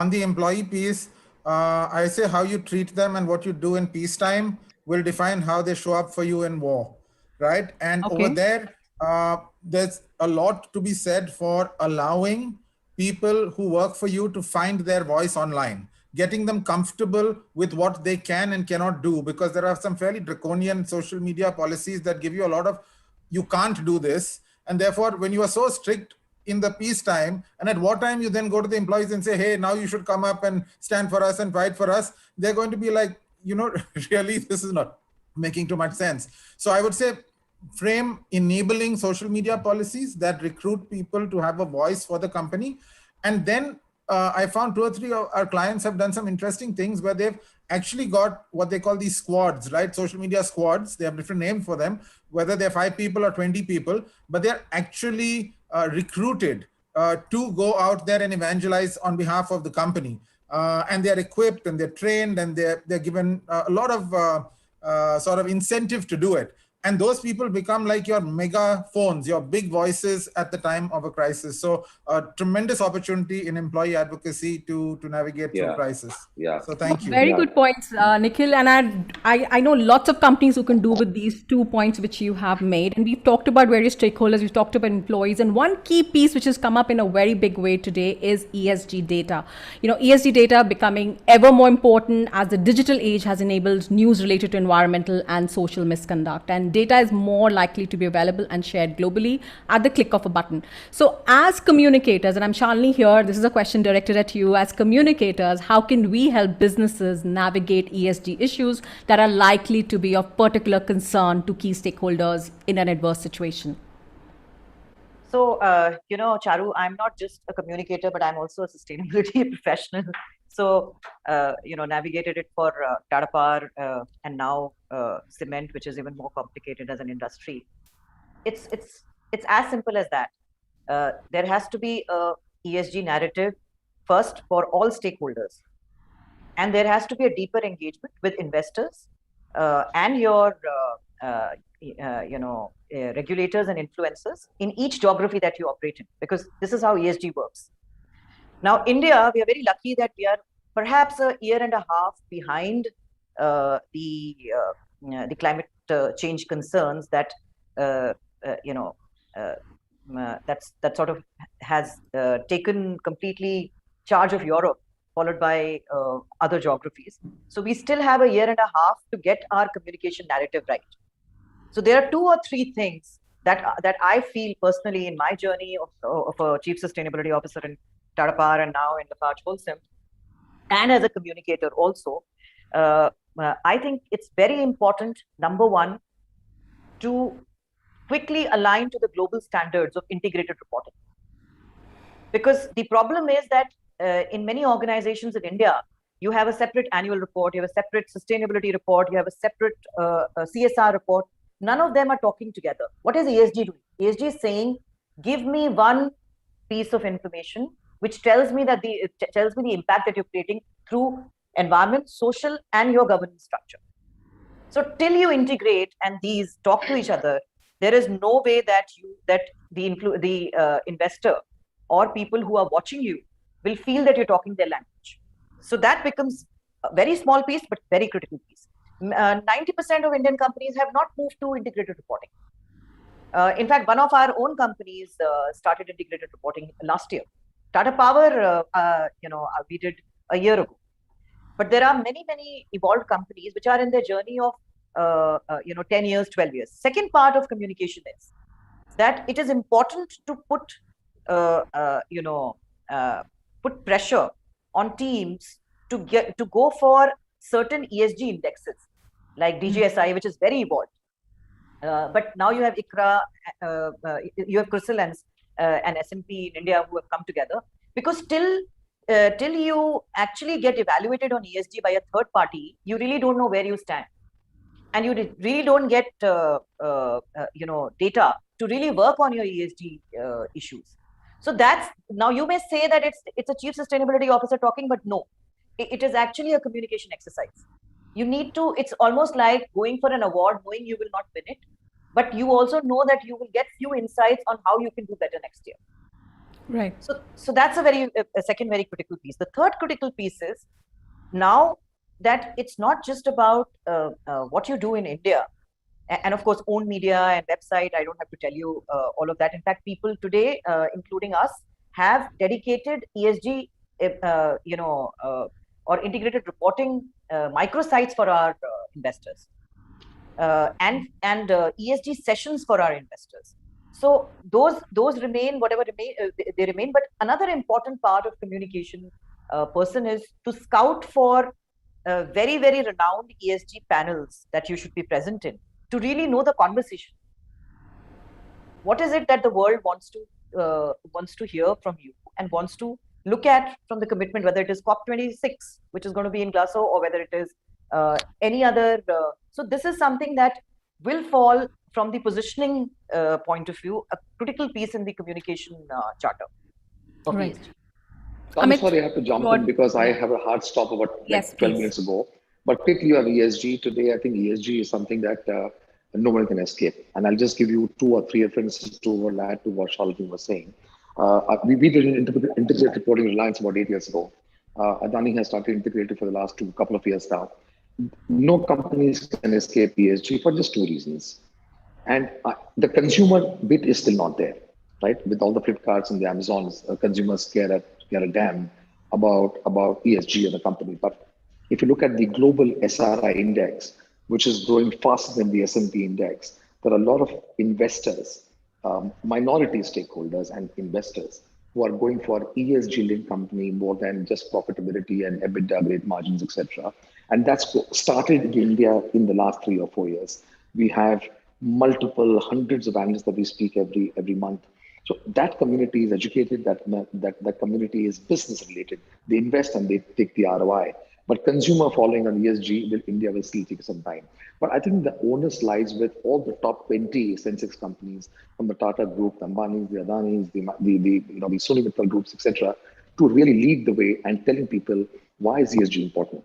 Third, I think today ESG is done by a lot of companies, Indian companies, large Indian companies, is to raise funds in the US. Because unless there's no full disclosure, unless there is no proof of evidence of what ESG is all about in your company, you won't get funds there, right? And a lot of people are moving in from Indian banks and going to the US to raise funds. And India is heavily invested by the US investors. The third point is, I think, on the environmental, social, and governance, you can't do any shortcuts there. You can't do shortcuts. You can go to a panel of Financial Times or The Economist and you do all of that stuff, but it honestly doesn't matter at all unless you know where you are today on ESG and what's your goal. Last point is, and I think that will be very proud for all of us who are communicators and on this panel and also people who are watching it, is that India is the only country, the 8 countries in the world, and India is the only one in Asia that's ahead, about 4 years ahead of our COP26 targets. So we are ahead of the Paris Accord. We are already there with the Prime Minister's vision. I think we've done a great work. Shalini was correct by saying that a lot of companies. Actually, I'll disagree with you, Paresh. I'm very concerned about this country. Neither have we taken net zero targets. We are the only country. China's talked about net zero targets by 2060. We are still being pushed, jostled to take a target. So it's a shameful place to be in. No, I'll disagree but I again think what I respect is the fact that individual corporates, they have taken their net zero target. So there's hope for this country. I think I'll just flip the argument Shalini you're making. If you look at all the fancy 2035, 2045 net neutral, I will be net neutral. Look at Shell, all the oil and gas companies, and all these big polluters in China, in the US, in Australia. Okay, they've been trolled. They've been trolled to death. So I think what Prime Minister Modi is doing, and therefore a lot of companies supporting him, is on 2 fronts. One, you are putting the proof of concept. You're putting the money where the mouth is. 450 gigawatt is not a joke for a developing country like us, where we have poor people. My child has got all the rights to be educated and not an American themselves, right? Every man should get a job in the industry, and therefore carbon is a low cost fuel. Now, how this is moving very quickly. So, for example, Adani, from starting a green company 4 years ago and last week becoming the world's largest solar company, and by 2025 becoming the world's largest renewable company, is a testimony to what Indian companies can do. And I can tell you, we are way ahead of Paris Accord agreements, way ahead. We are, in fact, the other 6 companies, Shalini, is in the Europe and 1 is in India. So we are way ahead of the targets. And I'll tell you, we are absolutely in the right path. By talking about a number like 2035 and 40, I can tell you, we'll be trolled, we'll be accused of, we'll be thrown stones at. So I think the strategy of saying, I will be neutral, I'll be target neutral 15 years from now and 30 years from now, is nothing but absolutely jumbola, nothing more than that. So we're on the right path right now. And I think the point that Shalini and you trying to make is... Just the last point. If I could just step in a bit over here. Yes, this is debatable actually, and there are different sets of No, no, people. sorry. My last point, what Shalini also was saying, and I agree with Shalini, is that all the companies put together, I think all the corporate communicators and sustainability, I lead sustainability and the ESG communications for the Adani Group and for Reliance. Let me tell you that every company, startup, mid-size, large size, all the communicators and sustainability officers must come together to make this happen in the next 5 years. And then that's where the India brand will grow. That's where, and thanks to our current government, the kind of reforms that he's doing, if we all can jump on that bandwagon, we'll be on a different planet. We are very respected right now, let me tell you. We are extremely respected because we are not so polluting as the US, as combined Europe and combined China and Australia is. We are way down the pecking order, but they expect us to be, holding the flag of sustainability and ESG. And, it's all humbug. Idea is that we're on the right track. We all have to come together to make sure that we fasten the pace. I think the discussions over here were more to do with in an online crisis. How do we navigate the data which gets online and just no, it was spreads interesting like to have this wildfire? conversation because it is good to get points. Yes, absolutely. So just being conscious of the time over here, and I'm just going to ask you one best practice, Paresh, which has always worked for you when it comes to online crisis, and yes. One best practice. So I somehow have never looked at saying how do I want to manage online crisis. I always look at how to curate online issues and manage online issues. Because if I can manage issues, then the chances of the crisis is percentage goes down. So I always look at issues and I always keep on saying mapping issues. We manage that online. I'm not a great believer of influencer marketing and influencer management and the paid stuff that we talk about. It's seriously nothing but a tick in the box for an agency or for a corporate community to do. But if you have the right set of people who have got a credible voice, right, and tell them your story, I think that's something that works. But if you can manage issues well, crisis doesn't bother us too much. Yeah, thank you. Final points, Amit. 2 to 3 must-haves of a good social media crisis plan. Sorry, Charu, I need to go, but yes. Thank you so much. Thank you so much, Paresh. My good friends, Amit and Shalini, after a long time, and Meghna, good to see you. We'll catch up soon, okay? Sure. Bye. Sure. Thank you. Yeah, Coming to you, Amit. Yes. This is almost like closing remarks. I know we have to wind up in the next couple of minutes. So your question, three things to keep in mind for a good social media crisis plan. The first is there has to be a social media command center. I don't think many companies are focusing on that in India. Maybe they are not aware of those, but from the conversations I've had with friends, not too many. So I think every PR firm, every Corpcom team needs to have a social media command center for sure, which means they're tracking in real time keywords that can be sometimes sensitive to a brand and figure it out. Second is quick response. I think I see a lot of brands I engage with on Twitter, which create problems for me, and they'll respond 3 or 4 days later. By the time that problem has actually disappeared and a new problem has come up. So I think speed, and Nikhil and Paresh mentioned that earlier, is of the essence. So command center, speed. And the third is, I think, it's the duty of every leader, whether it's a CEO of a PR firm, a Corpcom leader, or the CEO of a company, to be present on Twitter and networks like that, to listen in to what people are talking about brands, and also comment and say things from time to time. I think we have less than 100 CEOs of the big 500 companies in India on Twitter. I think they need to be there to listen, to comment, to add value to customers, to employees from time to time. So these are my 3 suggestions to those who are not doing this in the social media world from a crisis preparedness and planning point of view. Thank you. Absolutely bang on. Thank you for making those points, because they really are the need of the hour, and they completely echo a lot of our, a lot of us, I'm sure, will agree to that. And just to wrap up, Shalini and Meghna. Meghna, I'm going to start with you. One best practice, your advice to all those listening in. So, like Nikhil mentioned earlier, be prepared, prepare. I think that is very, very crucial, because even the best in the game needs practice. So, preparation is the most important thing. And I will also mention here, never forget, your brand purpose and the brand value. I think that's the backbone when you are looking to, put out the right communication at the times where when things are very difficult. True. Yes, you have to keep your backbone always in mind. And Shalini, coming to you, the last final remarks. So many, points have been made by others, which is there. But I believe crisis management is crisis management, and for me, for us, even in Tata's and many of the companies which have lasted for 100 years, let me just tell you why it has lasted. Because they have a formal process of, first of all, identifying communication risks, which starts from the beginning of the year. Number two, there's a formal process of recording those risks. So I'm talking about a process in place for crisis management. I'm not talking about manuals. I'm not talking about things which you park and you forget about.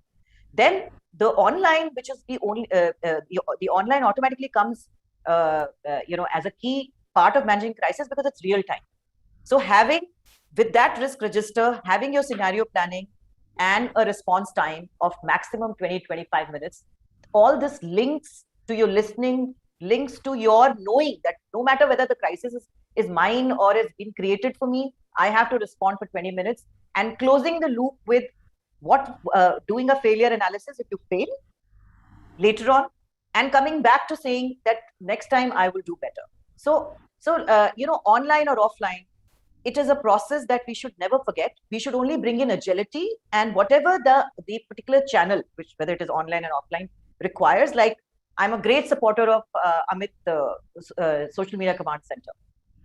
So I had it in my last organization. I have it here because that's a key requirement of an online channel. But it is linked to my issues, risk management issues and reputation issues that I've already identified in the risk register. Right. No, thank you. Thank you for making those points. Thank you for a wonderful conversation. And even more than offline crisis, online crisis management requires us to be more credible and empathetic. And we started with that, and we need to take charge of our core messages. Thank you for sharing some really meaningful points. And I walk away far more knowledgeable. And I'm sure same goes for our listeners. So thank you, everyone, for Charu. making the time. Thank you. Thank you, Charu, for that wonderful session. Thank you to all the panelists. Thank you so much for joining in. And now we're quickly moving on to the next panel. Can public relations ignore diagnostic any longer? The role of data science in managing PR. We have with us Atul Raja, Executive Vice President, Global Marketing, Vadhwani Foundation, Pooja Pathak, co-founder, Media Mantra, Pooja Thakran, Senior Director, Corporate Communications and CSR, Honeywell India and Honeywell Technology Services, Sandeep Ajgaonkar, Vice President at Factors PR, Sonal Choitani, Chief Communications Officer, Vedanta Limited, Subramaniam M, Practice Lead, Technology Hill and Knowlton, Strategies India, and the session will be moderated by Amir Ismail, President Linta's Life. Welcome all of you, and over to you, Amir. Thank you so much, Preeti.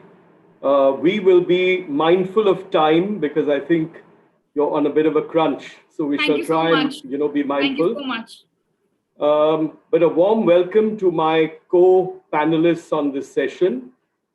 We've got a diverse set of really experienced leaders from the agency side and from corporate communications as well. And I've had the pleasure of connecting with a few of you earlier.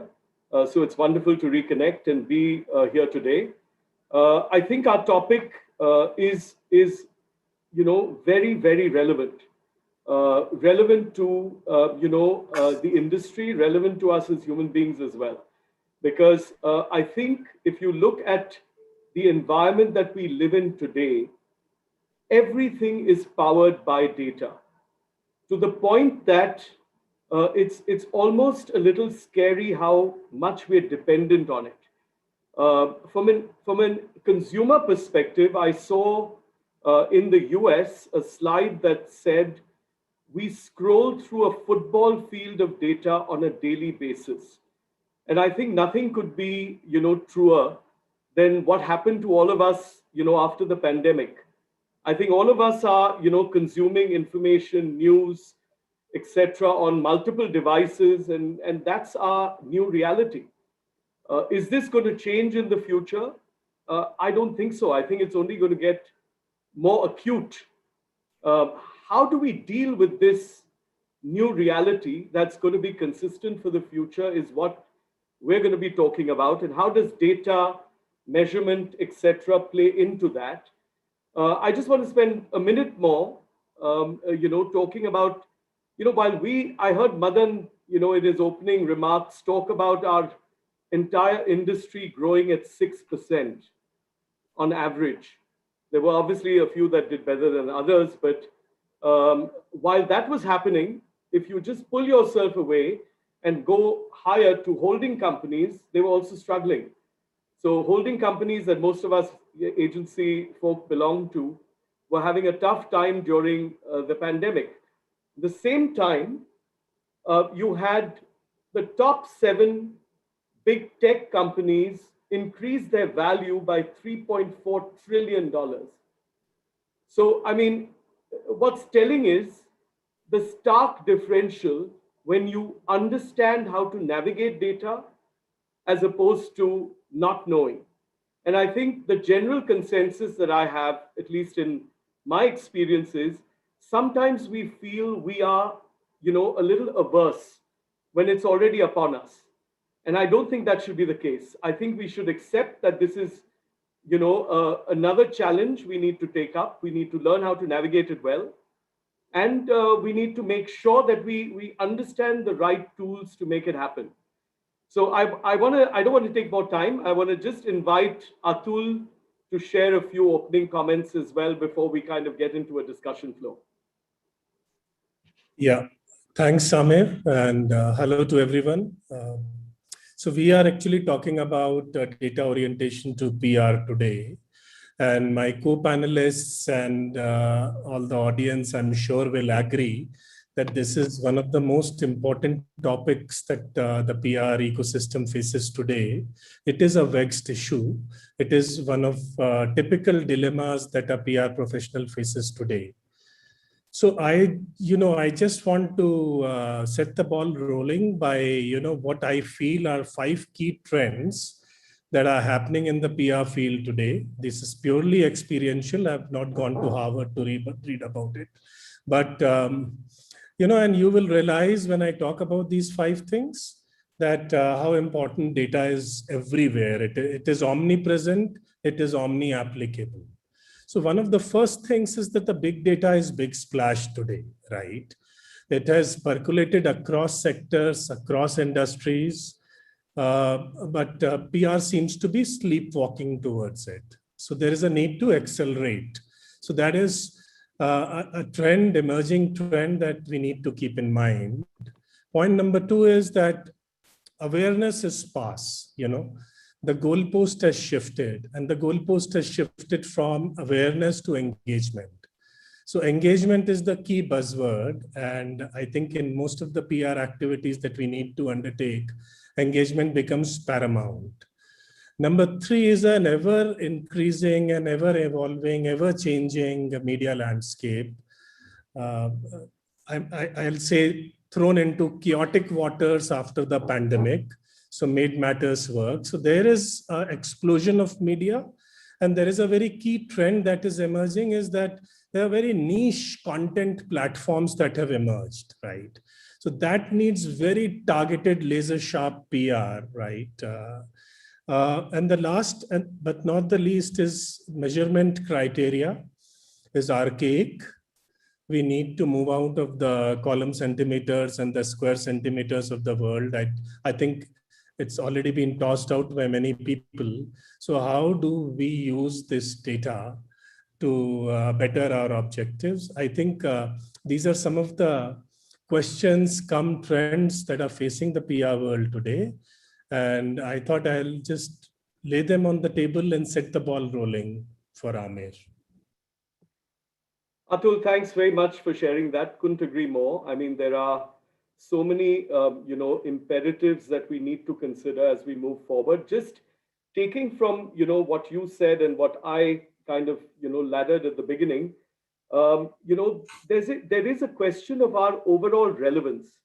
If you look at this entire ecosystem and world of so many, moving parts, big data coming in a big way, etc., PR completely transforming, which is something that we all, have accepted now for some time. I wanted to get a perspective from you, Sonal, from a corporate communications side. What's your view about our overall relevance in terms of the function of corporate communications and PR? Thank you, Amir. It's an interesting question. I think our relevance, considering we're discussing data today, irrespective of data, I think PR needs to be extremely integral to the business that you're serving, because if you're not serving on business objectives, then really what are you even doing in the organization? What data does is it's made us agile like never before, and it has helped us to tangibilize some of our outputs versus outcome. So having said that, we're in a bit of a conundrum. Like Atul said, PR has kind of sleepwalked through this entire process of measurement, data, etc. And I don't really blame them, because the tools, etc., that we've used over the past years have been clunky, and the user experience wasn't too great. And we're PR people, right? If we were interested in data, we would be in a different profession entirely. So I feel somewhere PR professionals haven't engaged with those early tools actively, and which has not helped in the evolution of data in PR currently. So it's good for social media. It's relatively okay for advertising as well. But when it comes to PR data and PR measurement, that's where it's still, the evolution curve still needs to happen. So what do we do about it? What we do is we engage with it in whatever shape or form there is. We kind of work with it to see what pearls we can take out from there, to help us sharpen our strategy, to make us more reactive, proactive, to see whether we are aligned to the business objectives that we've set out to deliver on, and work with it. Data is the new oil. So undoubtedly, it throws up potential crises that you may be walking right into. It throws up pitfalls in various crisis situations. It's thrown up heat maps on what you need to quell, what you need to kind of fuel. It's thrown up for us. It's thrown up market development opportunities that we didn't know existed in the entire ecosystem, and we kind of using that as well. Having said that, because it does get addictive when you're working with data, do not treat it as gospel, because it's just at the end of it, well, reach, impression, so on and so forth, how many crores of people that you've reached. What is a useful thing to do, I think, is then also check at the target audience that all of this communication was intended for. That does the data actually translate into any shift in consumer behavior, which is still relatively easy, but shift in perception with various pockets of target audiences that you may have? Has it actually helped business achieve their objectives on whatever fronts that they set out to do? So that balance of both sides is essentially what we are grappling with currently, and it's a fast evolving space. So if we don't jump on the bandwagon now and say it's not that intuitive, it's a little difficult, unwieldy, you will get used to it. You will find your way, and you will help. And most of these are machine learning based, so the outcomes that it throws up will be more fine tuned for you to use in the future. Thanks, Sonal. I love the word you used, the conundrum, because it is one. And I think for a while, I think all of us are going to be balancing, all kinds of realities and trying to figure better ways to deal with it. And I'm glad you've shared your perspective. If I may just take that same question to Sandeep, what's your point of view from an agency leadership perspective, and from a Adfactors perspective? How are you dealing with this new reality of, and how are you making this relevant for you? Thanks, Amir. Good afternoon, everyone. So just to give a perspective, Amir, before I answer your question, is I come from the corporate side, right? So I was a journalist and then moved up to corporate side. So data always played an important role when it was on the corporate side, because any kind of decision making that happens when it comes to sales or digital is typically data oriented. So that's the first part of it. I have been with Adfactors for the last, I think, 18 months now. And in the last 18 months, and this is my second stint with Adfactors, I have very clearly seen a kind of a distinct leap or a paradigm shift when it comes to adoption of data. So when we talk about data analytics or any kind of data research per se, we don't apply data research just when to engage the client or to perhaps provide more insights, but we engage with data right from the get-go. So when I say right from the get-go, right from the point in time when we are pitching for the client, right? So we use multiple tools. Some are tools which are available on the internet, some are proprietary AI based tools that we use, but we start the process of the pitching with data itself. So we have a very strong data backing when you go into any pitch. That's the first part of it. Second part of it is depending on where the client lies, whether it's the B2B or the B2C space. Okay, data plays a very important role. So when it comes to a B2B space, for example, how can I basis the data that exists with me, amplify the client initiatives, right? That's number one. Number two here is how can I measure those client initiatives? When it comes to B2C space, for example, data plays an even more critical role. Okay, and this will be very clearly in terms of if I were to look at the awareness, consideration, purchase, and what do you call it, and amplification bucket. Okay, how data plays a role across each of these four areas, because when we advise our clients on any kind of B2C space, any consumer, any health tech clients, etc., I think data becomes an integral part of that offering in terms of, this is how you will get your create awareness, this is how you will create a lead pipeline, and so on and so forth. Awesome. Thank you, Sandeep, for sharing that perspective. I didn't realize that you had migrated from the corporate side in journalism, so that's good to know. Just moving on from there, the next point that I really wanted to, kind of weigh in with is this world of data and consumption and sharing is becoming so dynamic that almost everyone today can become a journalist. You can share your opinions online, good, bad, ugly. Some of it is leading to, negative conversations. All of that is happening. And it's changing the traditional audience of journalists that, we were used to dealing with. That landscape is widened so much. So this is for you, Pooja. We'd start with you, Pooja Takran, if you don't mind. Sure. Just to get your perspective on how is it changing, your world when it comes to these kind of dynamics. So thanks for inviting me, and very happy to pitch in here. So the fact is that a lot of our panelists did talk about data and how important it is, and there is no denying data is going to be the great equalizer in a way where a lot of us see a fresh breed of journalists. We see a lot of amateurs versus the ones who were very specializing into this space have actually taken, whether it is in the journalism space or otherwise as well. It has been a great equalizer. So what it really means to PR is that we definitely need to really keep a tab on who are the ones who are talking and who are the ones who are creating narratives about the organization. One thing I would like to talk about is my experience from working in one of the developed markets, where there are tools available from a PR point of view on how we can actually make use of this data that is coming to us. So data is of no use if you can't really drive value out of it, right? There is already a lot of volume, variety, velocity, and all of that. But when it comes to value generation, I think in India, I don't think that we've really done enough when it comes to really driving the right kind of analytics, the right kind of insights that we need. I'll give you a quick example of PR industry in, say, Australia. If you were to do a PR campaign, there are tools available for you to actually go in and check on each of the journalists that you want to pitch a story on.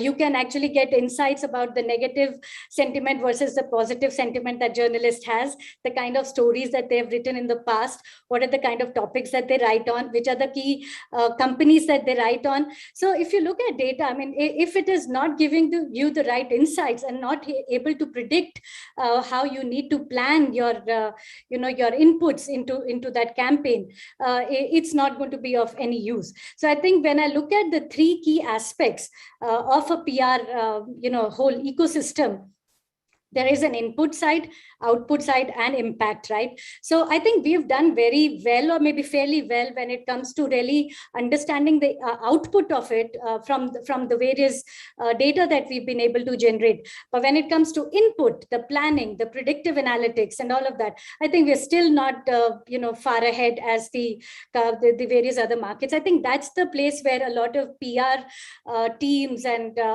agencies can actually drive a lot of value and can be a differentiator for them, because this is a space that is currently vacant. At Honeywell, actually, we do a lot of most of this, whether it is input or output or impact analysis. We do it all in-house. We have got a centralized team sitting in Bangalore itself, which is doing data analytics for the PR space for almost all the various geographies that we are present in. So I would say that we've actually tried to do that all in-house because of the virtue of being a technology company. But I think that can be a game changer in the PR industry. Yeah, that's awesome. Thank you, Pooja. The planning and predictive capabilities that you get with data and analytics is something that is so incredibly rich. I do hope we take quick steps, because our technology prowess is supposed to be one of the best in the world. We need to get that together and make it happen. So thanks for sharing. Pooja Pathak, if I can request you to weigh in with your thoughts as well. Yeah, so I feel, Amir, that we are feverishly working on the measurement capabilities right now. So when I say feverishly, it means that we are doing from the per se of what we best know, like how we can best calculate the impact. But yes, the measurement maturity is now rising a lot. And while some clients are today still looking at the bucks and the money that we are investing, but there's another set of clients who are actually talking about these measurement tools. So as an agency, I think we also, from the agency point of view, I think we will have to equip with both sides of the coin, and also for the ones that who are matured. Yes, there are some capabilities which are available today, and some capabilities which I think over the passage of time, we will all have to build up together as a fraternity, right? But yes, for the clients who do not understand that, we will also have to have those kind of educations given to them. But overall, I'm saying from the impact side of it, yes, it has a tremendous positive impact, and it requires that kind of an upgradation and upskilling, and it has to start from a top-down approach. So the more people at a top level will start inculcating this and probably understanding it, that is how it's going to further transcend accordingly to the teams that we are going to have further. So I think that's my take on this. Thank you, Pooja. Thank you very much. Just to kind of take a pause and think about a larger perspective, where a few more colleagues can weigh in. Do you think that our industry, our business, be it the fact that we're on either side of either in the agency world or the corporate communication world, do you think we have transformed and changed quickly enough? And do we have our rightful seat at the table? And I know that there are fantastic instances of communications colleagues, etc., who today sit at a board level. But are we doing this quickly enough to deserve that? And may I request Shubhra to kind of start with an answer? Yeah, thanks, Amir. Yeah, I mean, it's from a data perspective. When I started my career, I think there was just one thing and one thing alone, which was media relations. And you were strong if you knew media, and that was your data. Okay, and you used that data and your connections and what you thought was the right thing to do at that time. That has changed a lot over the years, and I have seen it change. Data is everywhere. You look at right now, this conversation we are having, it's being recorded, it's available. it'll be available tomorrow to a person who's who's just building his career in PR, as to what can be done for in a particular situation. And things have changed even at Hill and Knowlton, for that matter. We give a lot of thought on data and analytics. When we say services offered, the typical services offered are like technology is something which I do, corporate and brand. But there are services offered which are like behavioral science, which is being offered, data and analytics, which is being offered. And these are things which we never saw before in in either PR or corporate communications. It was probably the something more which advertising agencies still do. So the whole thing of looking at three key elements in terms of audiences. You look at insights that you get from the audiences. Then you look at how do you evaluate these this entire data. This has definitely helped in people who are in communications to be able to kind of break the ceiling. And I personally believe is that PR is something which has to be while it has to have its base in marketing, but you need to speak to the CEO, because it is the CEO who will ultimately understand, and that's where you'll find your place on the table, is because you're not looking at it as purely as a marketing initiative, but it is something which will help leadership. And what helps leadership is this data that you have. The data that you have in terms of audiences, in terms of who you're going to speak with, what are the insights you gain from these audiences. And it's we don't use it just for for regular PR. We use it when we are pitching for clients. These insights have helped us a lot.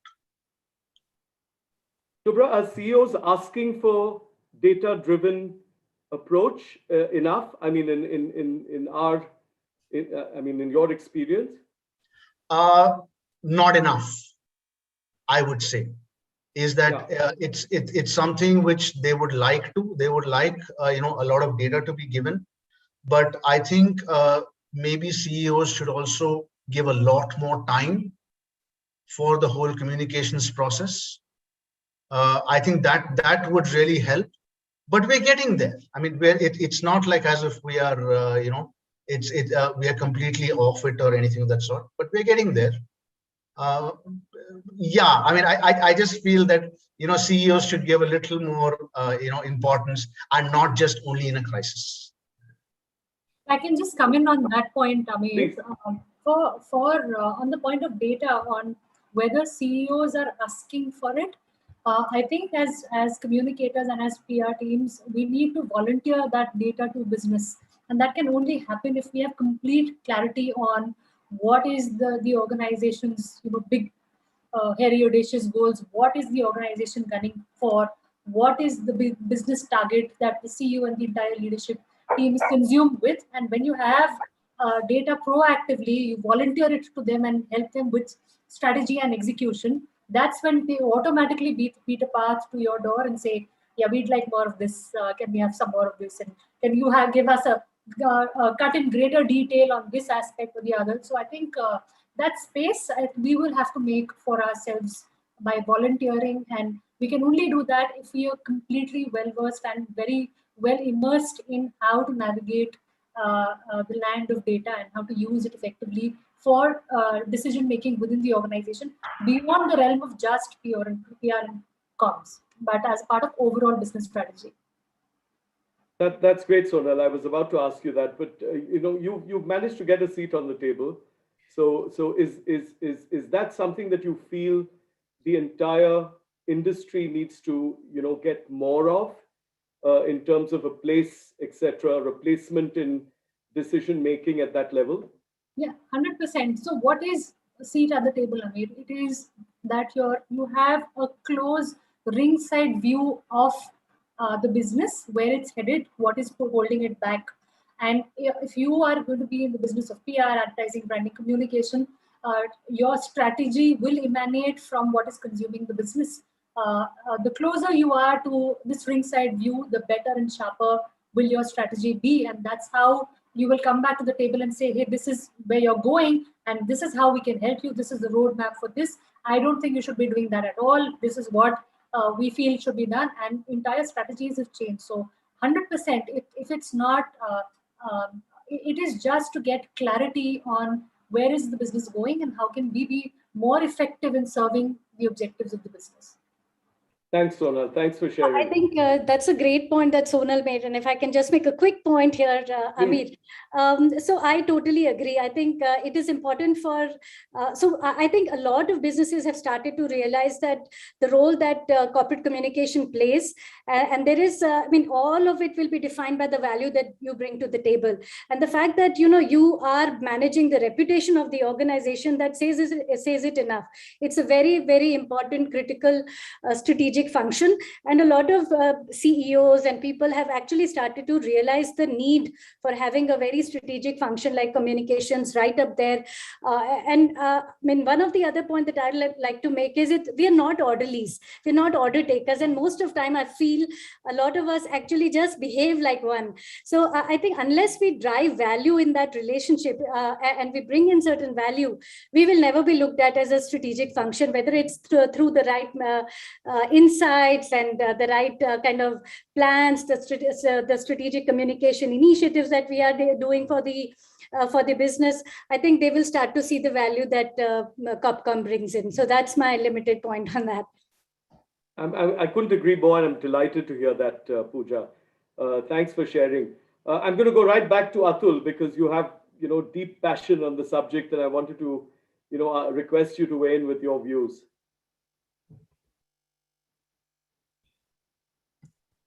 Atul, you're on mute. Yeah, sorry. So some interesting stuff is coming out, and certainly, at least I have never felt like an orderly, because, but yes, that's the way, Copcom and various organizations has evolved. But coming back to Subbu's point, I'd like to differ there and differ a bit strongly.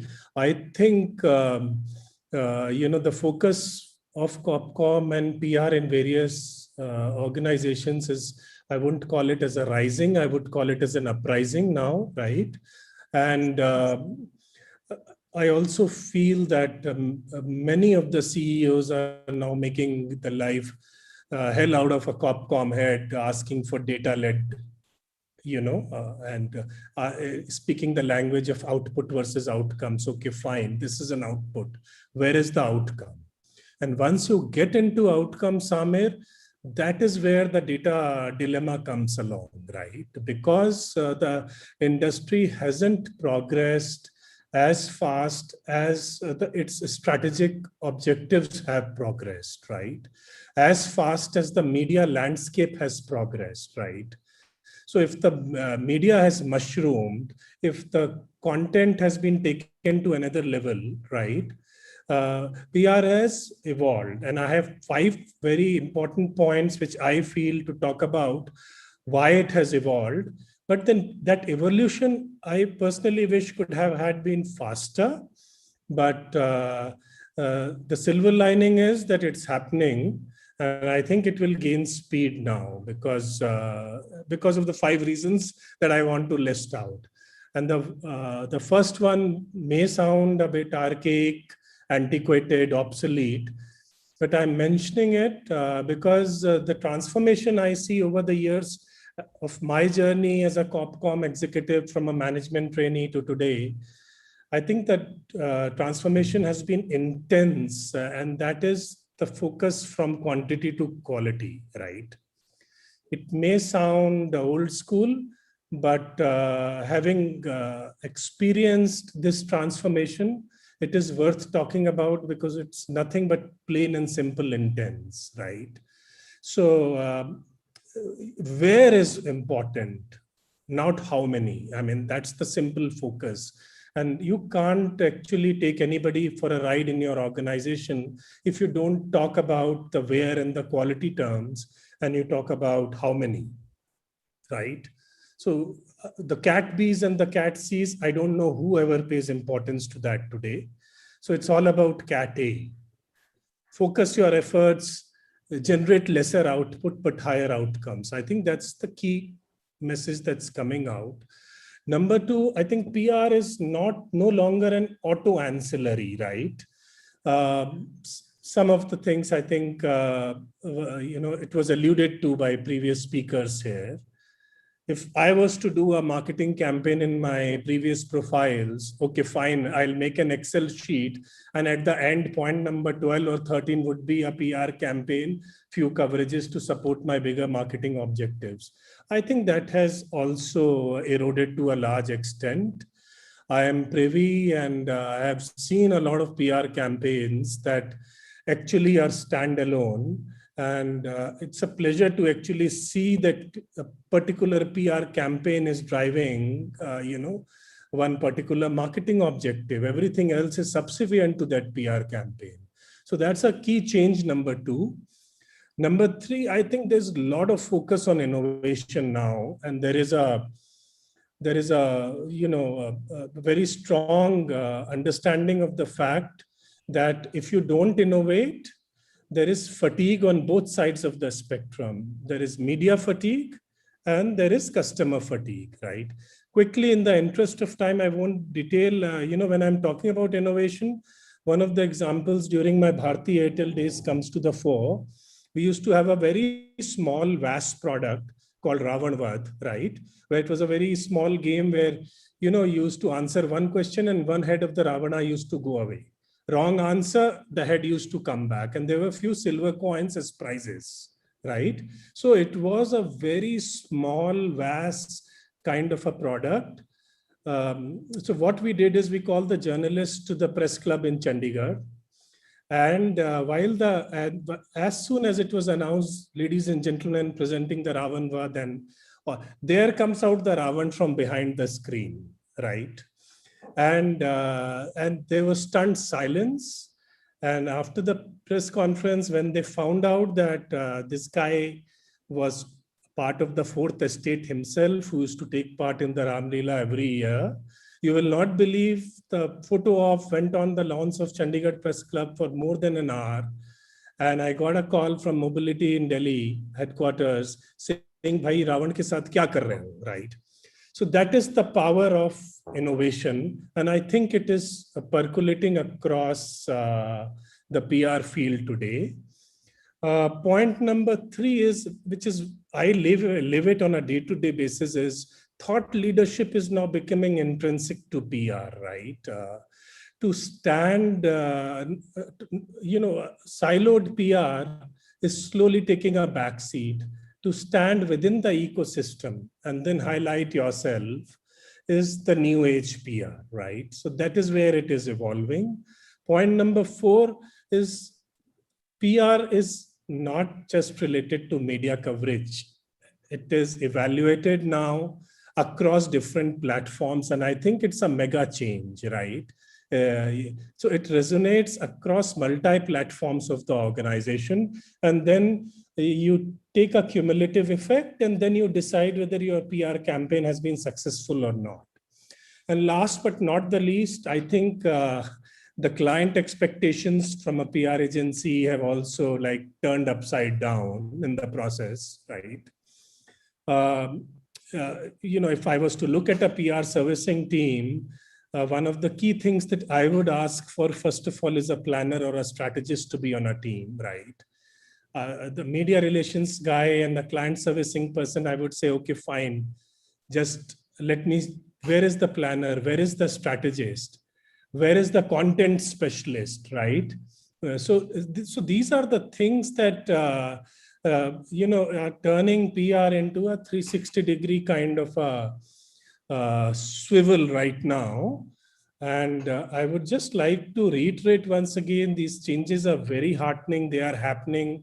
but perhaps the next generation is going to see the rapid change. We are seeing a small, a gradual change right now. Atul, thanks for your perspective. Really interesting. We've got 10 minutes to go. I'm mindful of time, but I'd like to maybe request Sandeep if you've got a few words to share on this particular subject. So Amir, I have a slightly differing point of view. I believe data plays a critical role in all aspects of PR and communication. And if it is not playing a critical role at this particular point in time, then I think that particular organization needs to rework its entire PR and communication strategy, because it is not in sync with the times, right? So for whichever of our clients that we work with, there's a very clear mandate in terms of analysis, and it goes beyond the traditional. So when I say traditional, it goes beyond the advertising value equivalent, which has perhaps been the parameter used for many, many years. It goes beyond that in terms of how is it amplified across different media platforms, what is the kind of reach it has, what is the kind of engagement it has. So all of those parameters play a very important role, right? In addition to that, we also take into consideration how the brand awareness has been created or how the brand has grown. Right now, this is done using certain independent studies, independent surveys, etc. So I think data is integral. You can't really separate it anymore. And I think it is integral for the last couple of years. I don't think you can really segregate by saying ki we are still making a gradual progress towards data. It's there. You accept it and you move with it. Thanks, Sandeep. I believe in marrying certain skill sets that we have outside of data. Just a small clarification. I think that's the powerful combination that will make our future relevant.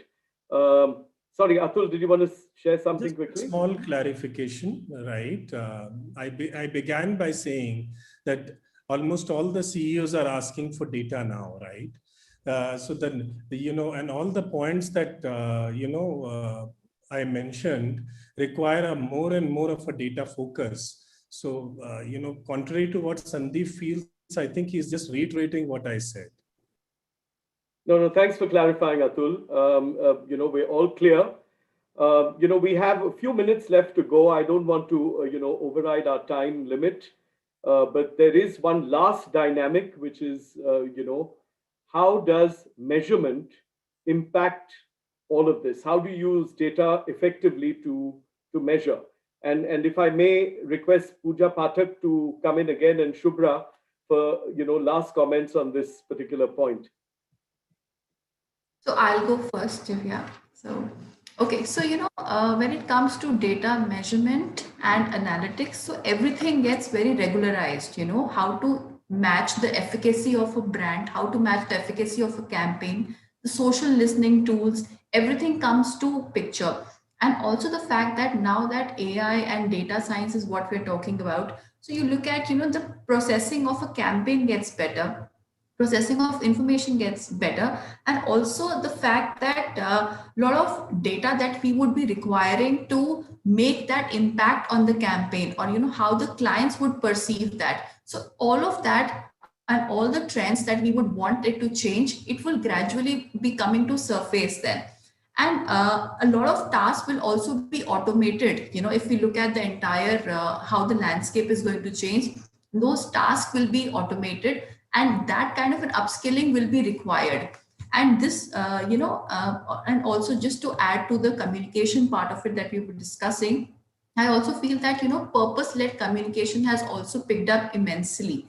And how we are going to use it to the brand's welfare is something that, PR agencies, the brand, they have to collate and then decide on how to, leverage that. But yes, that is how it's going to be taken ahead. Thanks, Pooja. Shubhra, any quick thoughts from you? Yeah, measurement has always been something which has been a bit of a passion as far as I'm concerned. I agree completely with Pooja on the fact that the communications need to be purpose-led. They need to be focused. It needs to be clear that, like I said, which are the audiences that you're speaking with. And then subsequent measurement, I could not agree more with Atul and Sandeep on this whole ACE, AV, thingy that that everybody talks about. That is really no way, because how much ever AC or AV you get, how do you measure negative articles? It's just something which is it's you cannot really maybe one negative article will minus 50 positive articles. So the thing is that there are other methods which key message delivery is still something which which I think is relevant, is when you see whether whether your campaign is carrying your messages. That is still very relevant, be it in print, be it in social media. And finally, in terms of what media are you selecting? Again, I'm not restricting myself to print or TV or anything. It's I have a small example to give. Many years ago, when a liquor brand, which used to cater to which was a bottle of that whiskey used to cost about 600 rupees or something like that sort. But it's a very very well-known brand, a very old brand. And there was a half-page article in Brand Equity about the brand and how it came about. Now, what my thing is that from a reputation perspective, yes, it probably did great things for the brand. But if you look at it from the sales guys, it's not going to affect it. It's not going to help them in any way. So again, like I said, what is the purpose? Why do you need to communicate something? And is the media that you're speaking with relevant? I think that is something which will help a long way in measurement. Thanks, Shubhra. That's pretty helpful. Yeah, sorry, Atul, please. Yeah, one important point I want to make here, when we talk about measurement, obviously the ACEs and the AVEs of the world, we shouldn't even waste time talking about it. But one key element for PR is the rising aspiration now of, from PR to be a significant contributor to business objectives, right? That's the key, expectation from any top management today, right? So when we look at that and when we start, deep dive from there, one of the key things when we talk about measurement of PR is not just how well that particular campaign did, but we need to go further and measure what was the contribution of our PR efforts to the overall achievement of business objectives. So there will be, 10 other business functions vying there and saying I was 80%, somebody will say 90% and PR is 0, which normally happens. But if you have the right measurement parameters, I think that is where the measurement of PR has to go. And that is where I think PR will find its place under the sun. Thanks, Atul. Thanks for that. So we're almost out of time. I was wondering if anyone wants to, maybe Sonal and Pooja, you can weigh in with some, last thoughts for the group. Maybe Sonal, you first. I saw an interesting question in the Q&A section saying that if somebody's asked us, saying if we are so well equipped with data, why are clients going to consultancies like Accenture, BCG, Nielsen, etc. for their strategy? And that's a great question, and very straightforward answer is that when they come to PR teams or PR agencies, they get a PR strategy. What the business leader is looking for is the entire strategy for, let's say, in one instance, let's say for the go-to-market. That's a standard, they're launching a new product, they want a go-to-market strategy. They come to the PR team. The PR piece will only be about how much media, what will we do on social media, what will the campaign. We need to kind of break that mold to make it end-to-end, to say, this is what, and it is easier for PR and comms teams to do it than, let's say, an HR team. But so it's a little step up for us, which is absolutely doable, and that's a great question. I think there shouldn't be any need for any corporates or customers to go to the Big Four, but they should come to the PR and comms team for. So what would they get if they went there? They would get strategy on product, price, premium, place, promotion. Why is it that the PR teams can't do it? They're equally close to the business, if not more. So that's where I think the delta lies, and that's the gap that we can kind of look at addressing. So I think, Sonal, what you are really trying to talk about are the skills that people bring in, that business focus and the business insights into the PR strategy, planning, go-to-market. So I think it is important for an integrated communication plan, a marketing communication plan, which has all the elements. I think, again, when it comes to data and how are we utilizing that data, if you go into an advertising campaign, you go and take the consumer insights in mind, and then you plan your campaign. I don't think that the PR campaigns are driven in that fashion. We are not laying in enough points around how do we plan a PR campaign with all the key insights that we can draw from the big data. Similarly, on the output measures also, we just look at tonality, impressions, conversations that we are driving on the social. But what about the business impact? How are we, making changing the consumer behaviors? I think those are the kind of things that a CEO is really looking at. How are we changing the awareness levels, the education, influencing opinions of different people that are doing the sales that we carry? I think those are the key insights that a CEO would look at, and that's the reason they go to an Accenture or a BCG to just get the right kind of metrics and the analysis on that. And that is, it's not a small thing to do, but I think it's a future of PR and the kind of skills that we need. I think in a decade I will be obsolete and I will be away from this market, but I think it's for all the newbies who are coming in. I think you won't be obsolete. Who says you'll be obsolete? Yeah, but I think the point that I'm trying to make is that we need to invest in skills. I have to quickly answer this, Samir, because we are actually out of time, Atul. Sorry. Okay. Just to close. 2 minutes if you give me, because the question is okay. 2 minutes if you give me, because I have a very different. The question is compelling, and I have a different answer to it. Question is straightforward, and the straightforward answer is that people go to MR agencies to do market research, to understand consumer demographics and psychographics, to make their product and business plans.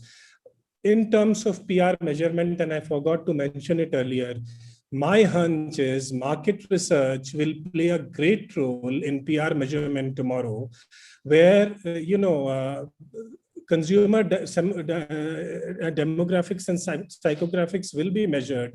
Apart from this, what will be measured by market research will be media demographics, media psychographics, reader demographics, reader psychographics. Where does the target audience lie?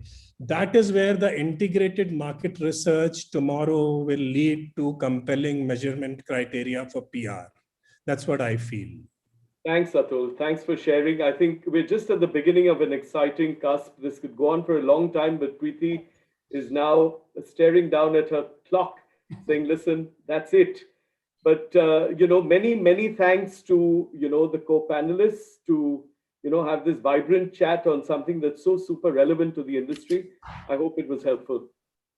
Thank you, Amir, for conducting this great session. Thank you. Thanks, all. Amir. Thank you, Amir. Thank you, Amir. Thank you, everyone. Thanks to all the panelists. Thank you, everybody, for joining in.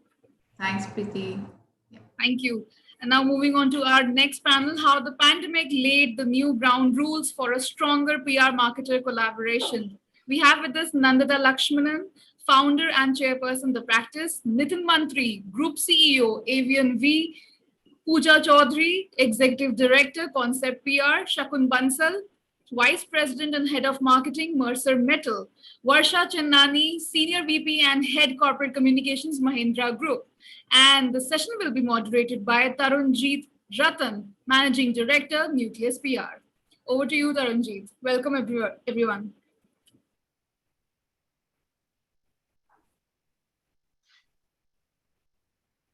Hi, everyone. Hello.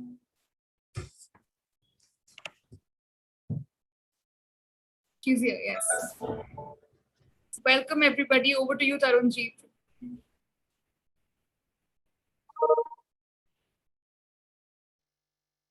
You're on mute, Tarun. You're on mute, Tarun. Yeah, can you hear me? Yep, absolutely. Awesome. So good evening, everyone, and thank you for joining us for this panel on the first edition of IMAGEXX 2021 by the fabulous team of AdGully. We at PRPOI are delighted to be partnering with them as knowledge partners in this initiative that puts PR and communication at the center of the discussion. A whole day to discuss everything PR. Fabulous. In the last 12 odd months, the PR industry has gone through a drastic shift that accelerated all our plans, including the reputation we wanted for the next generation. That today is ours. And the pandemic has tested the skills of the entire PR and communication industry at every level and every designation. It's also laid out new ground rules for stronger PR marketer collaboration. Both have worked together to ensure that the brand world had a voice. But how has the pandemic in this relationship changed? What is the way ahead? This is what we will endeavor to answer today with a panel of illustrious names from the PR industry. Without much ado, let me welcome to the panel Nandita Lakshman, founder and chairperson of the practice, Nitin Mantri, Group CEO, ABN, Pooja Chaudhary, Executive Director, Concept PR, Shakun Bansal, VP and Marketing, Mercer, Varsha Chainani, Senior VP and Head Group Communications of Mahindra Group. So throwing the first question open to Nandita and Nitin first. Can you help us understand how has the marketing and PR dynamic changed in the last 12 months? Nitin, should I go? Yeah, please. Okay. So I think, Tarun, I've always believed that public relations has long moved away from the shadow of marketing, and it has built it, kind of established itself as an independent, standalone discipline. Just kind of circle back to when the pre-COVID times, right? Where did most of our time, resources, or bandwidth of most of the C-suite, where did that go? It went externally.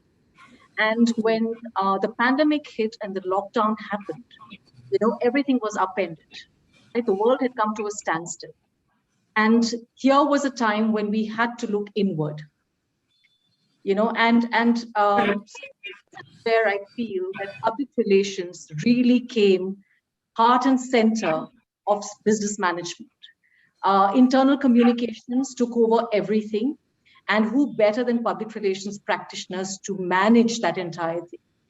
Stakeholder engagement, which I believe sits at the heart of public relations, really became part of the lingo of every CEO. They realized that without direct and consistent and sustained communication with all stakeholders at this point in time, things would not move in the direction they wanted to. And I will say that, for the first time, you really found the most articulate and, the smartest CEOs floundering. Because when you have to introspect and look inwards, right, it is a tough act. And when you have to spend time with employees in difficult times, through and through, right, it becomes very, very difficult. So I really believe that, in all of this, without denigrating the function of marketing, I really feel that for a long period of time, marketing was largely a bystander. And, public relations really took the center stage. Because at that point in time, it was, dialogues with, clarity of purpose was important. They needed to demonstrate a very deep sense of integrity. And there was a huge need for unwavering dependability. And so I really feel that at this point in time, I definitely saw a lot of our clients shift focus to public relations, and our C-suite engagement has risen multifold in these times. That's wonderful to hear. Nitin, would you like to weigh in? Yeah, I think Nandita pretty much articulated most of the points really well. I'll just add a little bit to that. So firstly, I think this whole debate between marketing and PR, I'm not sure even why we're doing it, because I think, I think as an industry, I personally feel that, we have come of age, not only during the last 12 months, but before that, where we are not under the shadow of marketing or anybody else. Right? I think organizations that understand the true value of public relations or corporate communications or reputation management, let me put it under reputation management actually, will understand that it's, it doesn't need to go through a marketing route all the time. That's the first thing. During COVID, what happened, apart from the points that Namita mentioned, I think a lot of marketing couldn't happen, right? Because consumers didn't want to see, campaigns which were, which lacked empathy. They wanted to see empathy-driven communications, authentic communications, transparent communications, human communications, right? And that's where public relations came to the front all the time, right? That's the second point. And finally, I think um, while internal communications was absolutely critical, I think what public relations managed to do at this time was uh, create messaging for organizations which were appropriate for them. And I actually don't think marketing would have been actually able to do that, right? Because it's just, and it's nothing wrong with them. It's just that we think from a different setup, from a different perspective, and we thought from a different perspective. That's all. So I guess here. Okay. But you have to admit, there is a power struggle at play right now. For a very long time, PR was considered a function of marketing.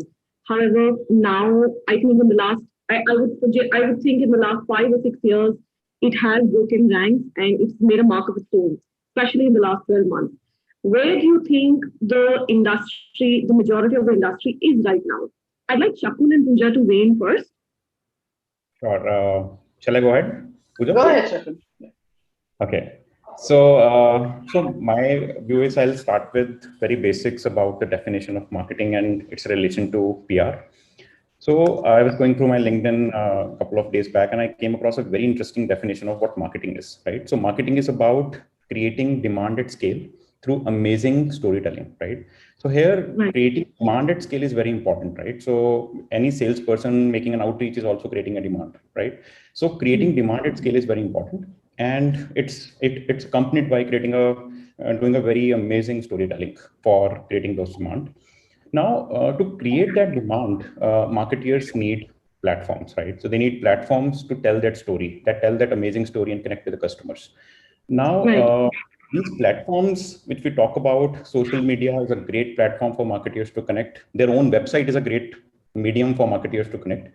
And on the same lines, I see public relation as an amazing medium for marketers to reach to their customers and tell that story and convince them about the solution that they're providing, right? So take an example. Let's say if there is an entrepreneur who has come up with an amazing new product, and let's say that an entrepreneur in these times has created a kit for testing COVID right at home. Anybody can just test the COVID right at home. Now, this is a great product, but it will not sell by itself, right? So the story needs to still go out. So I see PR as a great medium to tell that story out to the customer, right? Let's say if Times of India carries it, your story carries it, suddenly you'll see your brand getting wings and your brand starting getting to get created. Now, the key point is the relationship, coming to the relationship between marketing and PR. So we can see how PR is such a great enabler of demand creation from marketing's perspective, one of the key objective of marketing. But this relationship tends to change as the companies grow bigger. For example, let's say now going back to that entrepreneur example, now the company starts to go bigger and now brand starts to build. So another role of the PR would also be to maintain that brand, reputation, right? And as the brand grows still further and reaches the likes of big corporates, then the role of PR would largely become maintaining that brand reputation. In some cases, it largely just becomes maintaining that brand reputation, and that's where corporate communication functions are carved out. Right. So from that perspective, I see. So my, in summary, answer to this constant power struggle between marketing and PR is we need to relook at the objective which each of these functions is trying to achieve. So if the objective is demand generation, helping marketing create that demand generation, then probably it is well as a function which resides along with marketing. But as the objective diverges, in that case, it's very well a function in its own right, which will report directly to a CEO. So that's what I feel. That's very well put. Pooja? Yeah, I think as my peers in the group have already articulated, PR has always had a distinct identity for its own. I really don't see a power play or a power struggle at work at all. PR has always been an integral function of any organization, reporting directly to C-suite. It's always stood for credibility and authenticity. What it brings to the table is a third-party, independent, viewpoint and a testimonial. In fact, the shift, if one may say so, is actually in the world of marketing. That is what is moving towards authenticity. Authenticity. If we look all around us, social media, the entire digital universe is awash with real stories. And think about it, actually, people share articles, they don't share ads. So PR is always, PR has always stood for credibility. That's what it stands for even now. So it's really, I think, they're functions which need to work in tandem with each other. And I think if it hasn't happened thus far, it's really the fallout of the function which hasn't caught up yet. I think PR has always stood the test of time, and clearly on a group like this, I think we're flag bearers of PR. So I really don't see any one of us saying otherwise. So I completely agree. As PR professionals, we've always known the kind of credibility that we bring to the table. But I remember 20 years ago when I started out, they would be, especially for consumer brands, we would be put in the team on the same table as the marketing team. And we'd probably always be at loggerheads because we'd always, want to push credibility. How is the product credible? And their entire intention would be, how can you help me sell this better? Yeah. So there was a compromise, there was a fine line that we had to kind of walk to make sure that both objectives were met. But Nitin, during the conversation, you had a very different view during our earlier conversation. Would like you to weigh in on this. I feel that, as a vertical, organizations that value corporate reputation, right, they will need to have, the C-suite will need to report PR into them and not through marketing. Yeah, that's the first thing. Absolutely. Right? Yeah. And I think where you do have brand guardians who manage brand as an overall kind of brand guardianship, that including PR is still okay, because they will then, there's a CMO reporting to them and there's a CopCom reporting to them. They hold the brand together, which includes goodwill of the brand, which is really what we do, right? A lot of people talk about how do you value, with marketing. I think Shatan was saying, where there's a sales efforts, you have to double things and, et cetera, et cetera. I totally agree. There will be a symbiotic relationship with marketing and PR as well at the same time. So, PR will support marketing campaigns. Having said that, if there's a crisis or an issue, how do you measure that? I mean, has any organization measured what PR professionals or CopCom professionals have managed to, save in terms of reputation damage to a company, right? It's difficult, right? So that'll always remain. So I think, most organizations, I think, who've evolved have come to realize that, and especially at this time when purpose is so important. I think purpose was equally important before COVID. I think post-COVID has become probably double more important. And to do purpose-driven, and it's not purpose washing, right? So it has been called out in many campaigns in the past. So God, if any CMOs listening to this, I'll be out of a job. But anyway, for purpose-driven campaigns, I can give you multiple examples of where, PR agencies have done, or CopCom professionals have run really great campaigns, which are purpose-driven, and they are even more powerful even today. Barsha. Yeah, absolutely. You made a very interesting point. While we measure everything that we have managed to get, what about everything that we've managed to avoid? Interesting. That calls for a completely different debate, completely different discussion. But Varsha, would like you to weigh in on this. Nathan made a very interesting point. The pandemic, no doubt, has brought in focus the need for purpose-driven campaigns, purpose-driven communication. What's your view on this? And how do we ensure that, let's say, both marketing teams and PR teams are aligned to it, communication teams are aligned to it? Tarun, you talked about a power play, and I think sometimes that word and connotation by itself means a lot of competition, and and I would think is it's healthy. So it's not even co-opetition, but it's really healthy, healthy tussle between who can bring more value. And I think that's the play that the organizations like as well. So I think, having said that, and to Nitin's point as well, the pandemic has brought in many changes. And Pooja mentioned how, ads probably today are not as relevant, and purpose and purpose always now comes first, or at least people want to kind of be perceived as purpose driven. I think that's coming more and more to the fore. Right. Yeah. So, but both of them, both of us have essential roles to play. I've got to say that in my IBM stint, and I worked there for about 11 years, 6 out of which was in communications, and I managed the marketing function there. And believe me, I got much more closer to business and performance feeds, what that means, how a CEO thinks. So I have complete appreciation for what marketing brings to the table, and I always recommend that corporate communications team should definitely swing to the other side as well. Either that or to government affairs. But both of them are so critical as we start building our stakeholder, communications. So absolutely critical. I know I probably diversed a little, but I hope I did justice, Nitin. Just let me know. Yes, absolutely. Absolutely, I totally agree. I think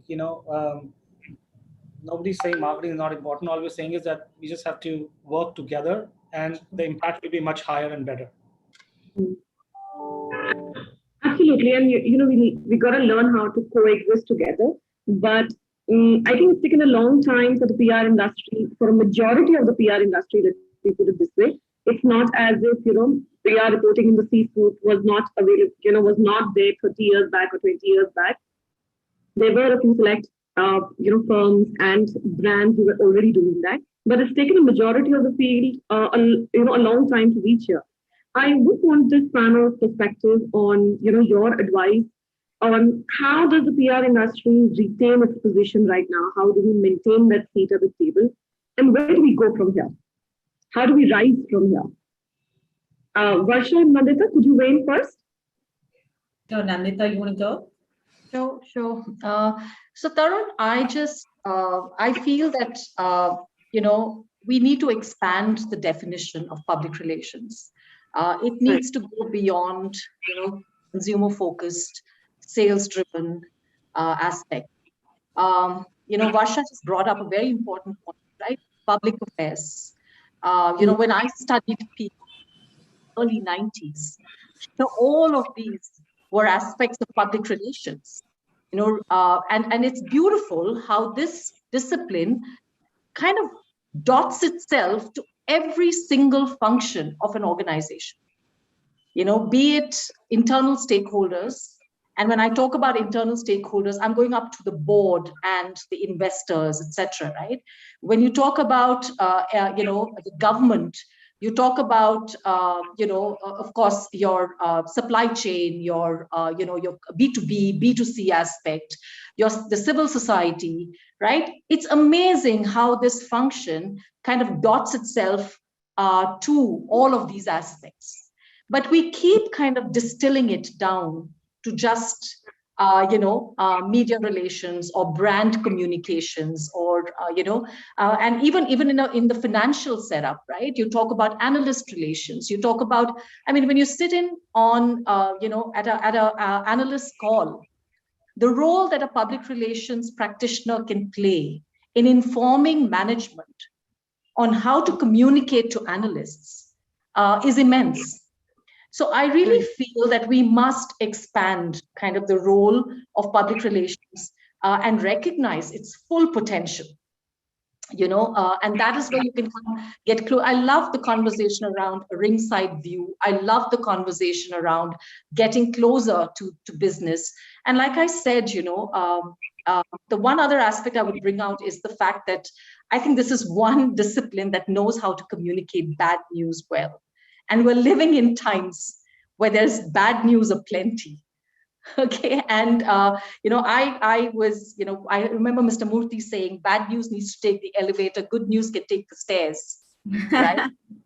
Marketing will still climb the stairs, but I think public relations responds far quicker to kind of deliver honest communication.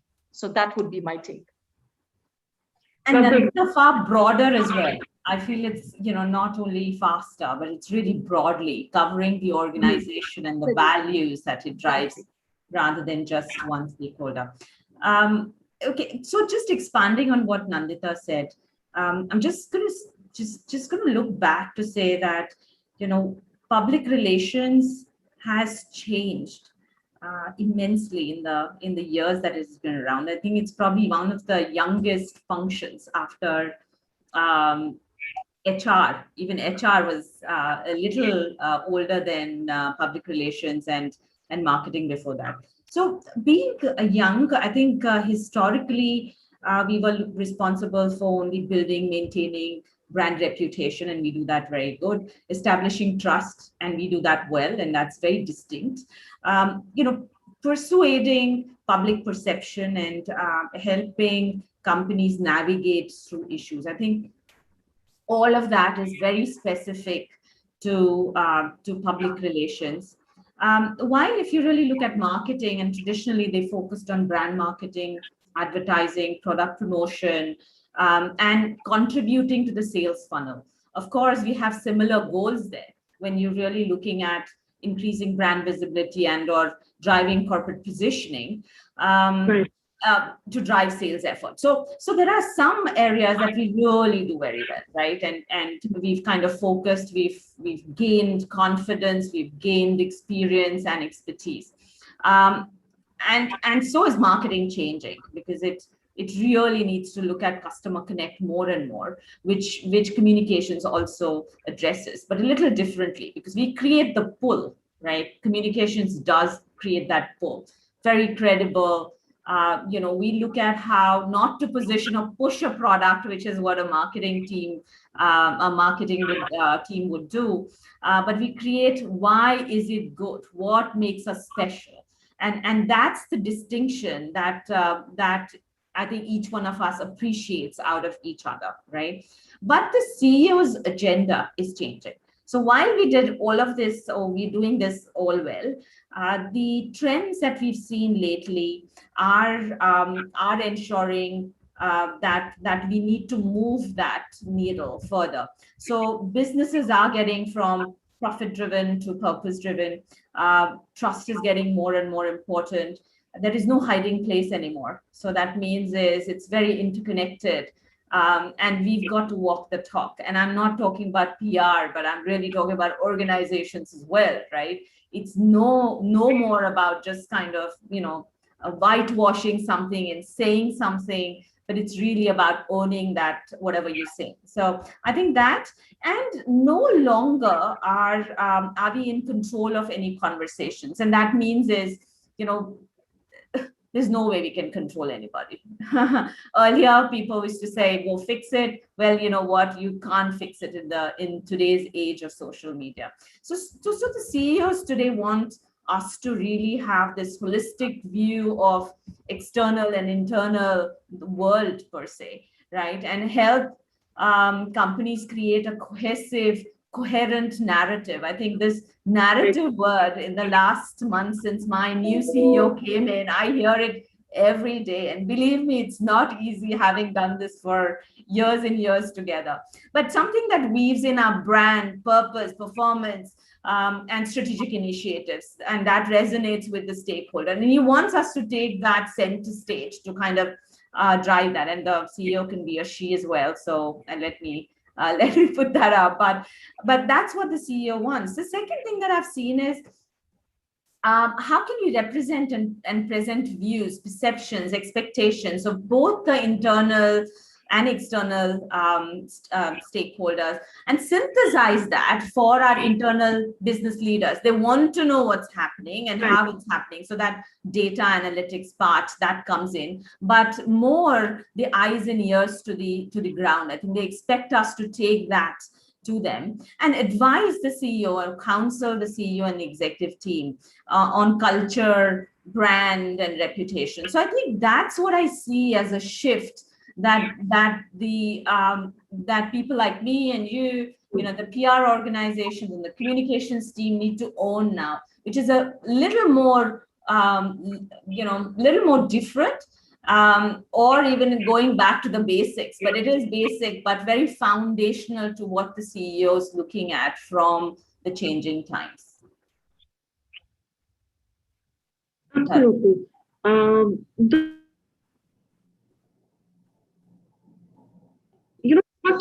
What could possibly be our marketing dynamic? Shakun and Pooja, I'd like you to address that because they're very interesting perspective from the marketing world as well on how PR is integrated along with it. Right? Shakun? Tarun, I missed your question a bit. Can you just... Yeah, me too. I think your voice dropped off for a bit. The new rules of the PR marketing dynamic. The new rule of... okay, got it. Pooja, would you want to go ahead? Yeah, sure. I mean, if I may say, PR is no longer just about newspapers, I feel. PR always was about communication. And today, more than ever, I feel it's about communication in any form that drives credibility, drives opinions, views. PR is always meant to drive the objectives that marketing wishes to achieve. So whether it's product sales, ticket sales, employee communication, whatever. But if you see in today's dynamic digital world, I mean, you, me today, everyone on this panel and just around us, our family members, friends, colleagues, we're all contributors to content and we are all generating content. And this kind of consumer generated content, it's just changing the narrative completely. If you see, there is data to show that a personal finance blog has more readership, perhaps, than a personal finance newspaper, which caters only to that topic. Likewise, a blog by a young new mother talking about her experiences of working and using different kind of products has more readership and has more stickiness and credibility than a magazine that talks only about parenting. And that is why we've seen bloggers emerging so rapidly. And from all of this comes the one key thing, which is data, actually. Data plays such an important role today in defining interest of a reader. We are seeing apps personalizing content catered to a specific reader, depending on what their likes, what they want, where they are, where they were a few days ago, you were here before, hey, would you like to go there? I mean, it's just magical. So coming back to the question, the new rules of PR marketing dynamic, I think, we would all do well to truly believe that today it's about communication in any form. And the magic really lies in the data that we are studying. Understood. So what I would want to add to this is, I think one dynamic between marketing and PR, which is emerging and it was always there, is alignment, right? I like to take an example of how this particular thing about alignment is becoming more and more important, particularly during the pandemic. So if you look at what happened in the last 15 months or so when the pandemic came upon us and how did we deal with it, so you'll see businesses have fundamentally changed the way they are doing things, right? The way they are selling and the way they are doing things. So if you bucketize them, the way they have changed, it could be in two core buckets. One, they are doing the same thing, but they are doing it differently. For example, Zomato's of the world, they are still delivering food, but now their focus is on talking about the safety of their wallets and safety of getting the food from the restaurants, whether the food is safe to be ordered during the pandemic or not. So their narrative has changed, right?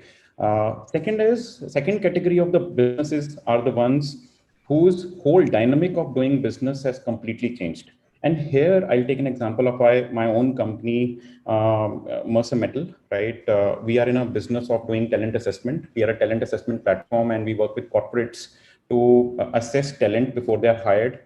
But during the pandemic, what happened that this demand for talent assessment, because nobody was hiring, went into downward spiral.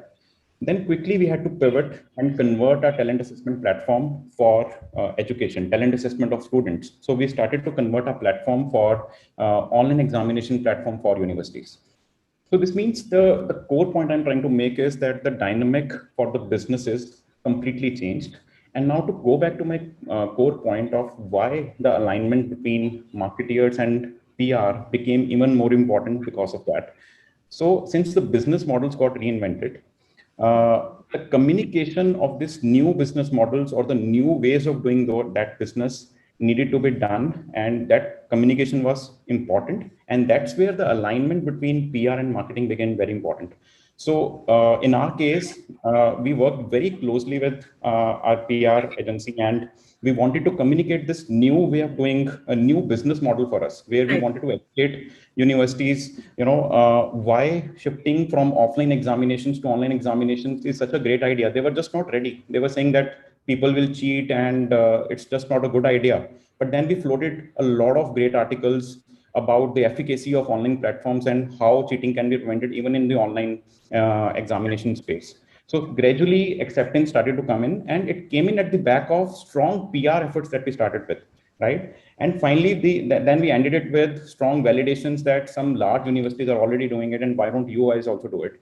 So I would say in 2020, when the pandemic was onset, PR played a very important role in communicating this new business model of metal to our customers, right? So this is one core point, that this is a new dynamic, which is alignment, which is becoming even more important during the pandemic. And very quickly, second dynamic, which I would want to talk about is, again, it's derived from that alignment, that how PR and marketing together need to communicate the why of your business, right? So it's brand or your business is not about what you're selling. It's always about why you are selling it. Why should a customer buy from you, right? Why you should buy that particular product? What it's not about what. So I think that's where PR will play a very important role, and has been playing a very important role in terms of communicating that why of your business to your customers, right? So that's where, in one summary, I would say it's alignment and alignment. That is very important as a new dynamic for both. Yeah, thank you. That's a nice Twitter quote. You put it very well when you very good example you gave of how PR and marketing working synergetically together can achieve so much. I would want to all the panelists to kind of help us share examples with us of strong local or global collaborations that they've seen with PR and marketing that has best demonstrated this synergy. I mean, if you would like to share some examples from your own client kitty or any that have caught your eye, would be wonderful. Varsha and Nitin, would you like to go first? Sure. So in at Mahindra, I think we have got brand marketing. So at the group, so brand marketing and group communication are very aligned, and we do a couple of things. And I just thought I'll put that before I give you an example. So we share goals. We know exactly how we can contribute to each other's goals. So our plans and targets are really based on that. Our messaging is in some way unified, so it's not anything that's very distinct. It's the same organization. It's almost similar audiences. So it is critical that you align your messaging to that.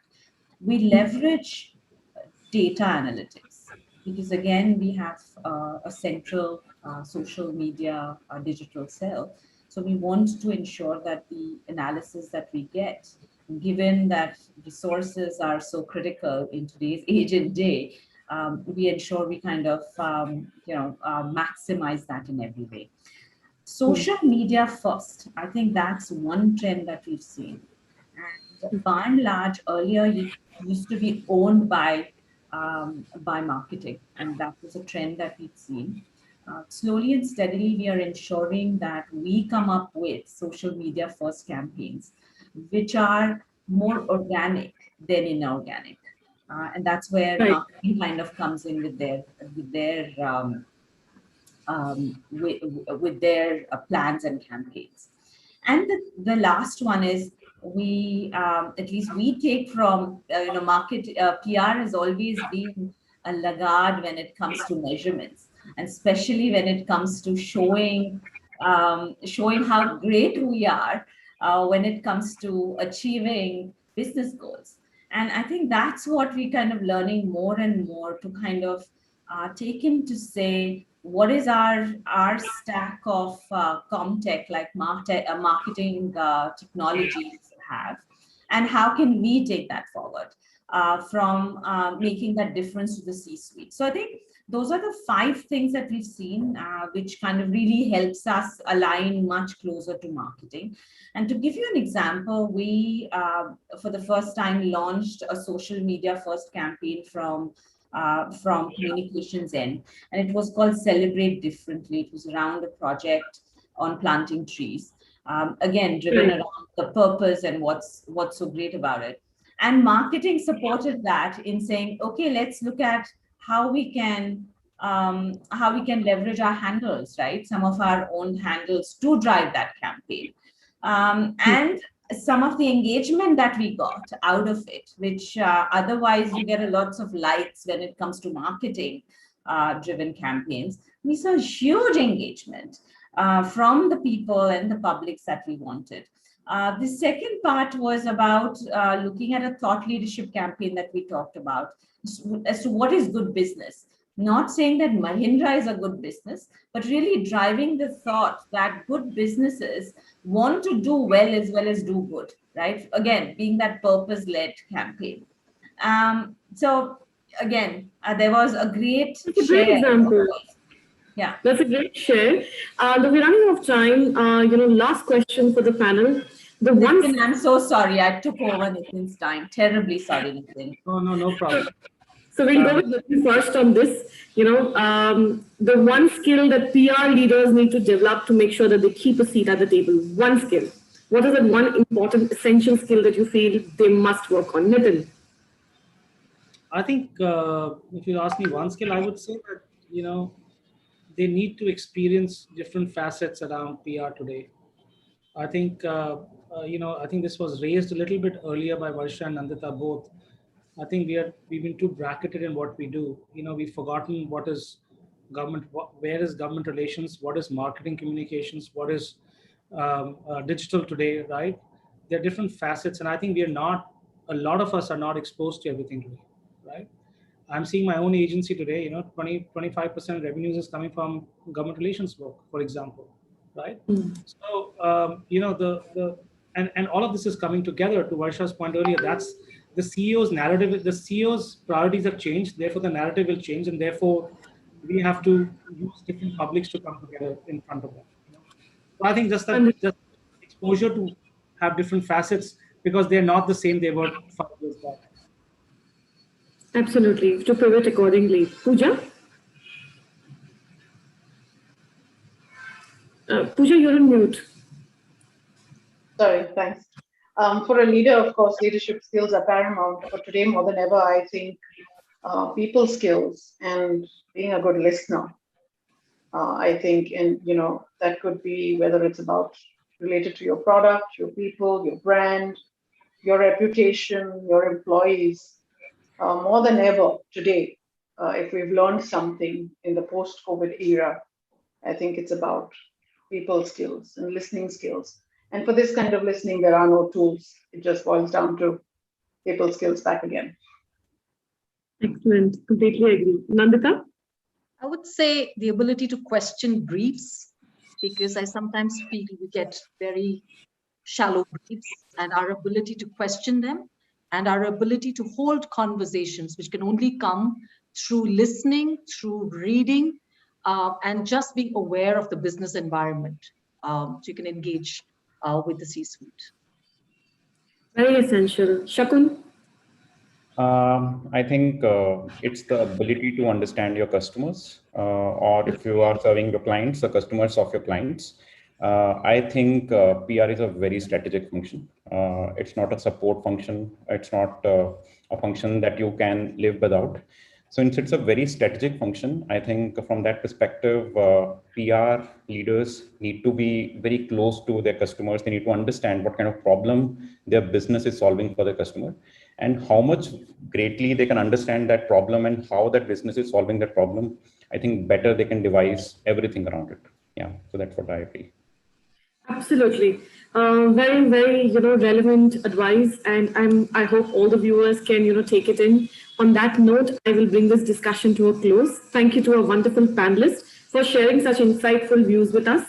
And a big shout out to the entire Adgali team and Bijoya for putting this event together.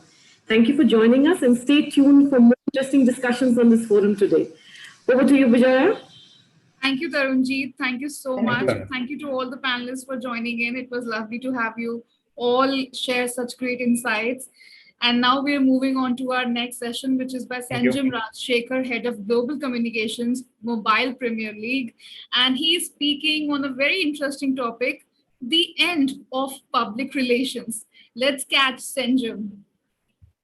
Hi, Preeti. How are you? Hi, Sanjam. How are you? Good to see you after a really long time.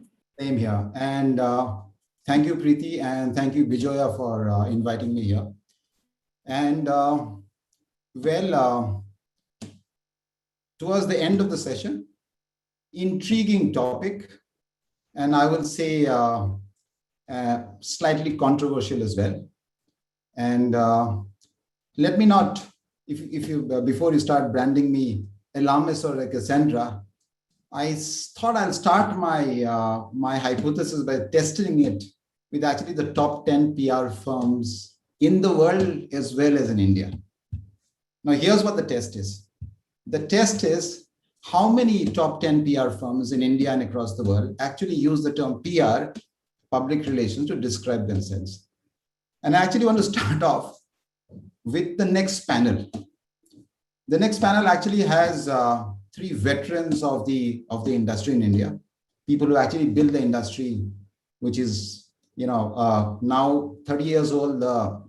I'm talking of the liberalized modern PR industry after the liberalization. Dilip Cherian, Perfect Relations.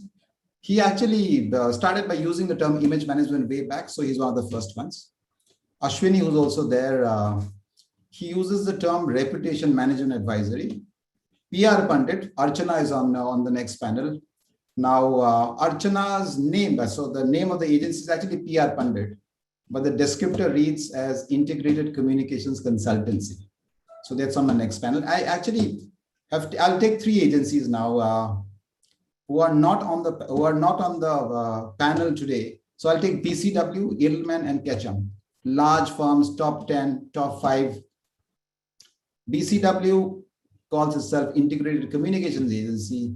Edelman and Ketchum uses the same term, Global Communications.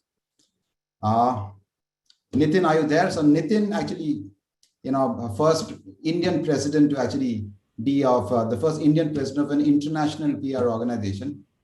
But the organization of PR consultants that he represents worldwide is actually called ICO, International Communication Consultancy Organization. And his firm, WE, calls itself a Communications Integrated Marketing Agency. Now, these are terms that I've gone to the website, and I've taken it from them, okay? Atul, he was there on the panel earlier, interviewing this lady from ICO. President of PRCAI, now that's the body which uses the term PR, but Rudolphin, the agency that he represents as the MD for India, says Integrated Communications Consultancy. Now, let me come to two more agencies, which actually does not use the term integrated or communications or marketing. So Weber Shandwick is somewhere there, but not there. It says moving beyond public relations. Archetype actually doesn't use the term communications or PR at all. It just says global agency working across the field. Now, these are the top agency. However, I must say that there are outliers in this. People who actually call this a PR and very, very firmly call this as PR. The first one to do that, the largest agency in India, Adfactors, very clear on where the firm footing is. It says we are a PR firm and everything that it does is actually defined by PR. So that's great. The only top 10 agency globally which calls itself a public relations firm is MSL. Now, Value 360, another agency that calls itself PR. So these are the three outliers. However, if you look at the top 25, top 50, even top 100 agencies across India and across the world, you will find that increasingly agencies are moving away from the term PR. Is this the end of PR? Is this signify the end of PR? We do not know, and I'll come to things later. Now, if you take the term PR itself, now in regular reportage, when you use the term PR, is used pejoratively. So people will say Yogi Adityanath does PR or Modi does PR. Now, when they say that, it's not being used in something which is very nice. So that's on the term itself. Now I'll come to the discipline. Let's talk about the discipline itself. The term itself, the firms were supposed to be vanguard of the PR industry, or even the large global organization actually moved away from it. Let's talk about a discipline. Now I'll take two disciplines, two key instruments of PR, essential instruments. The first one is a press release. The press release that we know is actually 115 years old. It was made in 1905 by a gentleman named I.V. Lee for Pennsylvania Railways. And you know what happened? When he sent out the first press release, New York Times actually published the press release without any changes. Now, the form of the press release, the way we write press release, in 115 years has not changed. It's the same format that we've been using. Take a look at across the globe, the way press releases are written is the same format. So there's an intro, there is a quote, there is a boilerplate, and the way it is written is actually it speaks to the organization glowingly, flatteringly. Now, what we've actually done is we've actually milked this press release to an extent that we send out press release for everything. There are probably thousands of press releases going out from organizations that we represent right now here. It could be about quality, it could be our CEO, what we just send out press releases by the dozen. And as a result of which, this whole press release has actually become commoditized. People actually say, okay, here is a press release. Maybe it's like a spam, so it goes to the spam folder. Earlier, it used to go to the dustbin, now it goes to the spam folder. Now, if you look at news announcement, the major news announcement now do not come through press releases.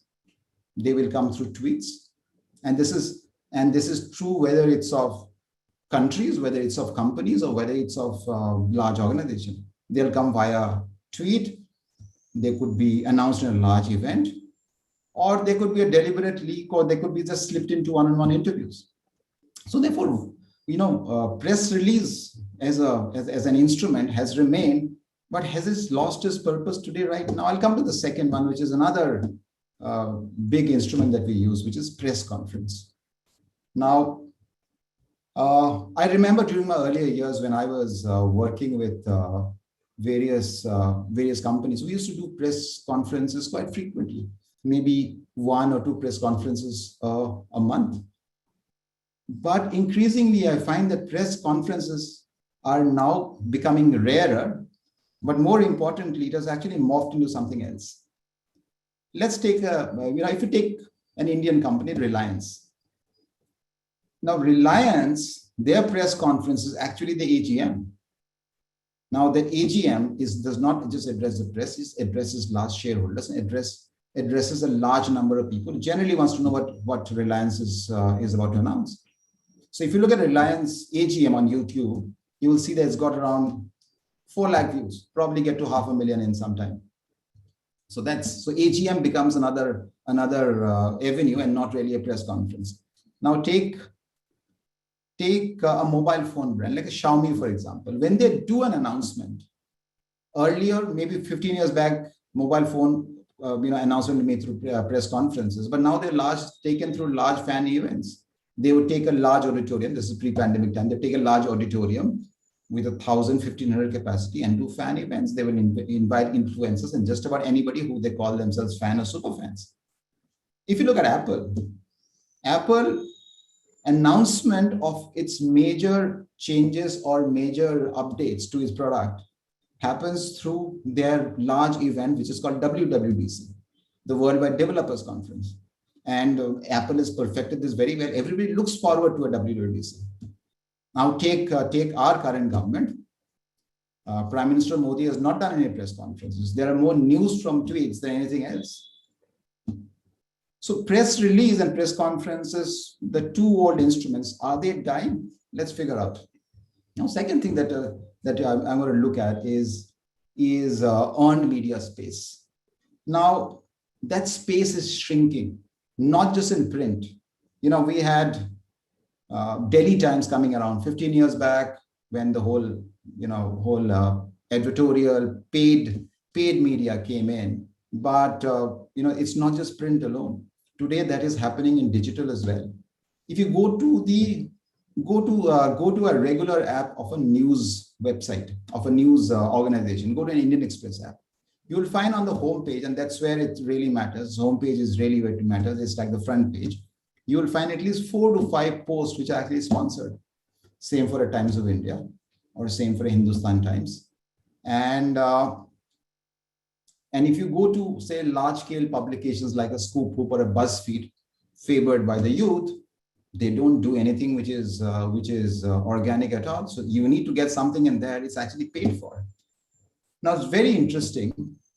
I read an article on public affairs, one of the finest articles on public affairs published by a very accomplished public affairs professional in India. And I thought, oh, what a wonderful article.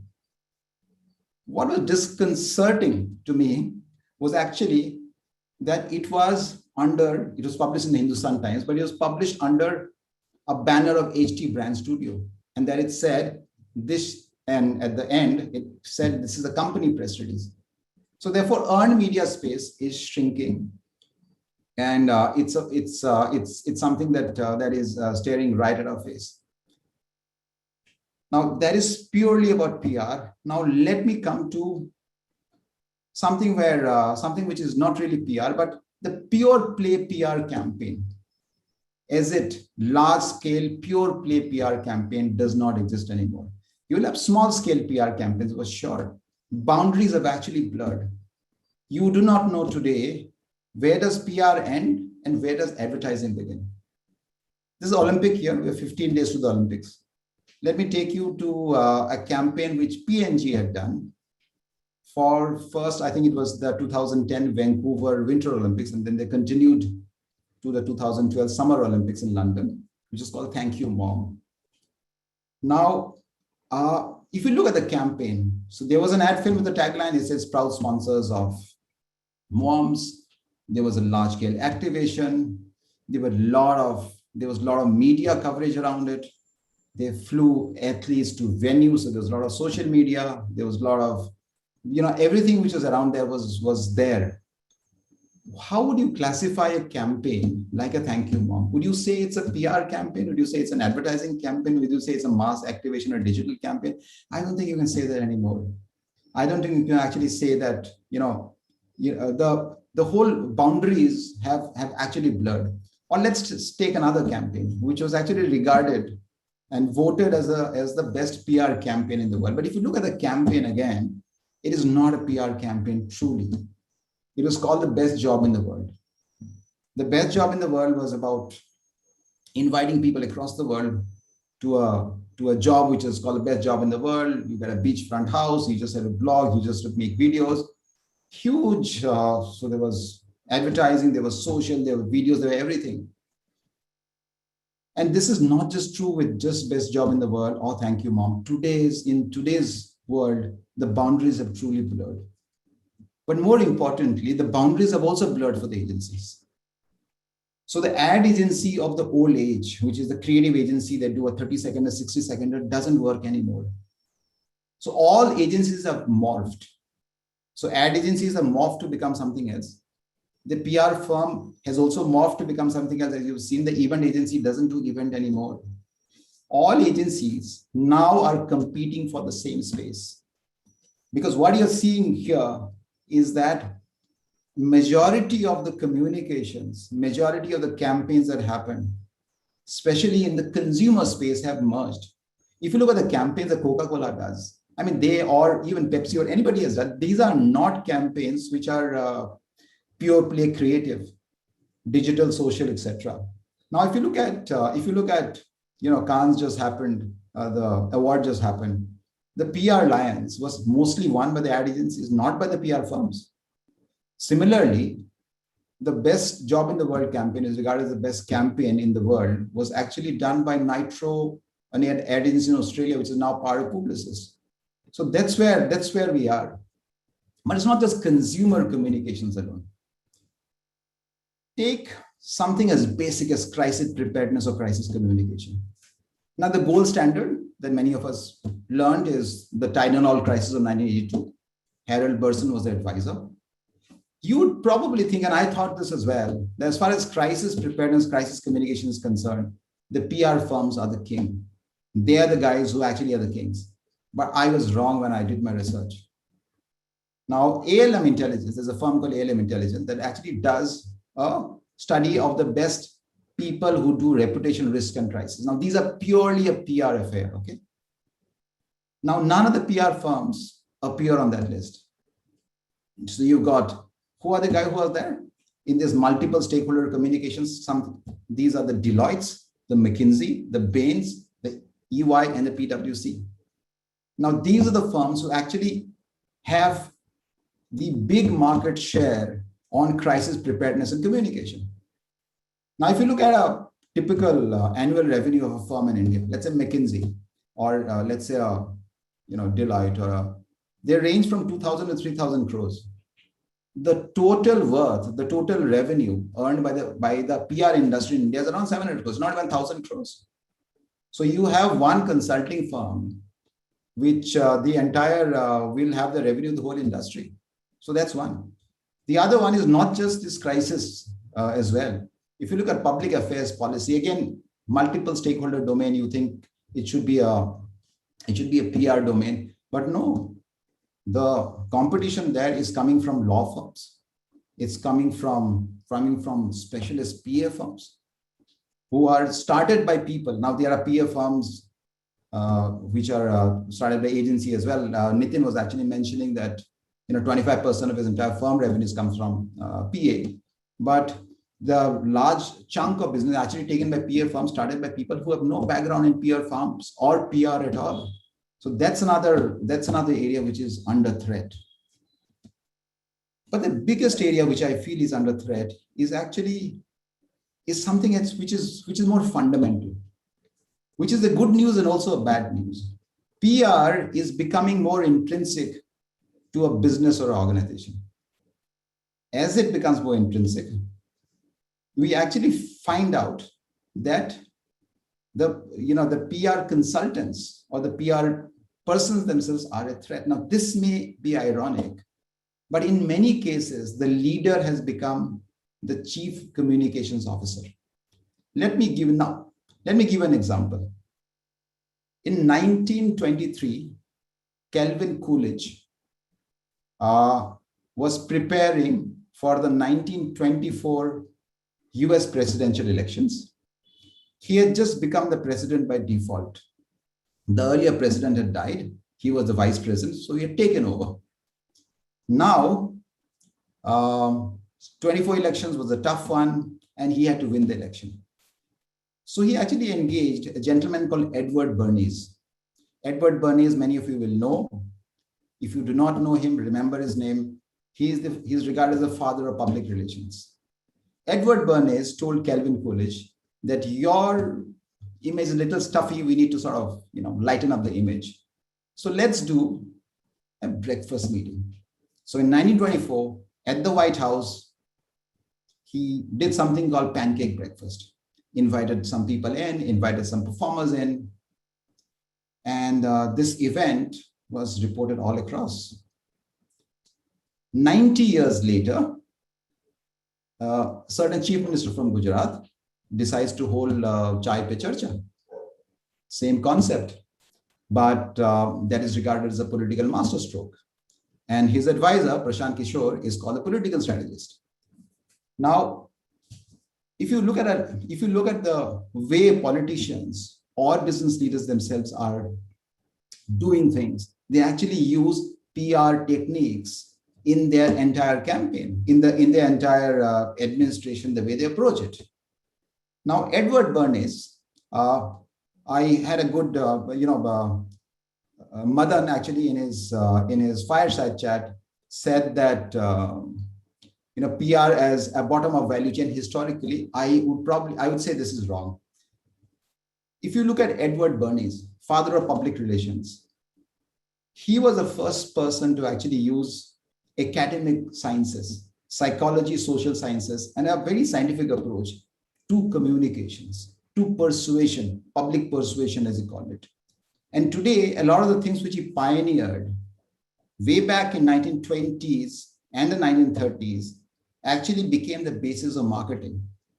So Edward Bernays, the one guy who was responsible for advising organizations as a PR person, was far ahead of the time. Marketing, modern marketing principles as we know it, came much later based on what it did.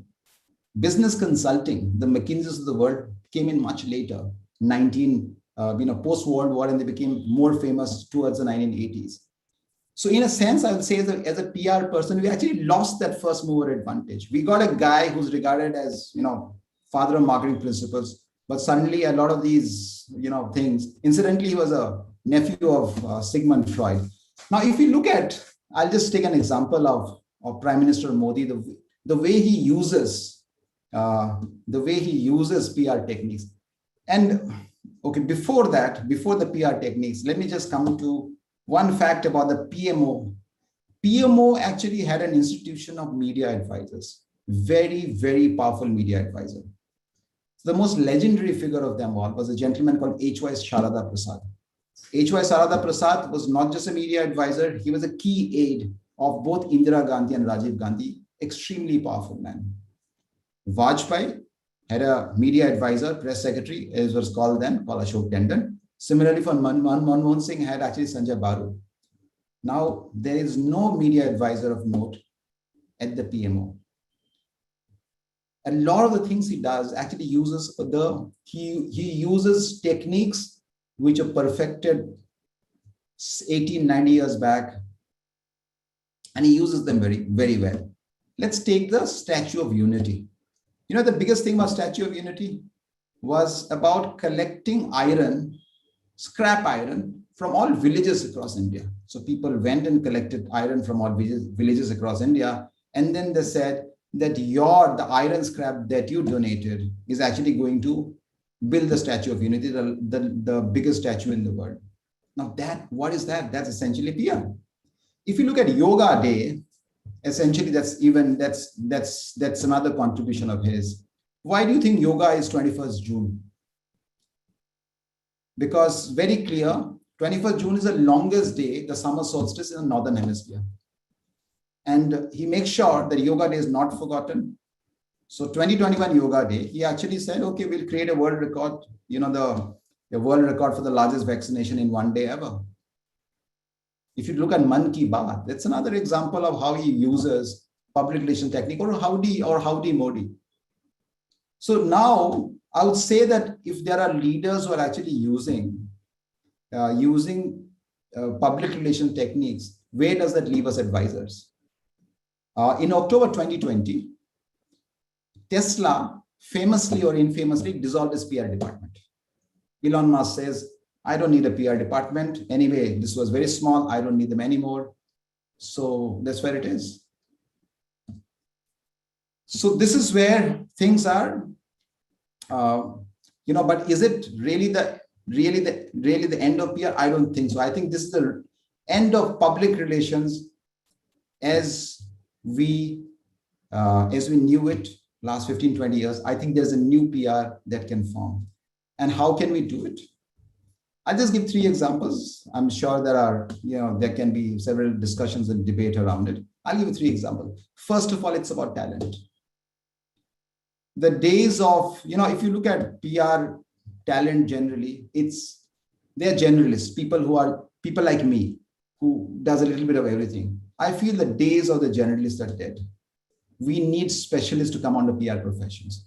We need to hire in designers, creative directors, the best writers, data specialists, artists, management consultants. Hire the best people, go to a McKinsey, hire them, headhunt them, just hire the best talent. I'll give you one example. There was a discussion on data that actually happened, before this. And, HR has a proper function called data analyst. Marketing also is data analysis. I've never heard of anybody from PR hiring a data analyst, unless I'm wrong. I don't think that's really a mainstream function. Hiring a person just for data. And that person has to be from a data sciences background. Are we doing that? I don't know of examples, but I would love to see something like that happening. I come to my second point, which is, I said that while we need to hire a lot of specialists, what do we who are generalists do? How do we sort of, pick things up? The good news is, because we are dabble in all kind of things, we are experts in picking up a lot of things from everywhere. I would say that learn, read, see, get as much knowledge as possible. And the best example of this is actually Mukesh Ambani. Now you feel Mukesh Ambani, great businessman, has built a great business. But one thing which I learned about him, which inspired me a lot, is that he's a voracious reader, and more importantly, he's on Coursera. Coursera, online learning. He does it all the time, and he does it on all. And I believe before he launched Geo Fiber, he actually spent time on Coursera, just going through all the courses, on 5G, on data, on everything. So I think if he can do it, I think we should take inspiration from him and get as much as reading, learning, knowledge as possible. And I'll come to the last space, which is agencies, because I feel that as agencies, we are underselling ourselves. 700 crores is what the total value of the Indian PR market is. Even worldwide, it's a very small percentage of the entire communication mix. We actually all the firms need to come together and reclaim this space. From an Indian perspective, I would say 2 things. I think we should just not be happy with being acquired by an MNC PR firm. How much will you get? 2 million, 5 million? And we should not just aim for incremental growth of 5%. Madan was saying the 5%, 6%, 10% growth. And this is where I learned from being in the startup industry for the last few years, which is that we don't talk about 15, 20%. We talk about 2x, 3x, 10x. So why can't agencies just think about this 2x, 3x, 10x growth?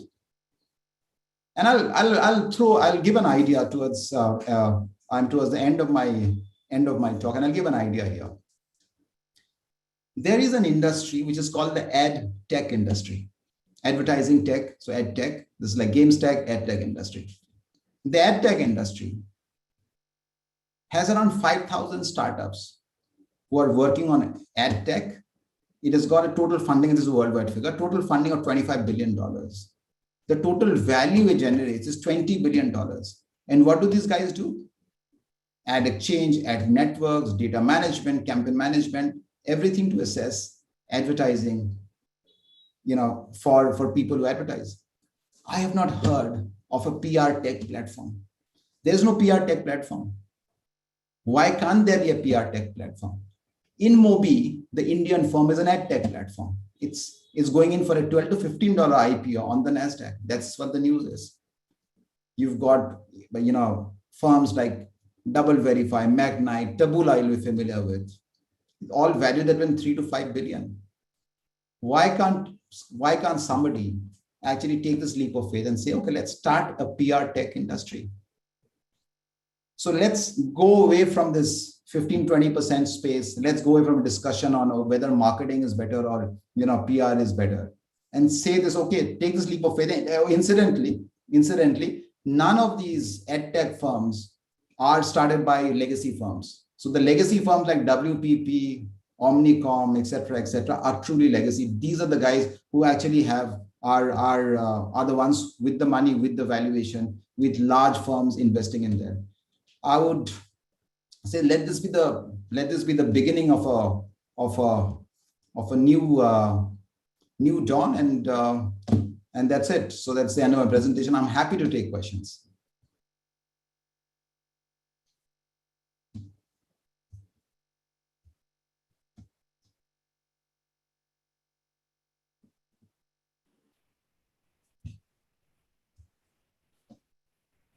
I see Ashwini here. Ashwini is actually one of the few ones to actually use the word science. I've seen Edward Bernays use the word science. Ashwini was one of the few ones who actually used the word science in describing the way he does his work.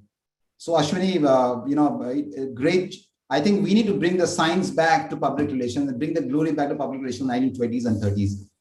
Well, that's exactly the point, right? I keep saying that if you really want to reinvent the future, you have to go back to the past, because when you think about the work that Bernays and his fellow professionals did in the early 1900s, 11, 12, 13, before the World War, just after the Second World War and before the Second, it's based on behavioral science.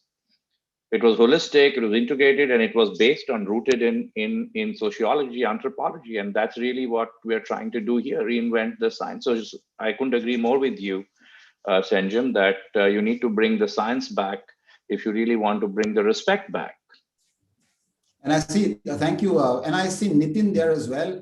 Nitin, you actually have a very important job, important position as the head of ECO. You're now on your second year. And I do hope that we see some kind of quantum leap that the entire PR consultancy organizations actually do here. Nitin? Yeah, Sanjam, I think you're right. I think I've been talking about this earlier, that the traditional PR agency is dead. Yeah, there is no. It probably doesn't exist, or it exists in a very kind of different format now. I agree with you that there is bringing tech to PR is very important, critical. You talked about data. There is across many agencies, including India, people are hiring data analysts. So that it is happening. But have you taken a quantum leap like you talked about ad tech? Probably not. And I think that I'm hoping it'll happen. But yeah, I'll do my best on the global stage. Thank you, Nitin. Siddharth is actually asking a question: what can PR professionals do more to deliver to their clients? I think essentially, this is a very, very classic question. PR professionals, I think, need to just deliver for the business. If you deliver business outcome to your clients, I think any client will be happy. And focus on business outcome and do not focus on PR outcome. Don't focus on just PR output or a PR outcome. Focus on business, and I think we'll do a great service to all the business.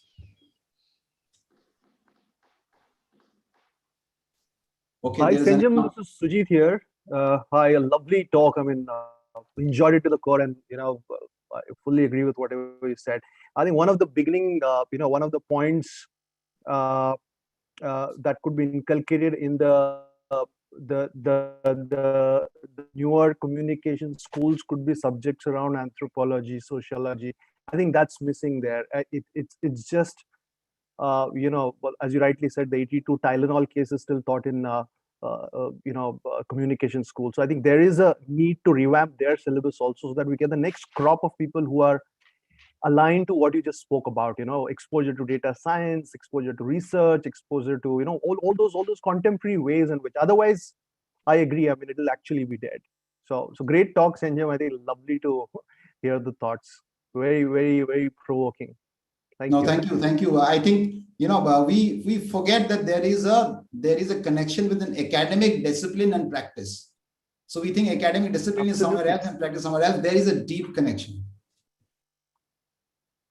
Yeah, I couldn't agree with you more. I think the people who, well, unfortunately, what has happened is that the connection has become more and more tenuous and distant from what is the actual, what should be the actual practice and what is being taught in the academic institutions which are churning out public relations or communications professionals. So there's a great distance, and I think that convergence needs to happen. And really a serious update needs to happen in what we are trying to teach in this country. So internationally, there's a lot more bigger convergence, which is already, we are seeing that in Newhouse, or we are seeing that in some of the leading schools. But in India, I think public relations per se is still a diploma and not seen as a professional degree or a professional qualification. So it's not given the due respect in terms of even the course and the content. And I think that to me is extremely disappointing. Sure. Shitantu Dixit actually asked, do you see a growth of specialist PR firms like digital PR, influencer PR, offline PR, etc.? I actually, yes, there are specialist PR firms which are emerging, and I see a growth in that. But I see a threat to them as well, which is that a lot of other firms will exactly do the same thing that, you know, an influencer PR firm or a digital PR firm is going to offer. So that's an opportunity that's already happening. That's a threat. Make sure that you get the business and not the other guys.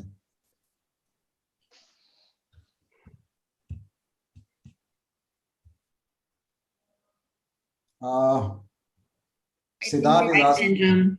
Good to hear from you. This is Archana. Hi, Archana. Just wanted to make a comment that about PR. You know, as an industry, I think the only thing that is constant is change. And so if we do not adapt to the changing times, obviously any profession will not be able to withstand the test of time. So as an industry, definitely we need to adapt to the changing times. So if it's digital, if it's analytics is here to play, and certainly PR has always been contextual. So from that respect, yes, you are right in saying that, yes, the format in which we probably started our careers, if I can say you and I started our early careers, yes, that is no longer relevant. But the integrated format, the new format, I think is very, very exciting. And it's sort of certainly, I think it's a profession for the future, which young people ought to embrace, because there is no other profession as dynamic as public relations. It gives you so much access to top management. It gives you a latitude of different subject ideas to sort of play with. So it's really, you're only encumbered by your own sort of abilities, or if I may say, your own circumstances that you may want to. Yeah. Thank you. No, that's great, Archana. I'm glad that doyens of the industry are actually here. So there's Nitin. I actually see Amit Prabhu somewhere there on the participant list as well. And I think together we can actually make the change in the industry. Well, I'm happy to hear that, Sanjan. I'm sorry I missed the early part of you. I was only given 6 o'clock as the link. I thought the sessions were starting at 6, and otherwise I would have really come in early and listened to you. So I'm really sorry, and I'm glad I listened to whatever little I did, and I couldn't agree more. Look, I think the way I see this is very simple, right? When we started the profession, this used to be a know-who profession. Right? People would often ask clients, and everybody would say, "Tum kisko jante ho? Kitne editors ko jante ho? Kitne reporters ko jante ho?" And I kept saying, it's not a know-who profession. So what's the know-how, right? The idea is, so what's the know-how? And you need to think about the know-how in this profession far ahead of the know-who, because the know-how is becoming extremely fractionalized and extremely marginalized. And we seem to think that know-who will get us through. In disintermediation through social media, other channels of communication, there is no question of know-who. Yeah. So it's got to play a role, but the know-how is, I think, important. And I think that's the central point you're making, that if we invest in the know-how, if we invest in the knowledge, if we build in the capability, we'll stay relevant. Otherwise, you're a dinosaur. Sure. Thank you, Ashwin. I'll actually end here, and I will enjoy the session after that. So Thank you, thank you Sanjay. very much. Thank you. Thank you for that great session. I think it was quite a popular one in the entire day, and everybody logged in and, checking out what all you have to say. And I think it was a great session. Thank you so much for joining in. Thank you for the attendees as well. Now we're moving on to the next session very quickly. Reputation management in the world of trolls, memes, boycotts, hashtag boycotts, and aggressive activism. Joining us, Archana Jain, founder and managing director, PR Pandit, Dilip Cherian, founding partner and group chairman, Perfect Relations, Dimple Kapoor, vice president and group head, corporate communications, Piramal Group, Seema Ahuja, senior vice president, global head of communications and corporate brand, Biocon Group and Biocon Biologics, Sujit Patel, vice president and head corporate brand and communications, Godrej Industries Limited and associate companies. And the session will be moderated by Ashwini Singla, who is the founding managing partner of Astrum. Welcome all of you, and over to you, Ashwini. Thank you. Thank you so much. It's happy to see that I have the shortest designation amongst all my illustrious panel. So thank you very much. It just tells you how eminent and how illustrious each one of them is. So I'm delighted that everybody's here. I don't see Dilip. Dilip, are you around? Yes, present and accounted for. Thank you. Thank you, sir, because it didn't show up on my home screen as everybody else did. So I was so welcome. Thank you so much. And it's great to have you here. Seema, just marking in the attendance just to ensure that all of you are here. Can you just quickly speak so that I can get you on the home screen myself? Yeah, I'm here. Yeah, hi. So great. Look, I'll deep dive into it. Dilip, you missed that conversation that we had. My idea was that we'll move away from the trolls and the memes because that's a reflection of the times. But really, we are living in this naked world where everybody's a publisher and they've got a platform, and the content is unfiltered, and there you are in the public domain, and you have to say what you have to say, and you're free to say so. And there's no editorial control, there's no bureau chief, there's no sub-editor who's trying to correct. So it all comes unfiltered the way you have it, and it's all there, right? And then it's got no geographies, it's got no publishing tenets, it's there.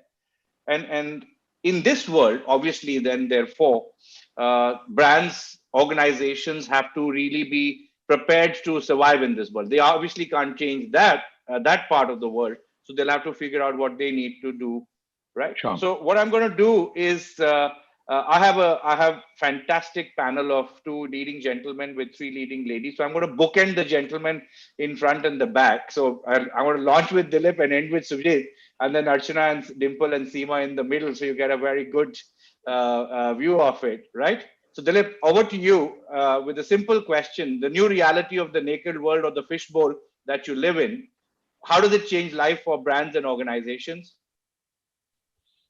Okay, I think that it's significant what you just said and what you described. The way it changes things is very simple. You've got to be alert 24/7. You've got to be able, you have to have the capability to swamp rubbish with better stuff. And the third thing is that you've got to be able to call out the vicious, the vacuous, and the absolutely wrong. If you're not fast enough to do that, the trend continues. I'll also say this much, that in some senses, the fact that you have this new miasma of a world where floaters are able to generate content is a great opportunity for PR people. Because take a look at the content that they actually produce. Most of it is, execrable. Forget my being a grammar Nazi or a spelling Nazi. The fact is that most of them don't even string it together in any useful manner. So I think that for PR professionals, the big advantage is that 90% of the surround sound is worth ignoring. And in fact, most corporates who are smart recognize that and bide their time. When when clients of ours get excited about one random tweet or something which seems to strike at their core, we always tell them, wait, take a look, let's see what happens, and let's respond if this gathers strength. Most of these people are one-trick ponies, and one-trick ponies don't really have a shelf life that's worth wasting PR effort on. Yeah. That leaves the 10%. The 10% is where you need to be watchful, because it may be ungrammatical, it may be badly strung together, but if she has information which could hurt you, she has to be watched, she has to be countered, and she may have followers who matter to you eventually. So the idea that you need to filter the sound and get to the track is very important. Don't get discouraged by the sheer quantum of it. And to swamp it, the technique is to have great content yourself. Yeah. Well created, crafted, put together, and in a steady stream. Very often, many people think that they can get away with doing something just once. No. Today, we are living in a world where media is vanishing also all the time. We are living in a world where by design, much of media is meant to be perishable. So whether it's a fleet, whether it's a reel, whether it's all the new things that we are playing with, we have to recognize that the ephemerality of this is, in many senses, as much of a cause for concern as it is an opportunity. So you can put out lots of stuff as long as it's creative, it can swamp out the bad stuff. I'll stop here because I can see that you're also monitoring time. So I'll stop here and let others have a go and then come back. Thank you. If possible. So Dilip, to summate what you just said, it says be alert and listen consistently so that you're ahead of the curve. To ignore the 90% of the shit that floats around, because that's not going to be anything. It's only an echo chamber to the people, and therefore respond to those that merit a response, but do that in a manner that tells your story well. Have I captured the essence of what you have said? Totally, as always, brilliantly. Thank you, Ashwin. Thank you, Dilip. Archana, I'll flip to you. Shit's hit the roof. Crisis is abounding, and now what do I do? Well, the rules of the crisis don't change, really. We've dealt with it all our lives, right? We've dealt with it in our industry. It's just you need to be probably a little bit more swifter, think on your feet. The internet is really participatory, as what even Dilip said, really. So brands and companies need to be prepared, to have conversations. I think if companies fear that, they're going to have to face a lot more trolling and a lot more memes in the future. So we need to be prepared. I mean, let's look at the British royal family, what they've had to pay through, right? From Diana's time to Meghan Markle, etc. It doesn't matter, but they have a rule book, right? They know what they stand for, what they will do, what they will not do, what they will not react to. I think somewhere companies have not been able to internalize this. And I think one of the earlier sessions also spoke about the fact that, hey, do we have a rule book, right? Is there something that the companies have really put out? Do we have an important technique that PR industry needs to be prepared for is, do we have an army out there that's going to rush to our support? Remember the old saying when we used to say PR is all about insurance, right? So how come we're forgetting that? Why can't we, while you may be getting trolled, fair enough, you can choose to react or not react basis, the situation, how legit is that particular troller, etc., etc. But how come there isn't enough voices that are going to chime for you, for your brand out there to say, hey, listen, this is rubbish. And I think that is what the core of what we, at least in the PR industry, need to do. And we need to prep. maybe we can talk about that later. How do companies really prep towards a situation when you're activating a program? And we'll deal with that in a more structured manner. Right. Absolutely. Great. Well, look, thank you. Let me just capture what you've just said. You said agility at the heart of responsiveness is the key to crisis. If you're not agile, you're anyway behind the clock. Be prepared, have a playbook, whatever that nature of your playbook is, but have a playbook and make sure that you consistently follow that. And the last but most important, what you said is make the effort to create an army of credible advocates who can speak on your behalf when things go wrong, because what they say is far more important than what you say for yourself. Is that what have I captured that? Army up.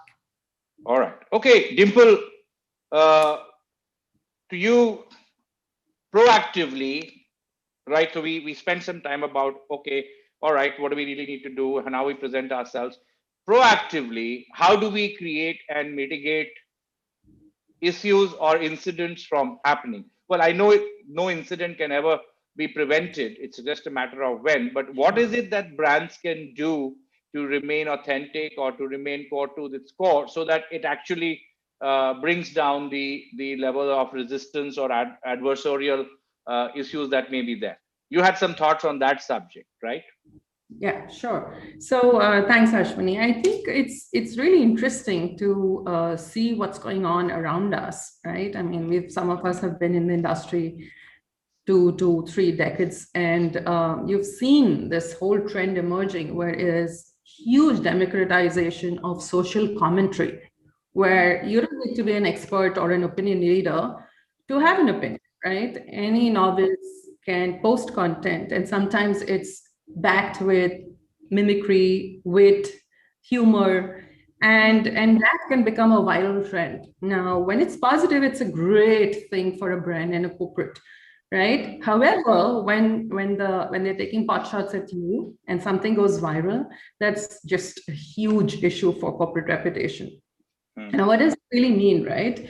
I mean, yes, dealing with the situation is great, but how can you actually create this bank of goodwill that will hold you in good stead? You know, just creating a rock solid brand with an online personality, well, online and offline as well. You need to have a brand personality with traits that you can attribute. And I think the first thing that most corporates are already doing, if they're not, well, maybe they should focus on that, is always having an always on investment in corporate reputation, which means that are you doing enough to combine actions and accountability in business decisions to impact and keep reputation right up front center? And that's where comms, in-house comms professionals like us come in, because we're really the brand custodian and custodian of corporate reputation.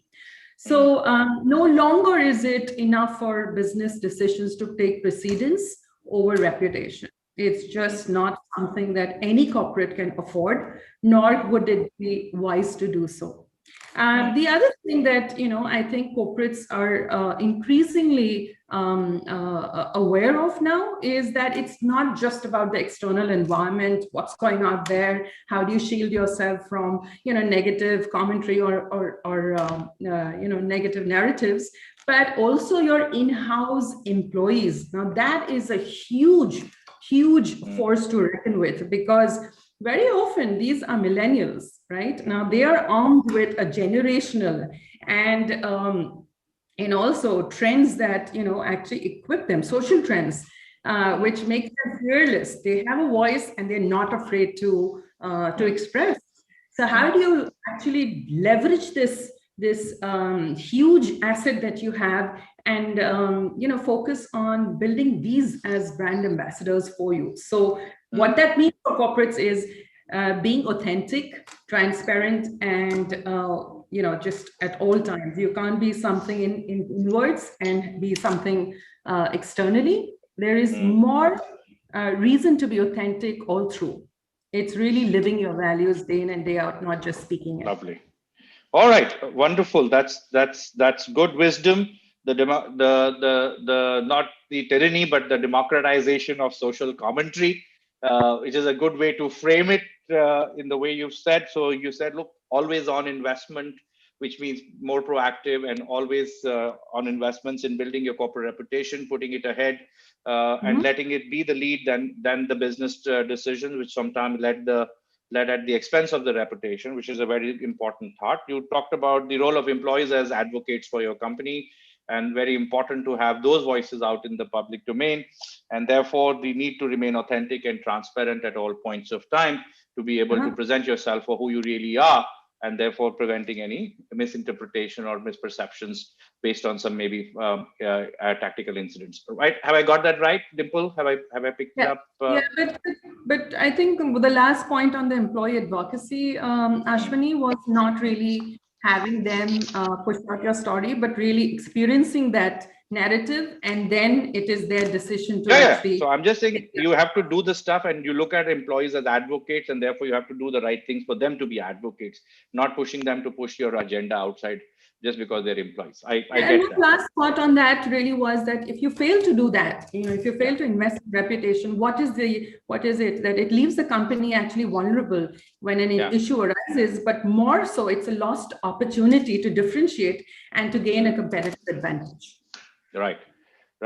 Seema, I'm going to just come to you, and you have a fairly high-profile boss who's also quite vocal and not afraid to express herself, right? So, in this current context of how you see what we say the fishbowl world, what have you learned working with somebody like Kiran Mazumdar?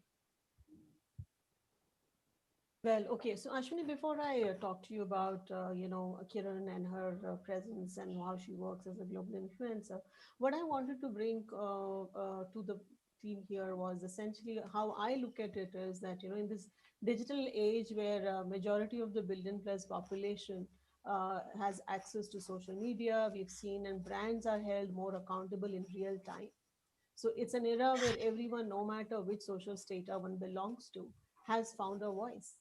And there is a tsunami of activism unleashed by self-proclaimed, vigilantes, which brands like us really have to face. So if you look at in the present context where you have trolls and, memes and boycott, campaigns running around, what I believe is that managing trolls on social media platforms is a double-edged sword. And a brand can either choose to ignore the trolls, stay silent, and wait for the controversy to die a natural death as the trolls find a new subject, or engage in a conversation with facts to minimize the damage, diffuse the controversy, and in turn run the risk of getting trolled further with more criticism, considering troll army's agenda to be negative, creating controversies, and wholeheartedly tarnishing the image of the brand or the person or the organization. So there is no right or wrong approach. What you need to use is different strokes for different folks. And I tell you why I say this is because, as you rightly said, Kiran as a global influencer is not just, the face of Biocon or the biotech industry. She actually represents she actually represents the Indian pharma industry, and she represents the global world of science. Seema, you're not audible. Sorry, you're not audible. Oh, is it? Hello, am I audible now? Yeah, well, very faintly. Better. Correct. Panelists, other members are saying that you're hard to hear. Okay, how's this now? You're so soft-spoken, Seema. Come on. Yeah, that I am. Just bring the mic. Just bring your mic closer to your mouth. That's all. Just bring your mic closer to your mouth. Yeah, that's all. Yeah. So what I was saying was that, dealing with trolls on the digital media today is a double-edged sword, right? I mean, it can go either ways. So what is important is for brands to really pick their battles and see where and when they need to really engage in those conversations. And it is the subject that decides what course of action you're going to take. And why I brought this piece before responding to your question on Kiran was because I wanted to tell you that companies like ours who have to deal, the healthcare companies who have to deal with life-saving situations often has to face the brunt of these so-called self-acclaimed vigilantes and activists. And how do you deal with them in this scenario is something that really becomes very perplexing and challenging for us. And if I was to talk to you about Kiran, what I mentioned to you was that, Kiran today is not just the face of Biocon and the Indian biotech sector, but as a global influencer and as a thought leader, she represents the global world of science. not only just Indian pharma, but also Indian startups, and then women in science, young entrepreneurs. And she's well regarded as an independent, honest business leader who expresses her unbiased opinion on matters of national interest, recognized as an honest and fearless speaker. So when she is engaging on the social media, she has a very, very strong fan following who are there, who look at her as an inspirational leader and expect her to talk about serious subjects. If you look around, there are a lot of business leaders on the social, and each one of them has a a very unique, distinct persona. But when it comes to Kiran, she is actually taken as a very serious business leader. So she has a very, very serious fan following. And because she is straightforward and she's honest, there are many occasions where, she does have to catch flag from these trolls. But how we deal with it is that we do not really get into very detailed engagement and conversations. But if there is misinformation being spread, then we definitely do not choose to ignore it. We address it with facts and figures because it's important to correct the narrative that is being used by trolls. So that's the strategy that we use.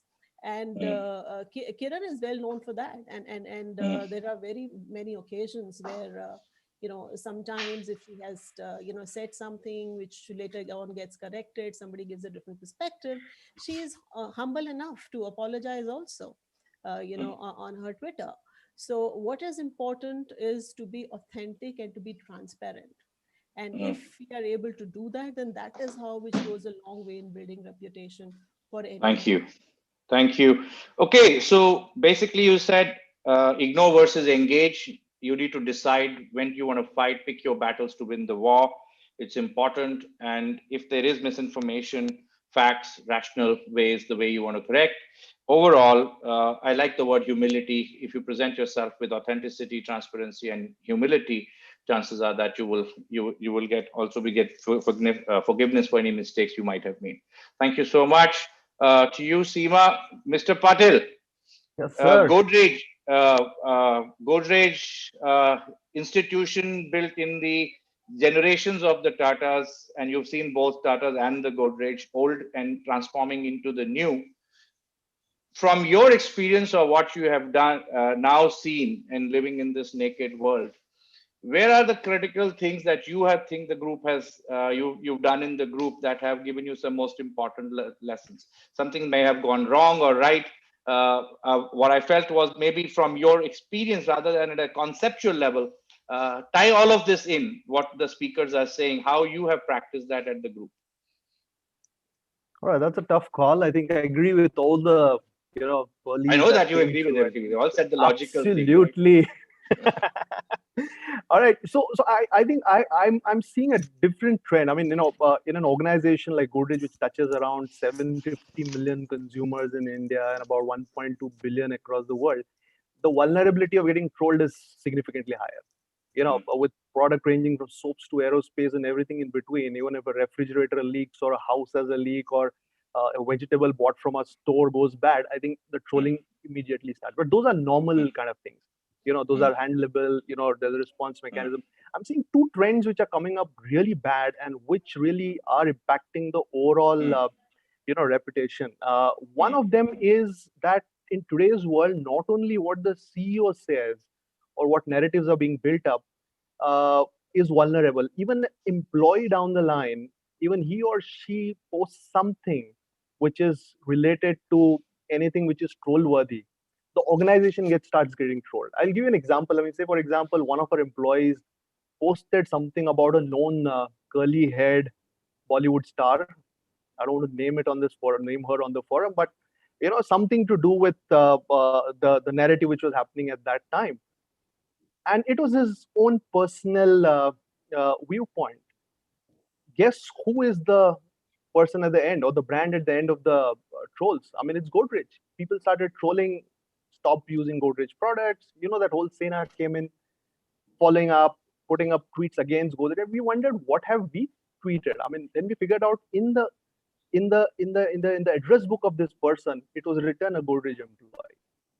The connection between a employee, his own personal views, and the brand is no longer there now. I mean, if people are going to look at you, and this is a time when, when the uncertain times prevail, I think emotions run high, and people have all the time in their world. So they just follow the mob psychology. One wrong tweet and there are thousands of followers following. So the potential vulnerability of getting trolled is that. This is one example. The other example which I'm seeing, Ashwini, is about, an FMCG kind of a sector where we do a lot of brand endorsements.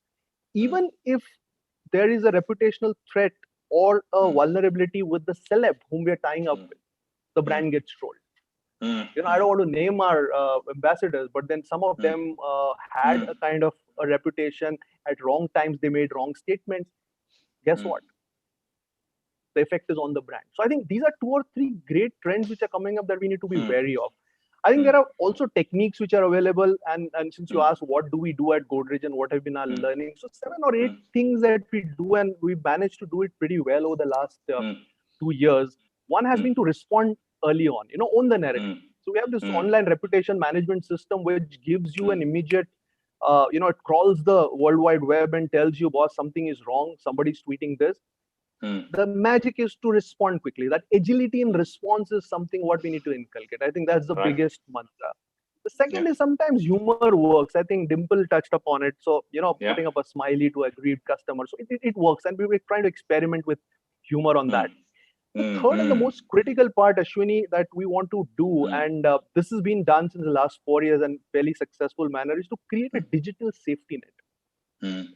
A digital safety net is something that in the World Wide Web have so much positive and great things about yourself that in an opportunity of an adverse situation or a wrong tweet, I think the belief level of your stakeholders in an authentic manner, of course, is so high that they just discount it.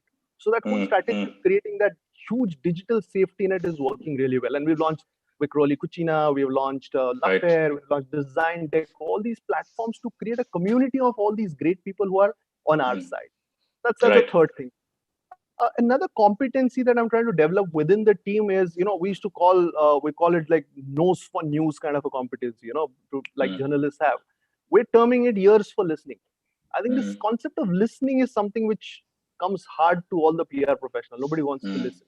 So I think that is something which is going to be helping us so much, because, unless you listen what's the banter around your brand, what's happening in social media, and that happens to the online reputation management platforms, I think you're not going to get a headway into that, and that quick agile response may not get affected. So I think that ears for listening is another thing. Of course, corporate behavior has to be good. I mean, that's the basis, as Dimple said. I mean, the basic has to be right. Don't do anything wrong so that you come in a spot. I fully agree with what Dilip sir also spoke about. And Ashwini, I remember long time back during the IABC chapter launch, you had told me this in one of those conference rooms, saying, we were discussing crisis, and that's the reason I treat you like a guru on crisis. You'd said sometimes it's better to keep quiet. I don't know whether you remember this.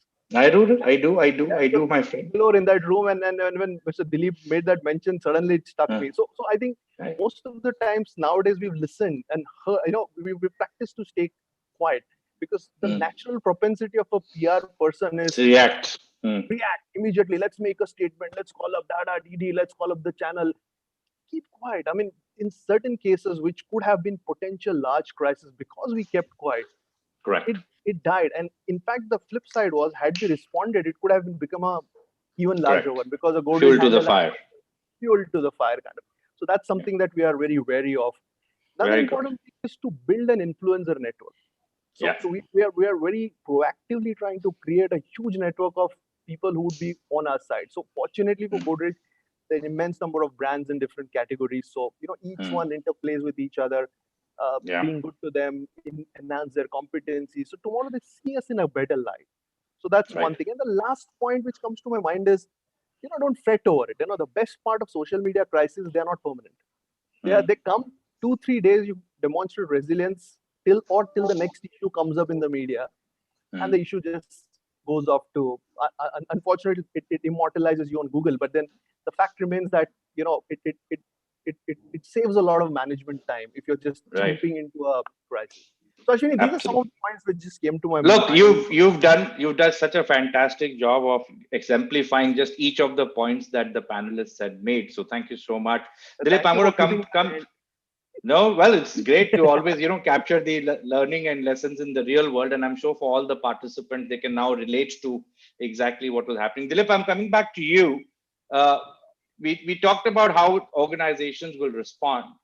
The next question, the thematic question that I want to throw to the panel members for their opinion is, so what are the frameworks, the capabilities, and the processes that organizations need to create in this new world as opposed to what they had in the old world, right? So let's divide this into two. Is there a framework that we need to have?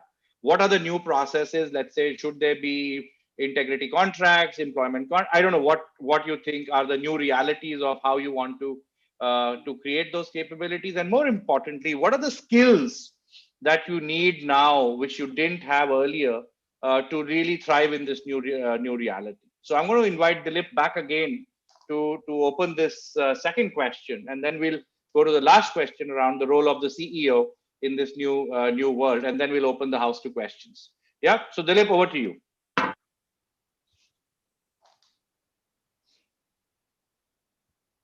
I don't see Dilip in the room. Ashwini, I don't think Dilip is there.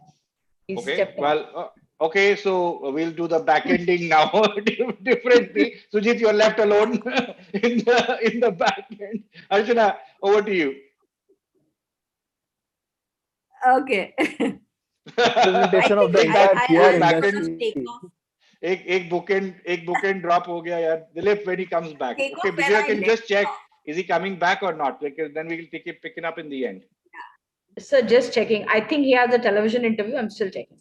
Okay. Very good. So I think I'll start off where I left off, that context setting sort of, it's when you create something. Remember the 6 hats, right? So you've got to always think of the dark side.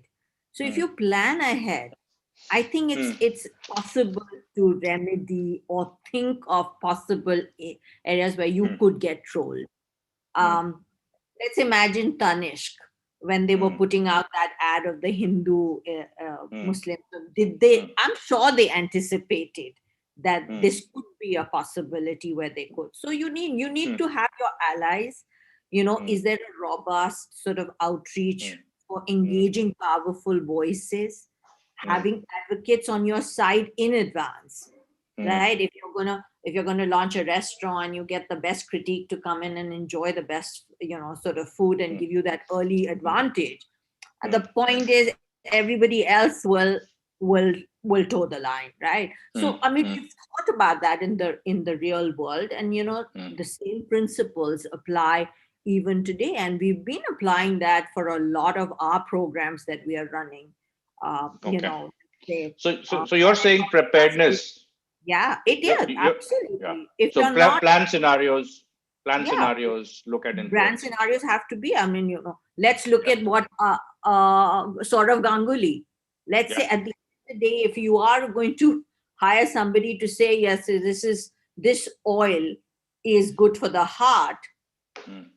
You better not have a heart attack yourself. No, let's imagine if you were doing that today, what would you do? Would you say, okay, yes, you'd say, okay, annual checkups, let's just run that so that we don't fall into a possible trap. Now you're just pre-thinking that these are issues that could come our way. So I think in a crisis format, you always do scenario planning.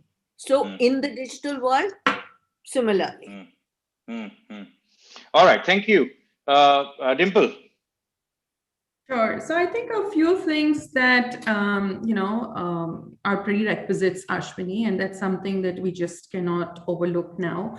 Sujit mentioned it, agility. I think that's foremost in terms of how quickly we can first take decisions whether to engage or not.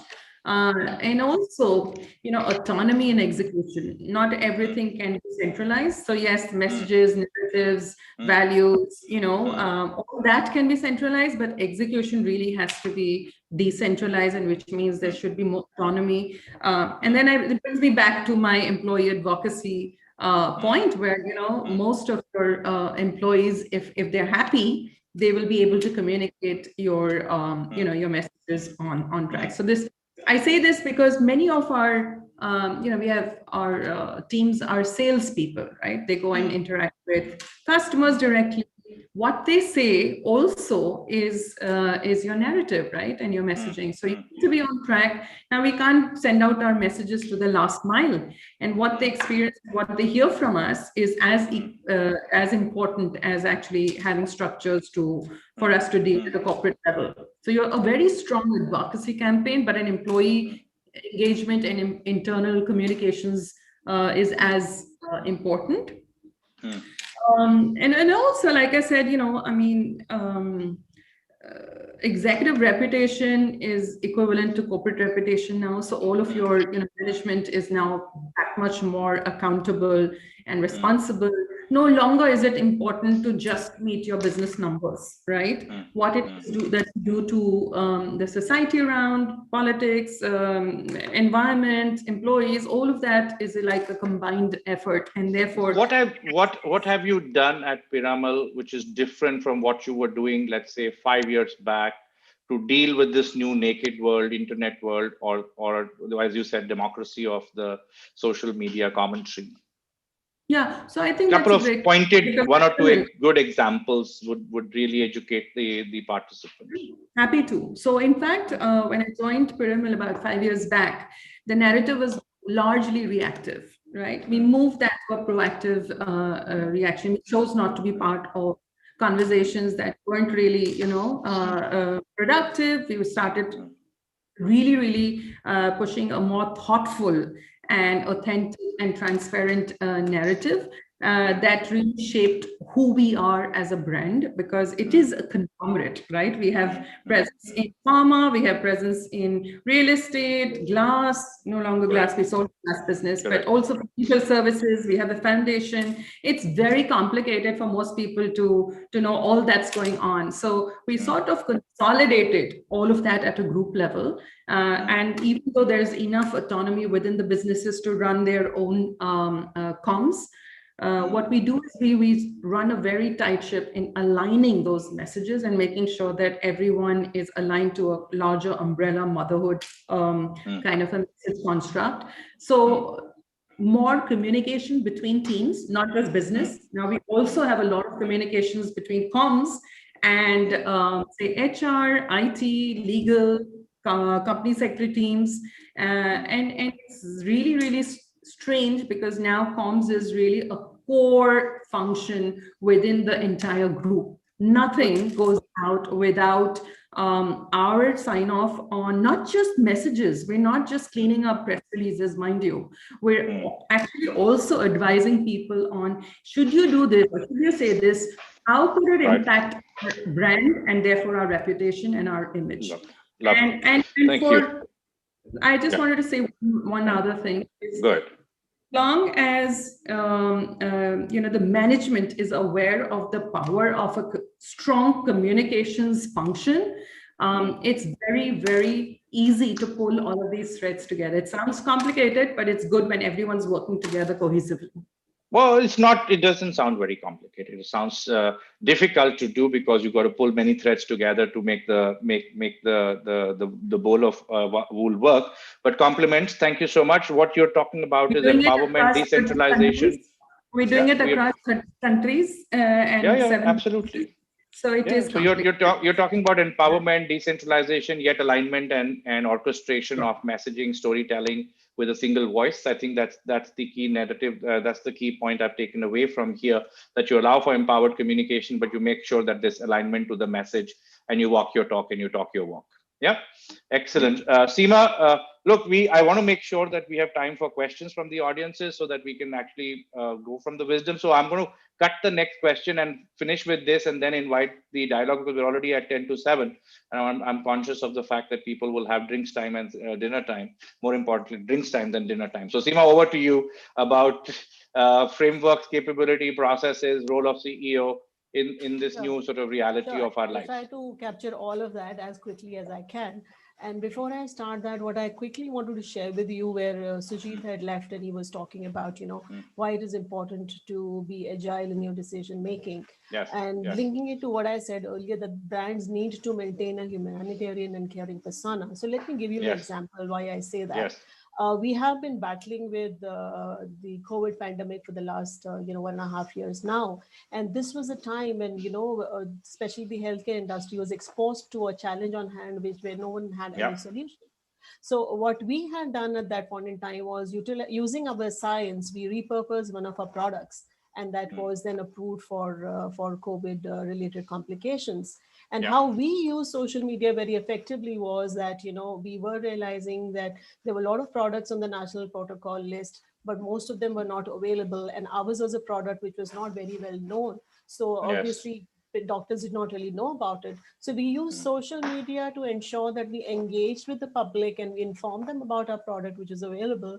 And we had a helpline which actually helped us in terms of addressing all those queries which were coming in. So we had a call center, we had a special crisis management group, and everyone, all of us, including leadership team, including Kiran and me and our commercial, chief commercial officer, we were available 24/7 on our phones, making sure Excellent. that if there was a need in the market for that life-saving drug, we You were got it to them. addressing those Fantastic. requests. So So I'm what? happy to share that we were actually able to impact I almost read that. 30,000 patients with that. I read about So that. I that's read the about that. power of social media, trolls or no trolls. Absolutely. If you use Exactly. it effectively, then you can actually make a very large difference. So that was an Well, example. in effect, what you're saying is that if you know how to use it, you've got the world's largest megaphone in your hand, and if you know how to use that, you can actually get heard, and you don't need intermediaries to be heard. Well done.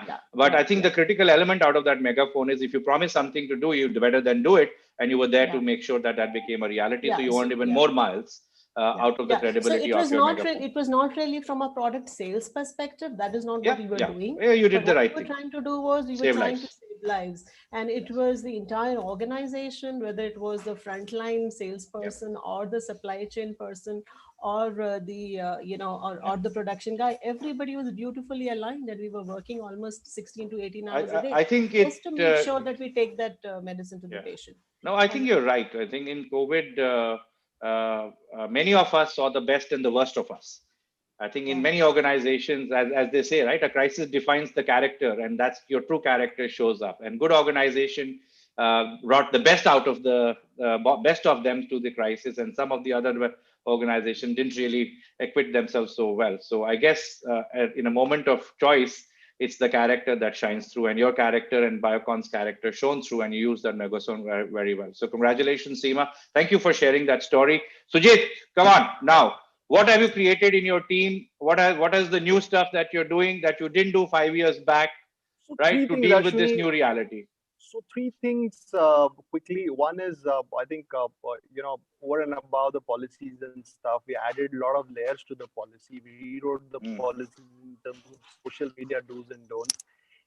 Those borders so that wide and thin people understand the rationale behind it. So as simple as asking people to put on their social media handles that the views that they present are their own and not necessarily related to the organization. So I mean, those simple changes for at least the leadership people who are vocal and have a huge social media following.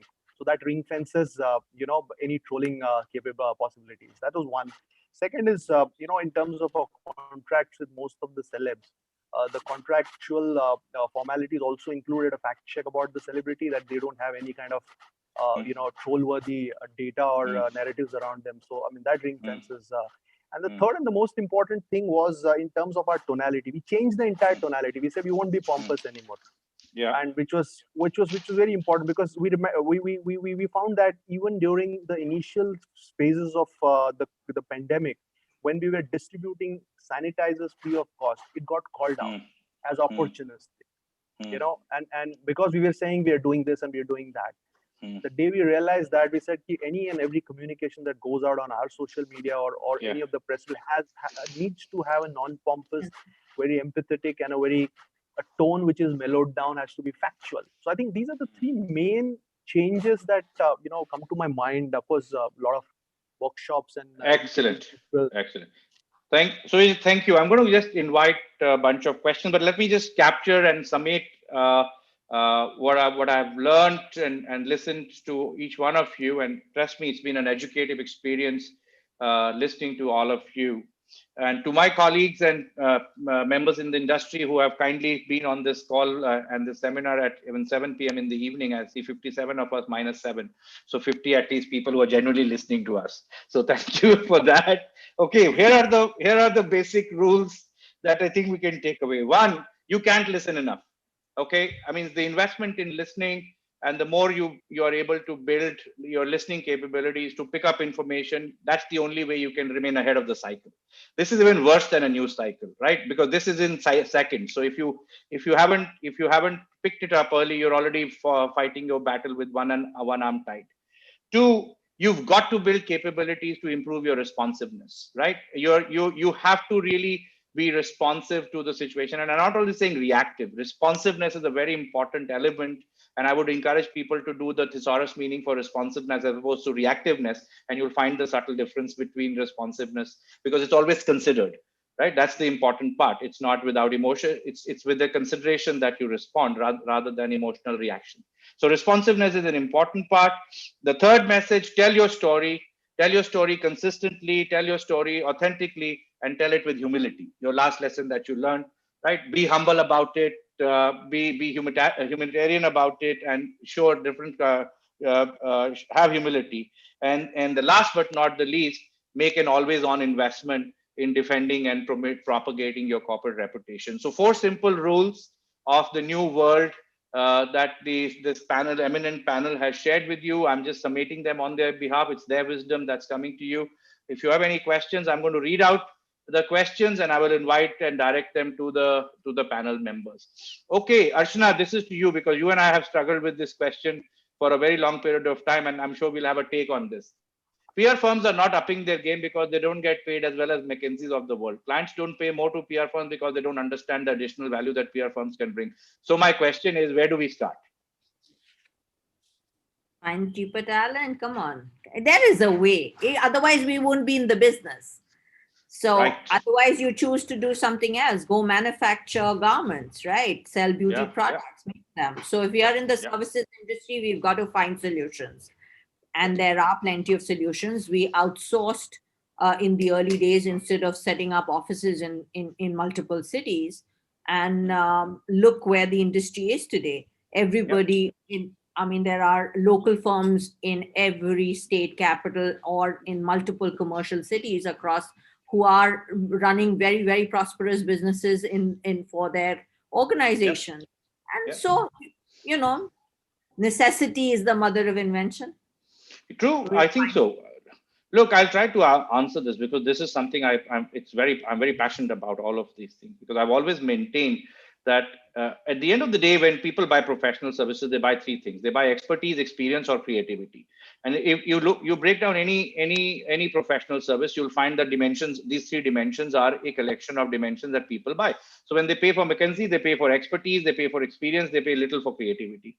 When they bought chartered accountancy firms and they bought their services, of course, those who paid for creativity saw the different outcome rather than the experience. So if you were paying for creativity to chartered accountant firms, you obviously ended up in the wrong place, but you bought experience and expertise, right? You handled people like advertising agencies, you broadly invested in creativity and experience, expertise. So therefore the triangle of the proportionate share that we got from a public relations standpoint was always experience. Nobody said, what is the know-how? They all said, pehle kitna kaam kiya, domain knowledge.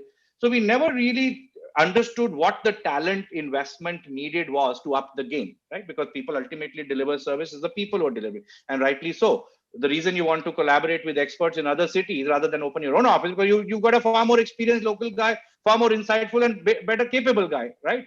Who will work at maybe not the same cost and without half the grief you'll get. So the models of how we invest in talent always has to come first. So when I set up Astrum, I had a very simple rule. I will be talent heavy, asset light. So that's the simple rule, because my people have to deliver the service. So if I don't make the investment in talent, and if I make investment in assets, that asset's going to do nothing except chew away cash, whereas talent will give me an adequate return. So Aseem, hopefully we've answered your question. Next question. Okay, Seema, this is to you. This may have already answered it, but just as in the case, how do you manage reputation in the times of trolls? Does trolls have does trolls very little or no space for celeb leader to experiment or go outside their domain or purview? I mean, I think we've answered that question, haven't we? Yeah, so let me add a Yeah. bit to So that yeah, since the question Seema, has come in. please go ahead. Give us your Can you hear me now? share your visit. Yes. Yes, we can hear you. Okay, all We right. can't see you. So, okay, there you are. You can see me too. Yeah. Yes, of course we can see you. Yeah. So essentially, we've discussed quite a few things already. But in addition to what we've already discussed, I think what is important is when you are dealing with these trolls, you need to be very mindful and you need to analyze the troll behavior before you actually get into the whole process of responding to them and dealing with them. And more importantly, another very good strategy to deal with trolls is to have your own set of reputation management army. You have to have your own army of Your own uh, trolls. yeah. No, not trolls. That's why I said reputation management soldiers, right? So you have to have an army of that, who are nothing but what you earlier touched upon, Sujit, in terms of the brand advocates or the brand evangelists whom we have to cultivate. So these brand evangelists, mind you, are not your global not the influencers who are actually helping you sell your products, but these are the people who actually are aligned with your purpose. They're aligned with your brand philosophy, and they are your evangelists. So whenever you get into any kind of controversy, etc., they are the ones who can actually come to your rescue and troll the trolls on your behalf, because as a brand directly you can't really troll the troll. Outstanding. You gave a nice phrase to end this. Troll the troller. Troll Okay, the well troller. done. Thank you, Sujit, Archana, Seema, Dimple, and in absentia, Dilip, for your wonderful wisdom that you have shared with the panel. I will now flip it to Ms. Bijoya Ghosh to close this and pass her vote of thanks. Thanks, Thank you, Ashwin. Ashwini. Thank you to all the panelists. Thank you for joining in. Thank you so much for this wonderful session. We would like to announce that our partner Media Value Works has released the Bollywood Times 11 Streaming Spotlight 2021 report. We will share the same with all of you via our social media. And now to the sponsor AVs. Okay, well, we want to watch that, or we say goodbye and thank you? No, I just said that thank you so much. Please hang in All right. around if you want to watch this. Lisa, thank you for being with us. Thank you so All right, much. Vijaya, Thank thank you, you. Ashwini. Thank you, Sujit. Thank you so much, Bye. Vijaya. Thank Thank you, you. Sujit. Thank you, Dimple. Bye, guys. Take care. Be Thank safe. you. Be Thank you. healthy, and stay Thank you, everyone. safe. Thank Cheers. you. Bye. Take Bye, care. Vijaya. Bye-bye. Take care. God bless. Hey, find me an agency that's always thinking about what's next. Searching. Here's what I found.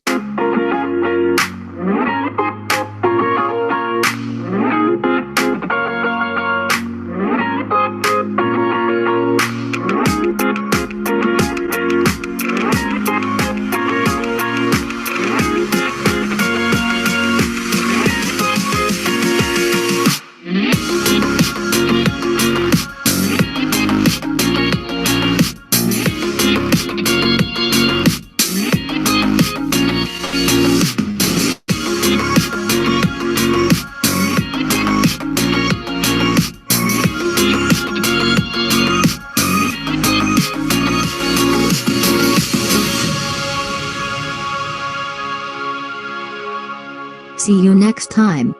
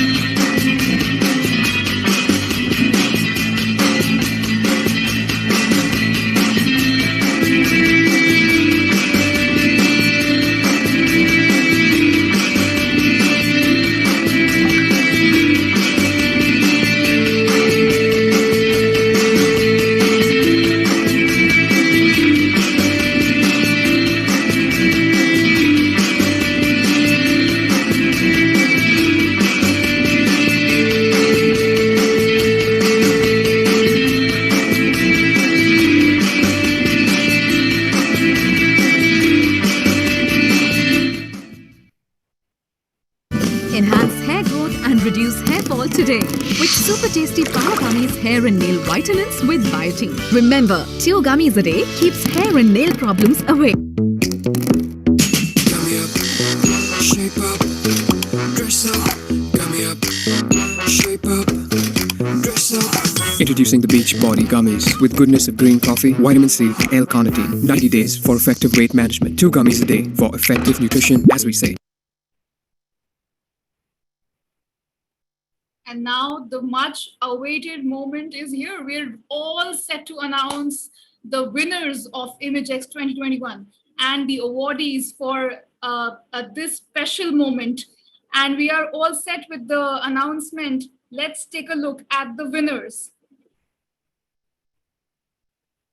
Excellence in Communication, E-commerce, the bronze winner is Shopmatic, nominated by Value 360 Communications. Congratulations. The silver winner is Fresh to Home, nominated by Kaizen. Congratulations. And the gold winner, it goes to Meesho. It has been nominated by Rudafin India. Congratulations, Rudafin. To the category BFSI services, the bronze winner is Angel Broking, nominated by Value 360 Communications. Congratulations. And the silver winner is Acco. Congratulations. It has been nominated by ATDB Communication. And the gold winner is Angel Broking, nominated by Perfect Creative Media. Congratulations. Moving on to the next category, cause-related public awareness, health. And the silver winner is Divok Health. Congratulations. It has been nominated by Media Mantra. And the gold winner is IHW Council in association with Novartis. Congratulations. It has been nominated by Teamwork Communications Group. To the next category, education. We only have the gold winner in this. And it goes to Udemy. Congratulations. It has been nominated by Candor Communications. Environmental. And the silver winner is DBS Bank India, nominated by Publicis Beehive. Congratulations, Publicis. And the gold winner is Census, a Xylem brand. It has been nominated by PR Hub. Congratulations. Moving on to the next category, food, tech, and beverages. We have the bronze winner in this. And it goes to Sid's Farm, nominated by Clarity Communication. Congratulations. And the silver winner is, we have joint winners, Bindu, nominated by ITW Consulting, and Something's Brewing, nominated by Toot Consult. Congratulations to both the winners. And the gold winner in this category is Fresh to Home, and nominated by Kaizen. Congratulations, Kaizen. To the next category, health and wellness, bronze winner is Divok Health, nominated by Media Mantra. Congratulations. And the silver winner is Medall Healthcare, nominated by PR Hub. Congratulations, PR Hub. And the gold winner in health and wellness is O2 Cure, nominated by Media Mantra. Congratulations. Healthcare prescription-based category, and the silver winner is Apollo Telehealth, nominated by Teamwork Communications Group. Congratulations. And the gold winner in this category is Tatva E-Clinics. Congratulations. It has been nominated by Media Mantra. Real estate category now, and we only have the gold winner. And it goes to CBRE. Congratulations. It has been nominated by Rudofin India. IT and technology. The bronze winner is Gleaton, nominated by Media Mantra. Silver winner, and it goes to Tone Tag. It has been nominated by Value 360 Communications. IT and Technology Gold winner is Unicoin. Congratulations. It has been nominated by Media Mantra. And to the category Sports, the bronze winner is Star and Disney India, nominated by Genesis PCW. Congratulations. The silver winner is, we have joint winners, Adidas nominated by Kaizen and the Esports Club nominated by Media Mantra. Congratulations to both the winners. And the gold winner in sports is Cred. Congratulations, nominated by ITW Consulting. Moving on, public sector, bronze winner. And it goes to Divok Health, nominated by Media Mantra. Congratulations. The silver winner is Embassy of Sweden, nominated by Kaizen. Congratulations. And the gold winner in public sector category is Tatmani Clinics, nominated by Media Mantra. Moving on to the next category, best use of analytics. We have the silver winner. It goes to DBS Bank India, nominated by Publicis Beehive. Congratulations. Best use of analytics gold winner is here. Let's take a look. Ashirvad Swasti Milk, and it has been nominated by TP Global. Congratulations. Moving on, travel and leisure category, the bronze winner is Jumpin' Heights, nominated by Media Mantra. Congratulations. The silver winner is Zoom Car, nominated by Value 360 Communications. Congratulations. And the gold winner is Booking.com, nominated by 6 Degrees BCW. Congratulations. To the next category, best use of content, and the bronze winner is, we have joint bronze winners, Jumpin' Heights, nominated by Media Mantra, and Rummy Circle, nominated by Confluence Tech. Congratulations to both the winners. And the silver winner is Omnicon Media Group, nominated by SPRD. Congratulations. And the best use of content gold winner is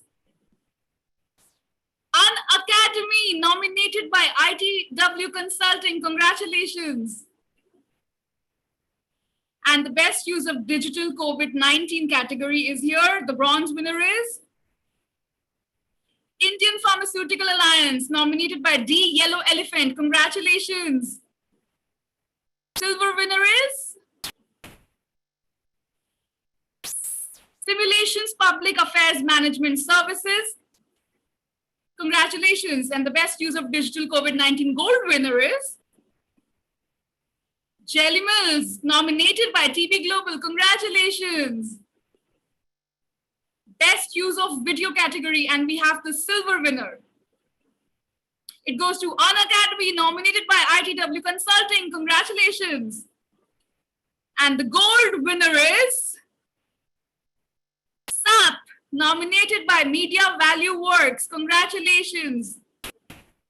Next category, best use of media relations, and the bronze winner is Hero Cycle, nominated by Teamwork Communications Group. Congratulations. And the silver winner is, we have joint silver winners, Octro Inc., nominated by SPAG, and IKEA, nominated by 6 Degrees BCW. Congratulations to both the winners. And the gold winner of best use of media relations is IMAGEXX. Congratulations, nominated by Value 360 Communications. And the best use of social media category is here now. The bronze winner goes to Angel Broking, nominated by iProspect. Congratulations. The silver winner is B. Blunt, nominated by Godrej Industries. Congratulations. And the gold winner is Wood Select, nominated by Vicom 18 Digital Ventures. Congratulations, Vicom. To the next category, best use of VR AR. And the bronze winner is Jubilant Foodworks, nominated by Confluence Tech. Congratulations. And the best use of VR AR silver winner is Play Shifu, nominated by Media Mantra. Congratulations, Media Mantra, you're winning big. And the gold winner is Audi India, nominated by Mapcom Consulting. Congratulations. Moving on, brand development, product and services. The bronze winner is Glee 10, nominated by Media Mantra. Woohoo! You're taking home a lot of medals. All right, brand development, product and services. Silver winner. We have joint winners, Octro Inc., nominated by SPAG, and O2 Care, nominated by Media Mantra. Again, congratulations. And the gold winner in this category is Adidas, nominated by Kaizen. Congratulations, Kaizen. To the next category, crisis management, COVID-19. The silver winner is Indigo, nominated by Genesis BCW. Congratulations. And the gold winner is MG Motor India, nominated by Value 360 Communications. Congratulations. Experiential PR, that's the next category. Bronze winner is Indian Singers Rights Association, nominated by Kaizen. Congratulations. And the silver winner is Sunfeast Mom's Magic, nominated by TP Global. And the gold winner is Marriott International, nominated by ITW Consulting. Congratulations. Moving on, influencer marketing campaign M&E. Silver winner is Wood Select, nominated by Vicom 18 Digital Ventures. Congratulations, Vicom. And the gold winner in this category is Wood Select, nominated by Vicom. They take home both the medals. Congratulations. We have the next category, which is influencer marketing campaign, CPG. And the bronze winner is Bingo Snacks, nominated by TB Global. Congratulations. And the silver winner is Oriflame, nominated by Value 360 Communications. And the gold winner is Maricom Limited, woohoo! Nominated by Madison Specialist Communication Services. Congratulations, Madison. You should make some noise as well. Best use of digital, bronze winner. Evocus, nominated by Value 360 Communications. Congratulations, woohoo! Okay, the silver winner. Joint winners, we have Jumpin' Heights, nominated by Media Mantra, and B. Blunt, nominated by Godrej Industries. Congratulations. And the gold winner of Best Use of Digital is Wood Select, nominated by Vicom 18 Digital Ventures. Congratulations. To the next category, internal communications, and the bronze winner is Swiggy, nominated by Never Grow Up Workshops. Congratulations. Silver winner is Friedenberg Group. Congratulations, nominated by PR Hub. And the gold winner internal communications is Aditya Birla Fashion and Retail. Congratulations. To the next category, multi-channel marketing, 3 channels or more. The bronze winner is DBS Bank India, nominated by Publicis Beehive. Congratulations. Silver winner is Z Zest, nominated by Z Entertainment Enterprises. Congratulations. And the gold winner is Wood Select, nominated by Vicom 18. Congratulations. To the next category, PR event. Bronze winner is Jaipur, nominated by Aditya Birla Fashion and Retail. Congratulations. To the silver winner, IKEA, nominated by 6 degrees BCW. Congratulations. And the gold winner is Adidas, nominated by Kaizen. Congratulations. To the next category, promotional activity. And the bronze winner is Ashirvad Swasti Milk, nominated by TP Global. Congratulations. And the silver winner is Zest, nominated by Z Entertainment and Enterprises. Congratulations. And the promotional activity gold winner is Britannia Industries, nominated by Genesis BCW. Congratulations. And to the next category, reputation and issues management. Bronze winner is Unocoin, nominated by Media Mantra. Congratulations. Silver winner is, we have joint winners, Thermo Fisher, nominated by Media Value Works, and IMAGEXX, nominated by Value 360 Communications. Congratulations. Now to the gold winner in this category. Goes to Tatvani Clinics, nominated by Media Mantra. Congratulations. Reputation and issues management COVID-19, that is our next category, and we have the silver winner. Goes to Pine Labs, nominated by Rudolph in India. Congratulations. And Adgali Young Guns of the Year gold winner is Tanya Hassan. Congratulations, Tanya. She is Manager Value 360 Communications. Marketing Communication Person of the Year gold winner is Rajesh Pantina, Director Marketing Asia Pacific in Mobi. Guys, this is the elite list. Corporate Communication Person of the Year gold winner. Congratulations to Aparna Arora, Director Communications, ByteDance. Congratulations, Aparna. And Corporate Communication Person of the Year is Atipriya Sarawat, Director Branding Communications and Corporate Citizenship, FaceOff. Congratulations, Atipriya. Moving on, Corporate Communication Person of the Year, gold winner is Bernali Bharali, Country Marketing and Communication Manager, Clinical Effectiveness, SARC. Congratulations, Bernali. Corporate Communication Person of the Year, gold winner is Bhanu Arora, Head Public Affairs, Metro. Congratulations. And Corporate Communication Person of the Year gold winner again is Bhaskar Majumdar. He is the Head of Corporate Affairs, Communication and Digital, Aegis India. And the next one we have Bhavya Suri. He wins Corporate Communication Person of the Year gold winner.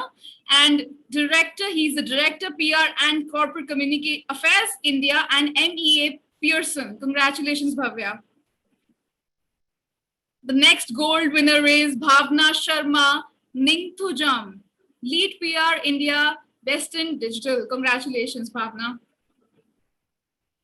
The next winner, C. Likha, Director Corporate Communications and Brand Reputation, Indigo. Congratulations, C. Likha. And the next winner, we have Divya Kumar. She's the Manager Public Relations and Sustainability, Air Asia. Congratulations. Hina Jaffrey, Head Corporate Communications, Times Internet. Congratulations. Hina Kanal, Vice President and Head Corporate Communications, Cipla. And the next gold winner, Janki Shahir, PR Lead, MX Player and MX Takata. Congratulations, Janki. And the next gold winner is Kavita Doshi, Director Corporate Communications, NASCOM. Congratulations. Parag Darade, Vice President Corporate Communications, Z Entertainment Enterprises. Congratulations. Payal Gupta, she is the next gold winner, PR Lead for South Asia, Vivo India. Congratulations, Payal. Pial Banerjee, the gold winner again, Head External Communications IPM, India Wholesale Trading Private Limited, a country affiliate of Philip Morris International. Congratulations, Pial. And the next gold winner is Polomi Roy. She is the lead corporate communication for Oppo. Congratulations. And the next gold winner, Raka Razdan, Head Marketing and Communications India, Middle East, Southeast Asia, and North Africa, CBRE. Congratulations, Raka. Rakhi Lalwani wins gold. She is the Vice President, Public Relations and Corporate Communication, IHCL Communications. Congratulations, Rakhi. And the next winner is S. Rajan, Chief Corporate Affairs and Communication Officer, Roche Pharma. Congratulations. Samika M, PR Lead, Brand Original Content Sports and Assistant Director Marketing, Disney Hotstar. Congratulations, Samika. And the next winner is Satya Munyaswamy. She's the Global Head Communications for Tata Consumer. Congratulations. And the next award goes to Shivanjali Singh, VP and Head Corporate Communications, Vodafone Idea. Congratulations. And the next gold winner, Sonia Huria, Head Communications, Amazon Prime Video India. Congratulations. Sujit M. Patel, we had him in the panel earlier, Vice President and Head Corporate Brand and Communications, Godrej Group. Congratulations, Sujit. And the next winner, Sunil Param. He is the Head Content and Communications, Pine Labs. Congratulations. Sunita Venugopal, Senior Director, Corporate Affairs and CSR, Walmart, is the next gold winner. Supraja Srinivasan, the Head PR and Corporate Communications, Book My Show. Congratulations. Next gold goes to Urvi Thakkar, Senior Communications and PR Manager, India and Vietnam, Booking.com. Congratulations, Urvi. And the Corporate Communication Person of the Year, gold winner. The next one is Vishesh Sharma, Lead Corporate Communications, Angel Broking. Congratulations. Now we move on to PR Agency Head of the Year, and we have the gold winner. And it goes to Atul Sharma, Managing Director, Rue the Finish. Congratulations, Atul. Best Independent PR Agency of the Year. The gold winner is Media Mantra. Congratulations, Media Mantra. You rightly deserve so. And the Specialist Consultancy of the Year, IT and Technology gold winner is Candor Communications. Congratulations. And Specialist Consultancy of the Year in Healthcare category, the gold winner is Teamwork Communications Group. Congratulations. In the sports category, gold winner is ITW Consulting. Congratulations. And PR Consultancy of the Year, the gold winner, goes to Value 360 Communications. Congratulations. All right, now moving on to life. This is the final award for the evening and Lifetime Achievement Award it is. And for this, I would like to call upon, I was just about to say call upon the stage. We're so used to this. Oh, I'm missing the stage so much. Like to call in Bijoya. Bijoya, please come in and give this very special award.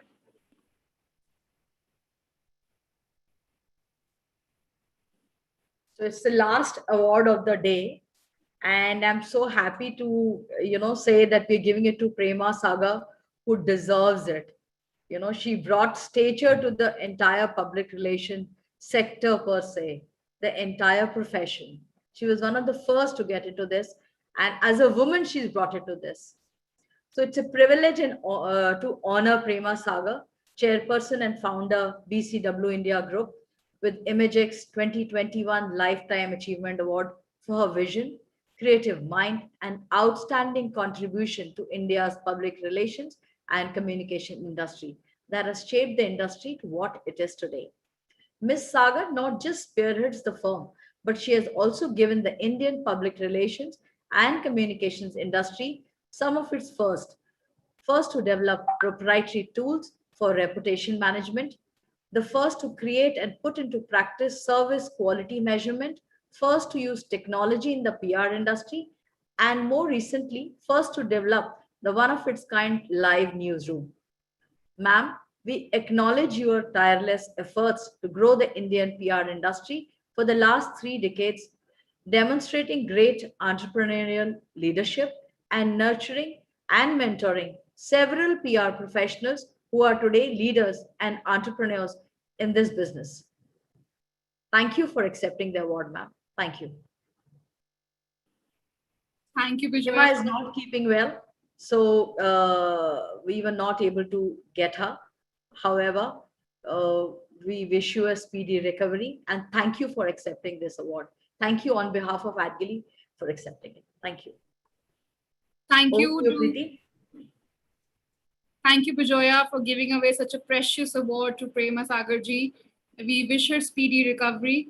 And now that's the end of the show. But before that, please don't go away. And we would like to thank our sponsors, our title sponsor, AdFactors, Event Co, powered by Media Mantra, Rudolphin Kaizen, Gold Partner, ATDB, Silver Partner, The Mavericks, Bronze Partners, Commune, Media Value Works, PR Hub, Industry Partner, PRCAI, Knowledge Partner, Public Relations Professionals of India, and Gifting Partner, Power Gummies. Thank you all for joining in for this lovely day full of knowledge and insights in PR and communication world. I would like to thank all of you on behalf of AdGili, and do join us for this session sometime later as well, as we keep on getting all these lovely industry leaders who talk and give us all the gyan that we need in today's world, especially in this pandemic era that we are living in. And we truly deserve to be listening to all these special guests. Thank you so much for logging in. This is Preeti Hoon signing out. Bye-bye. Thank you very much.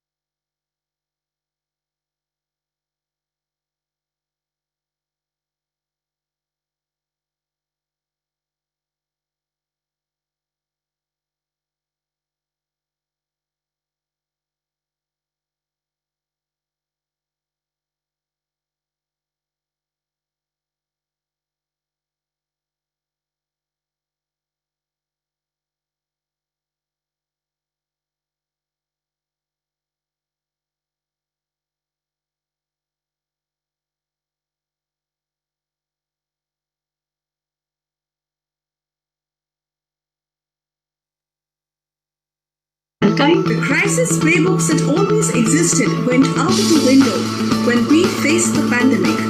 While doing so, we stepped up our listening efforts to take on the biggest challenge of the year, which is miscommunication and fake news.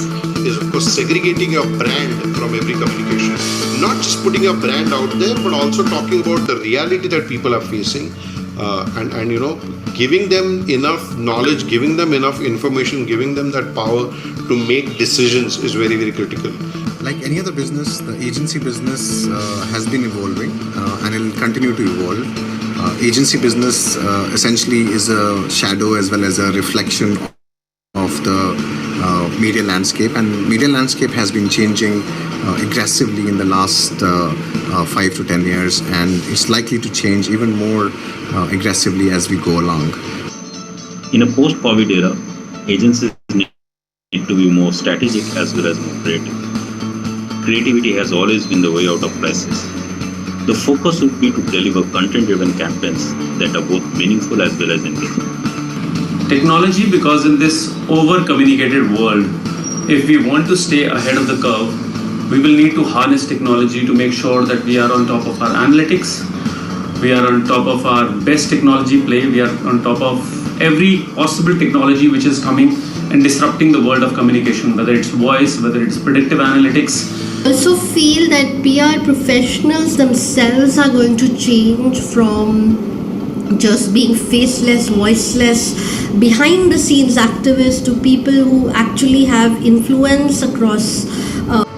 Radical reinvention is the secret of coping with disruptions of a substantial kind.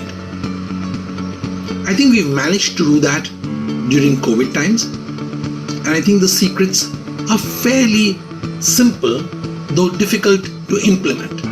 We all need a reason to celebrate great individuals in our industry, outstanding creativity, and agencies that actually stand out.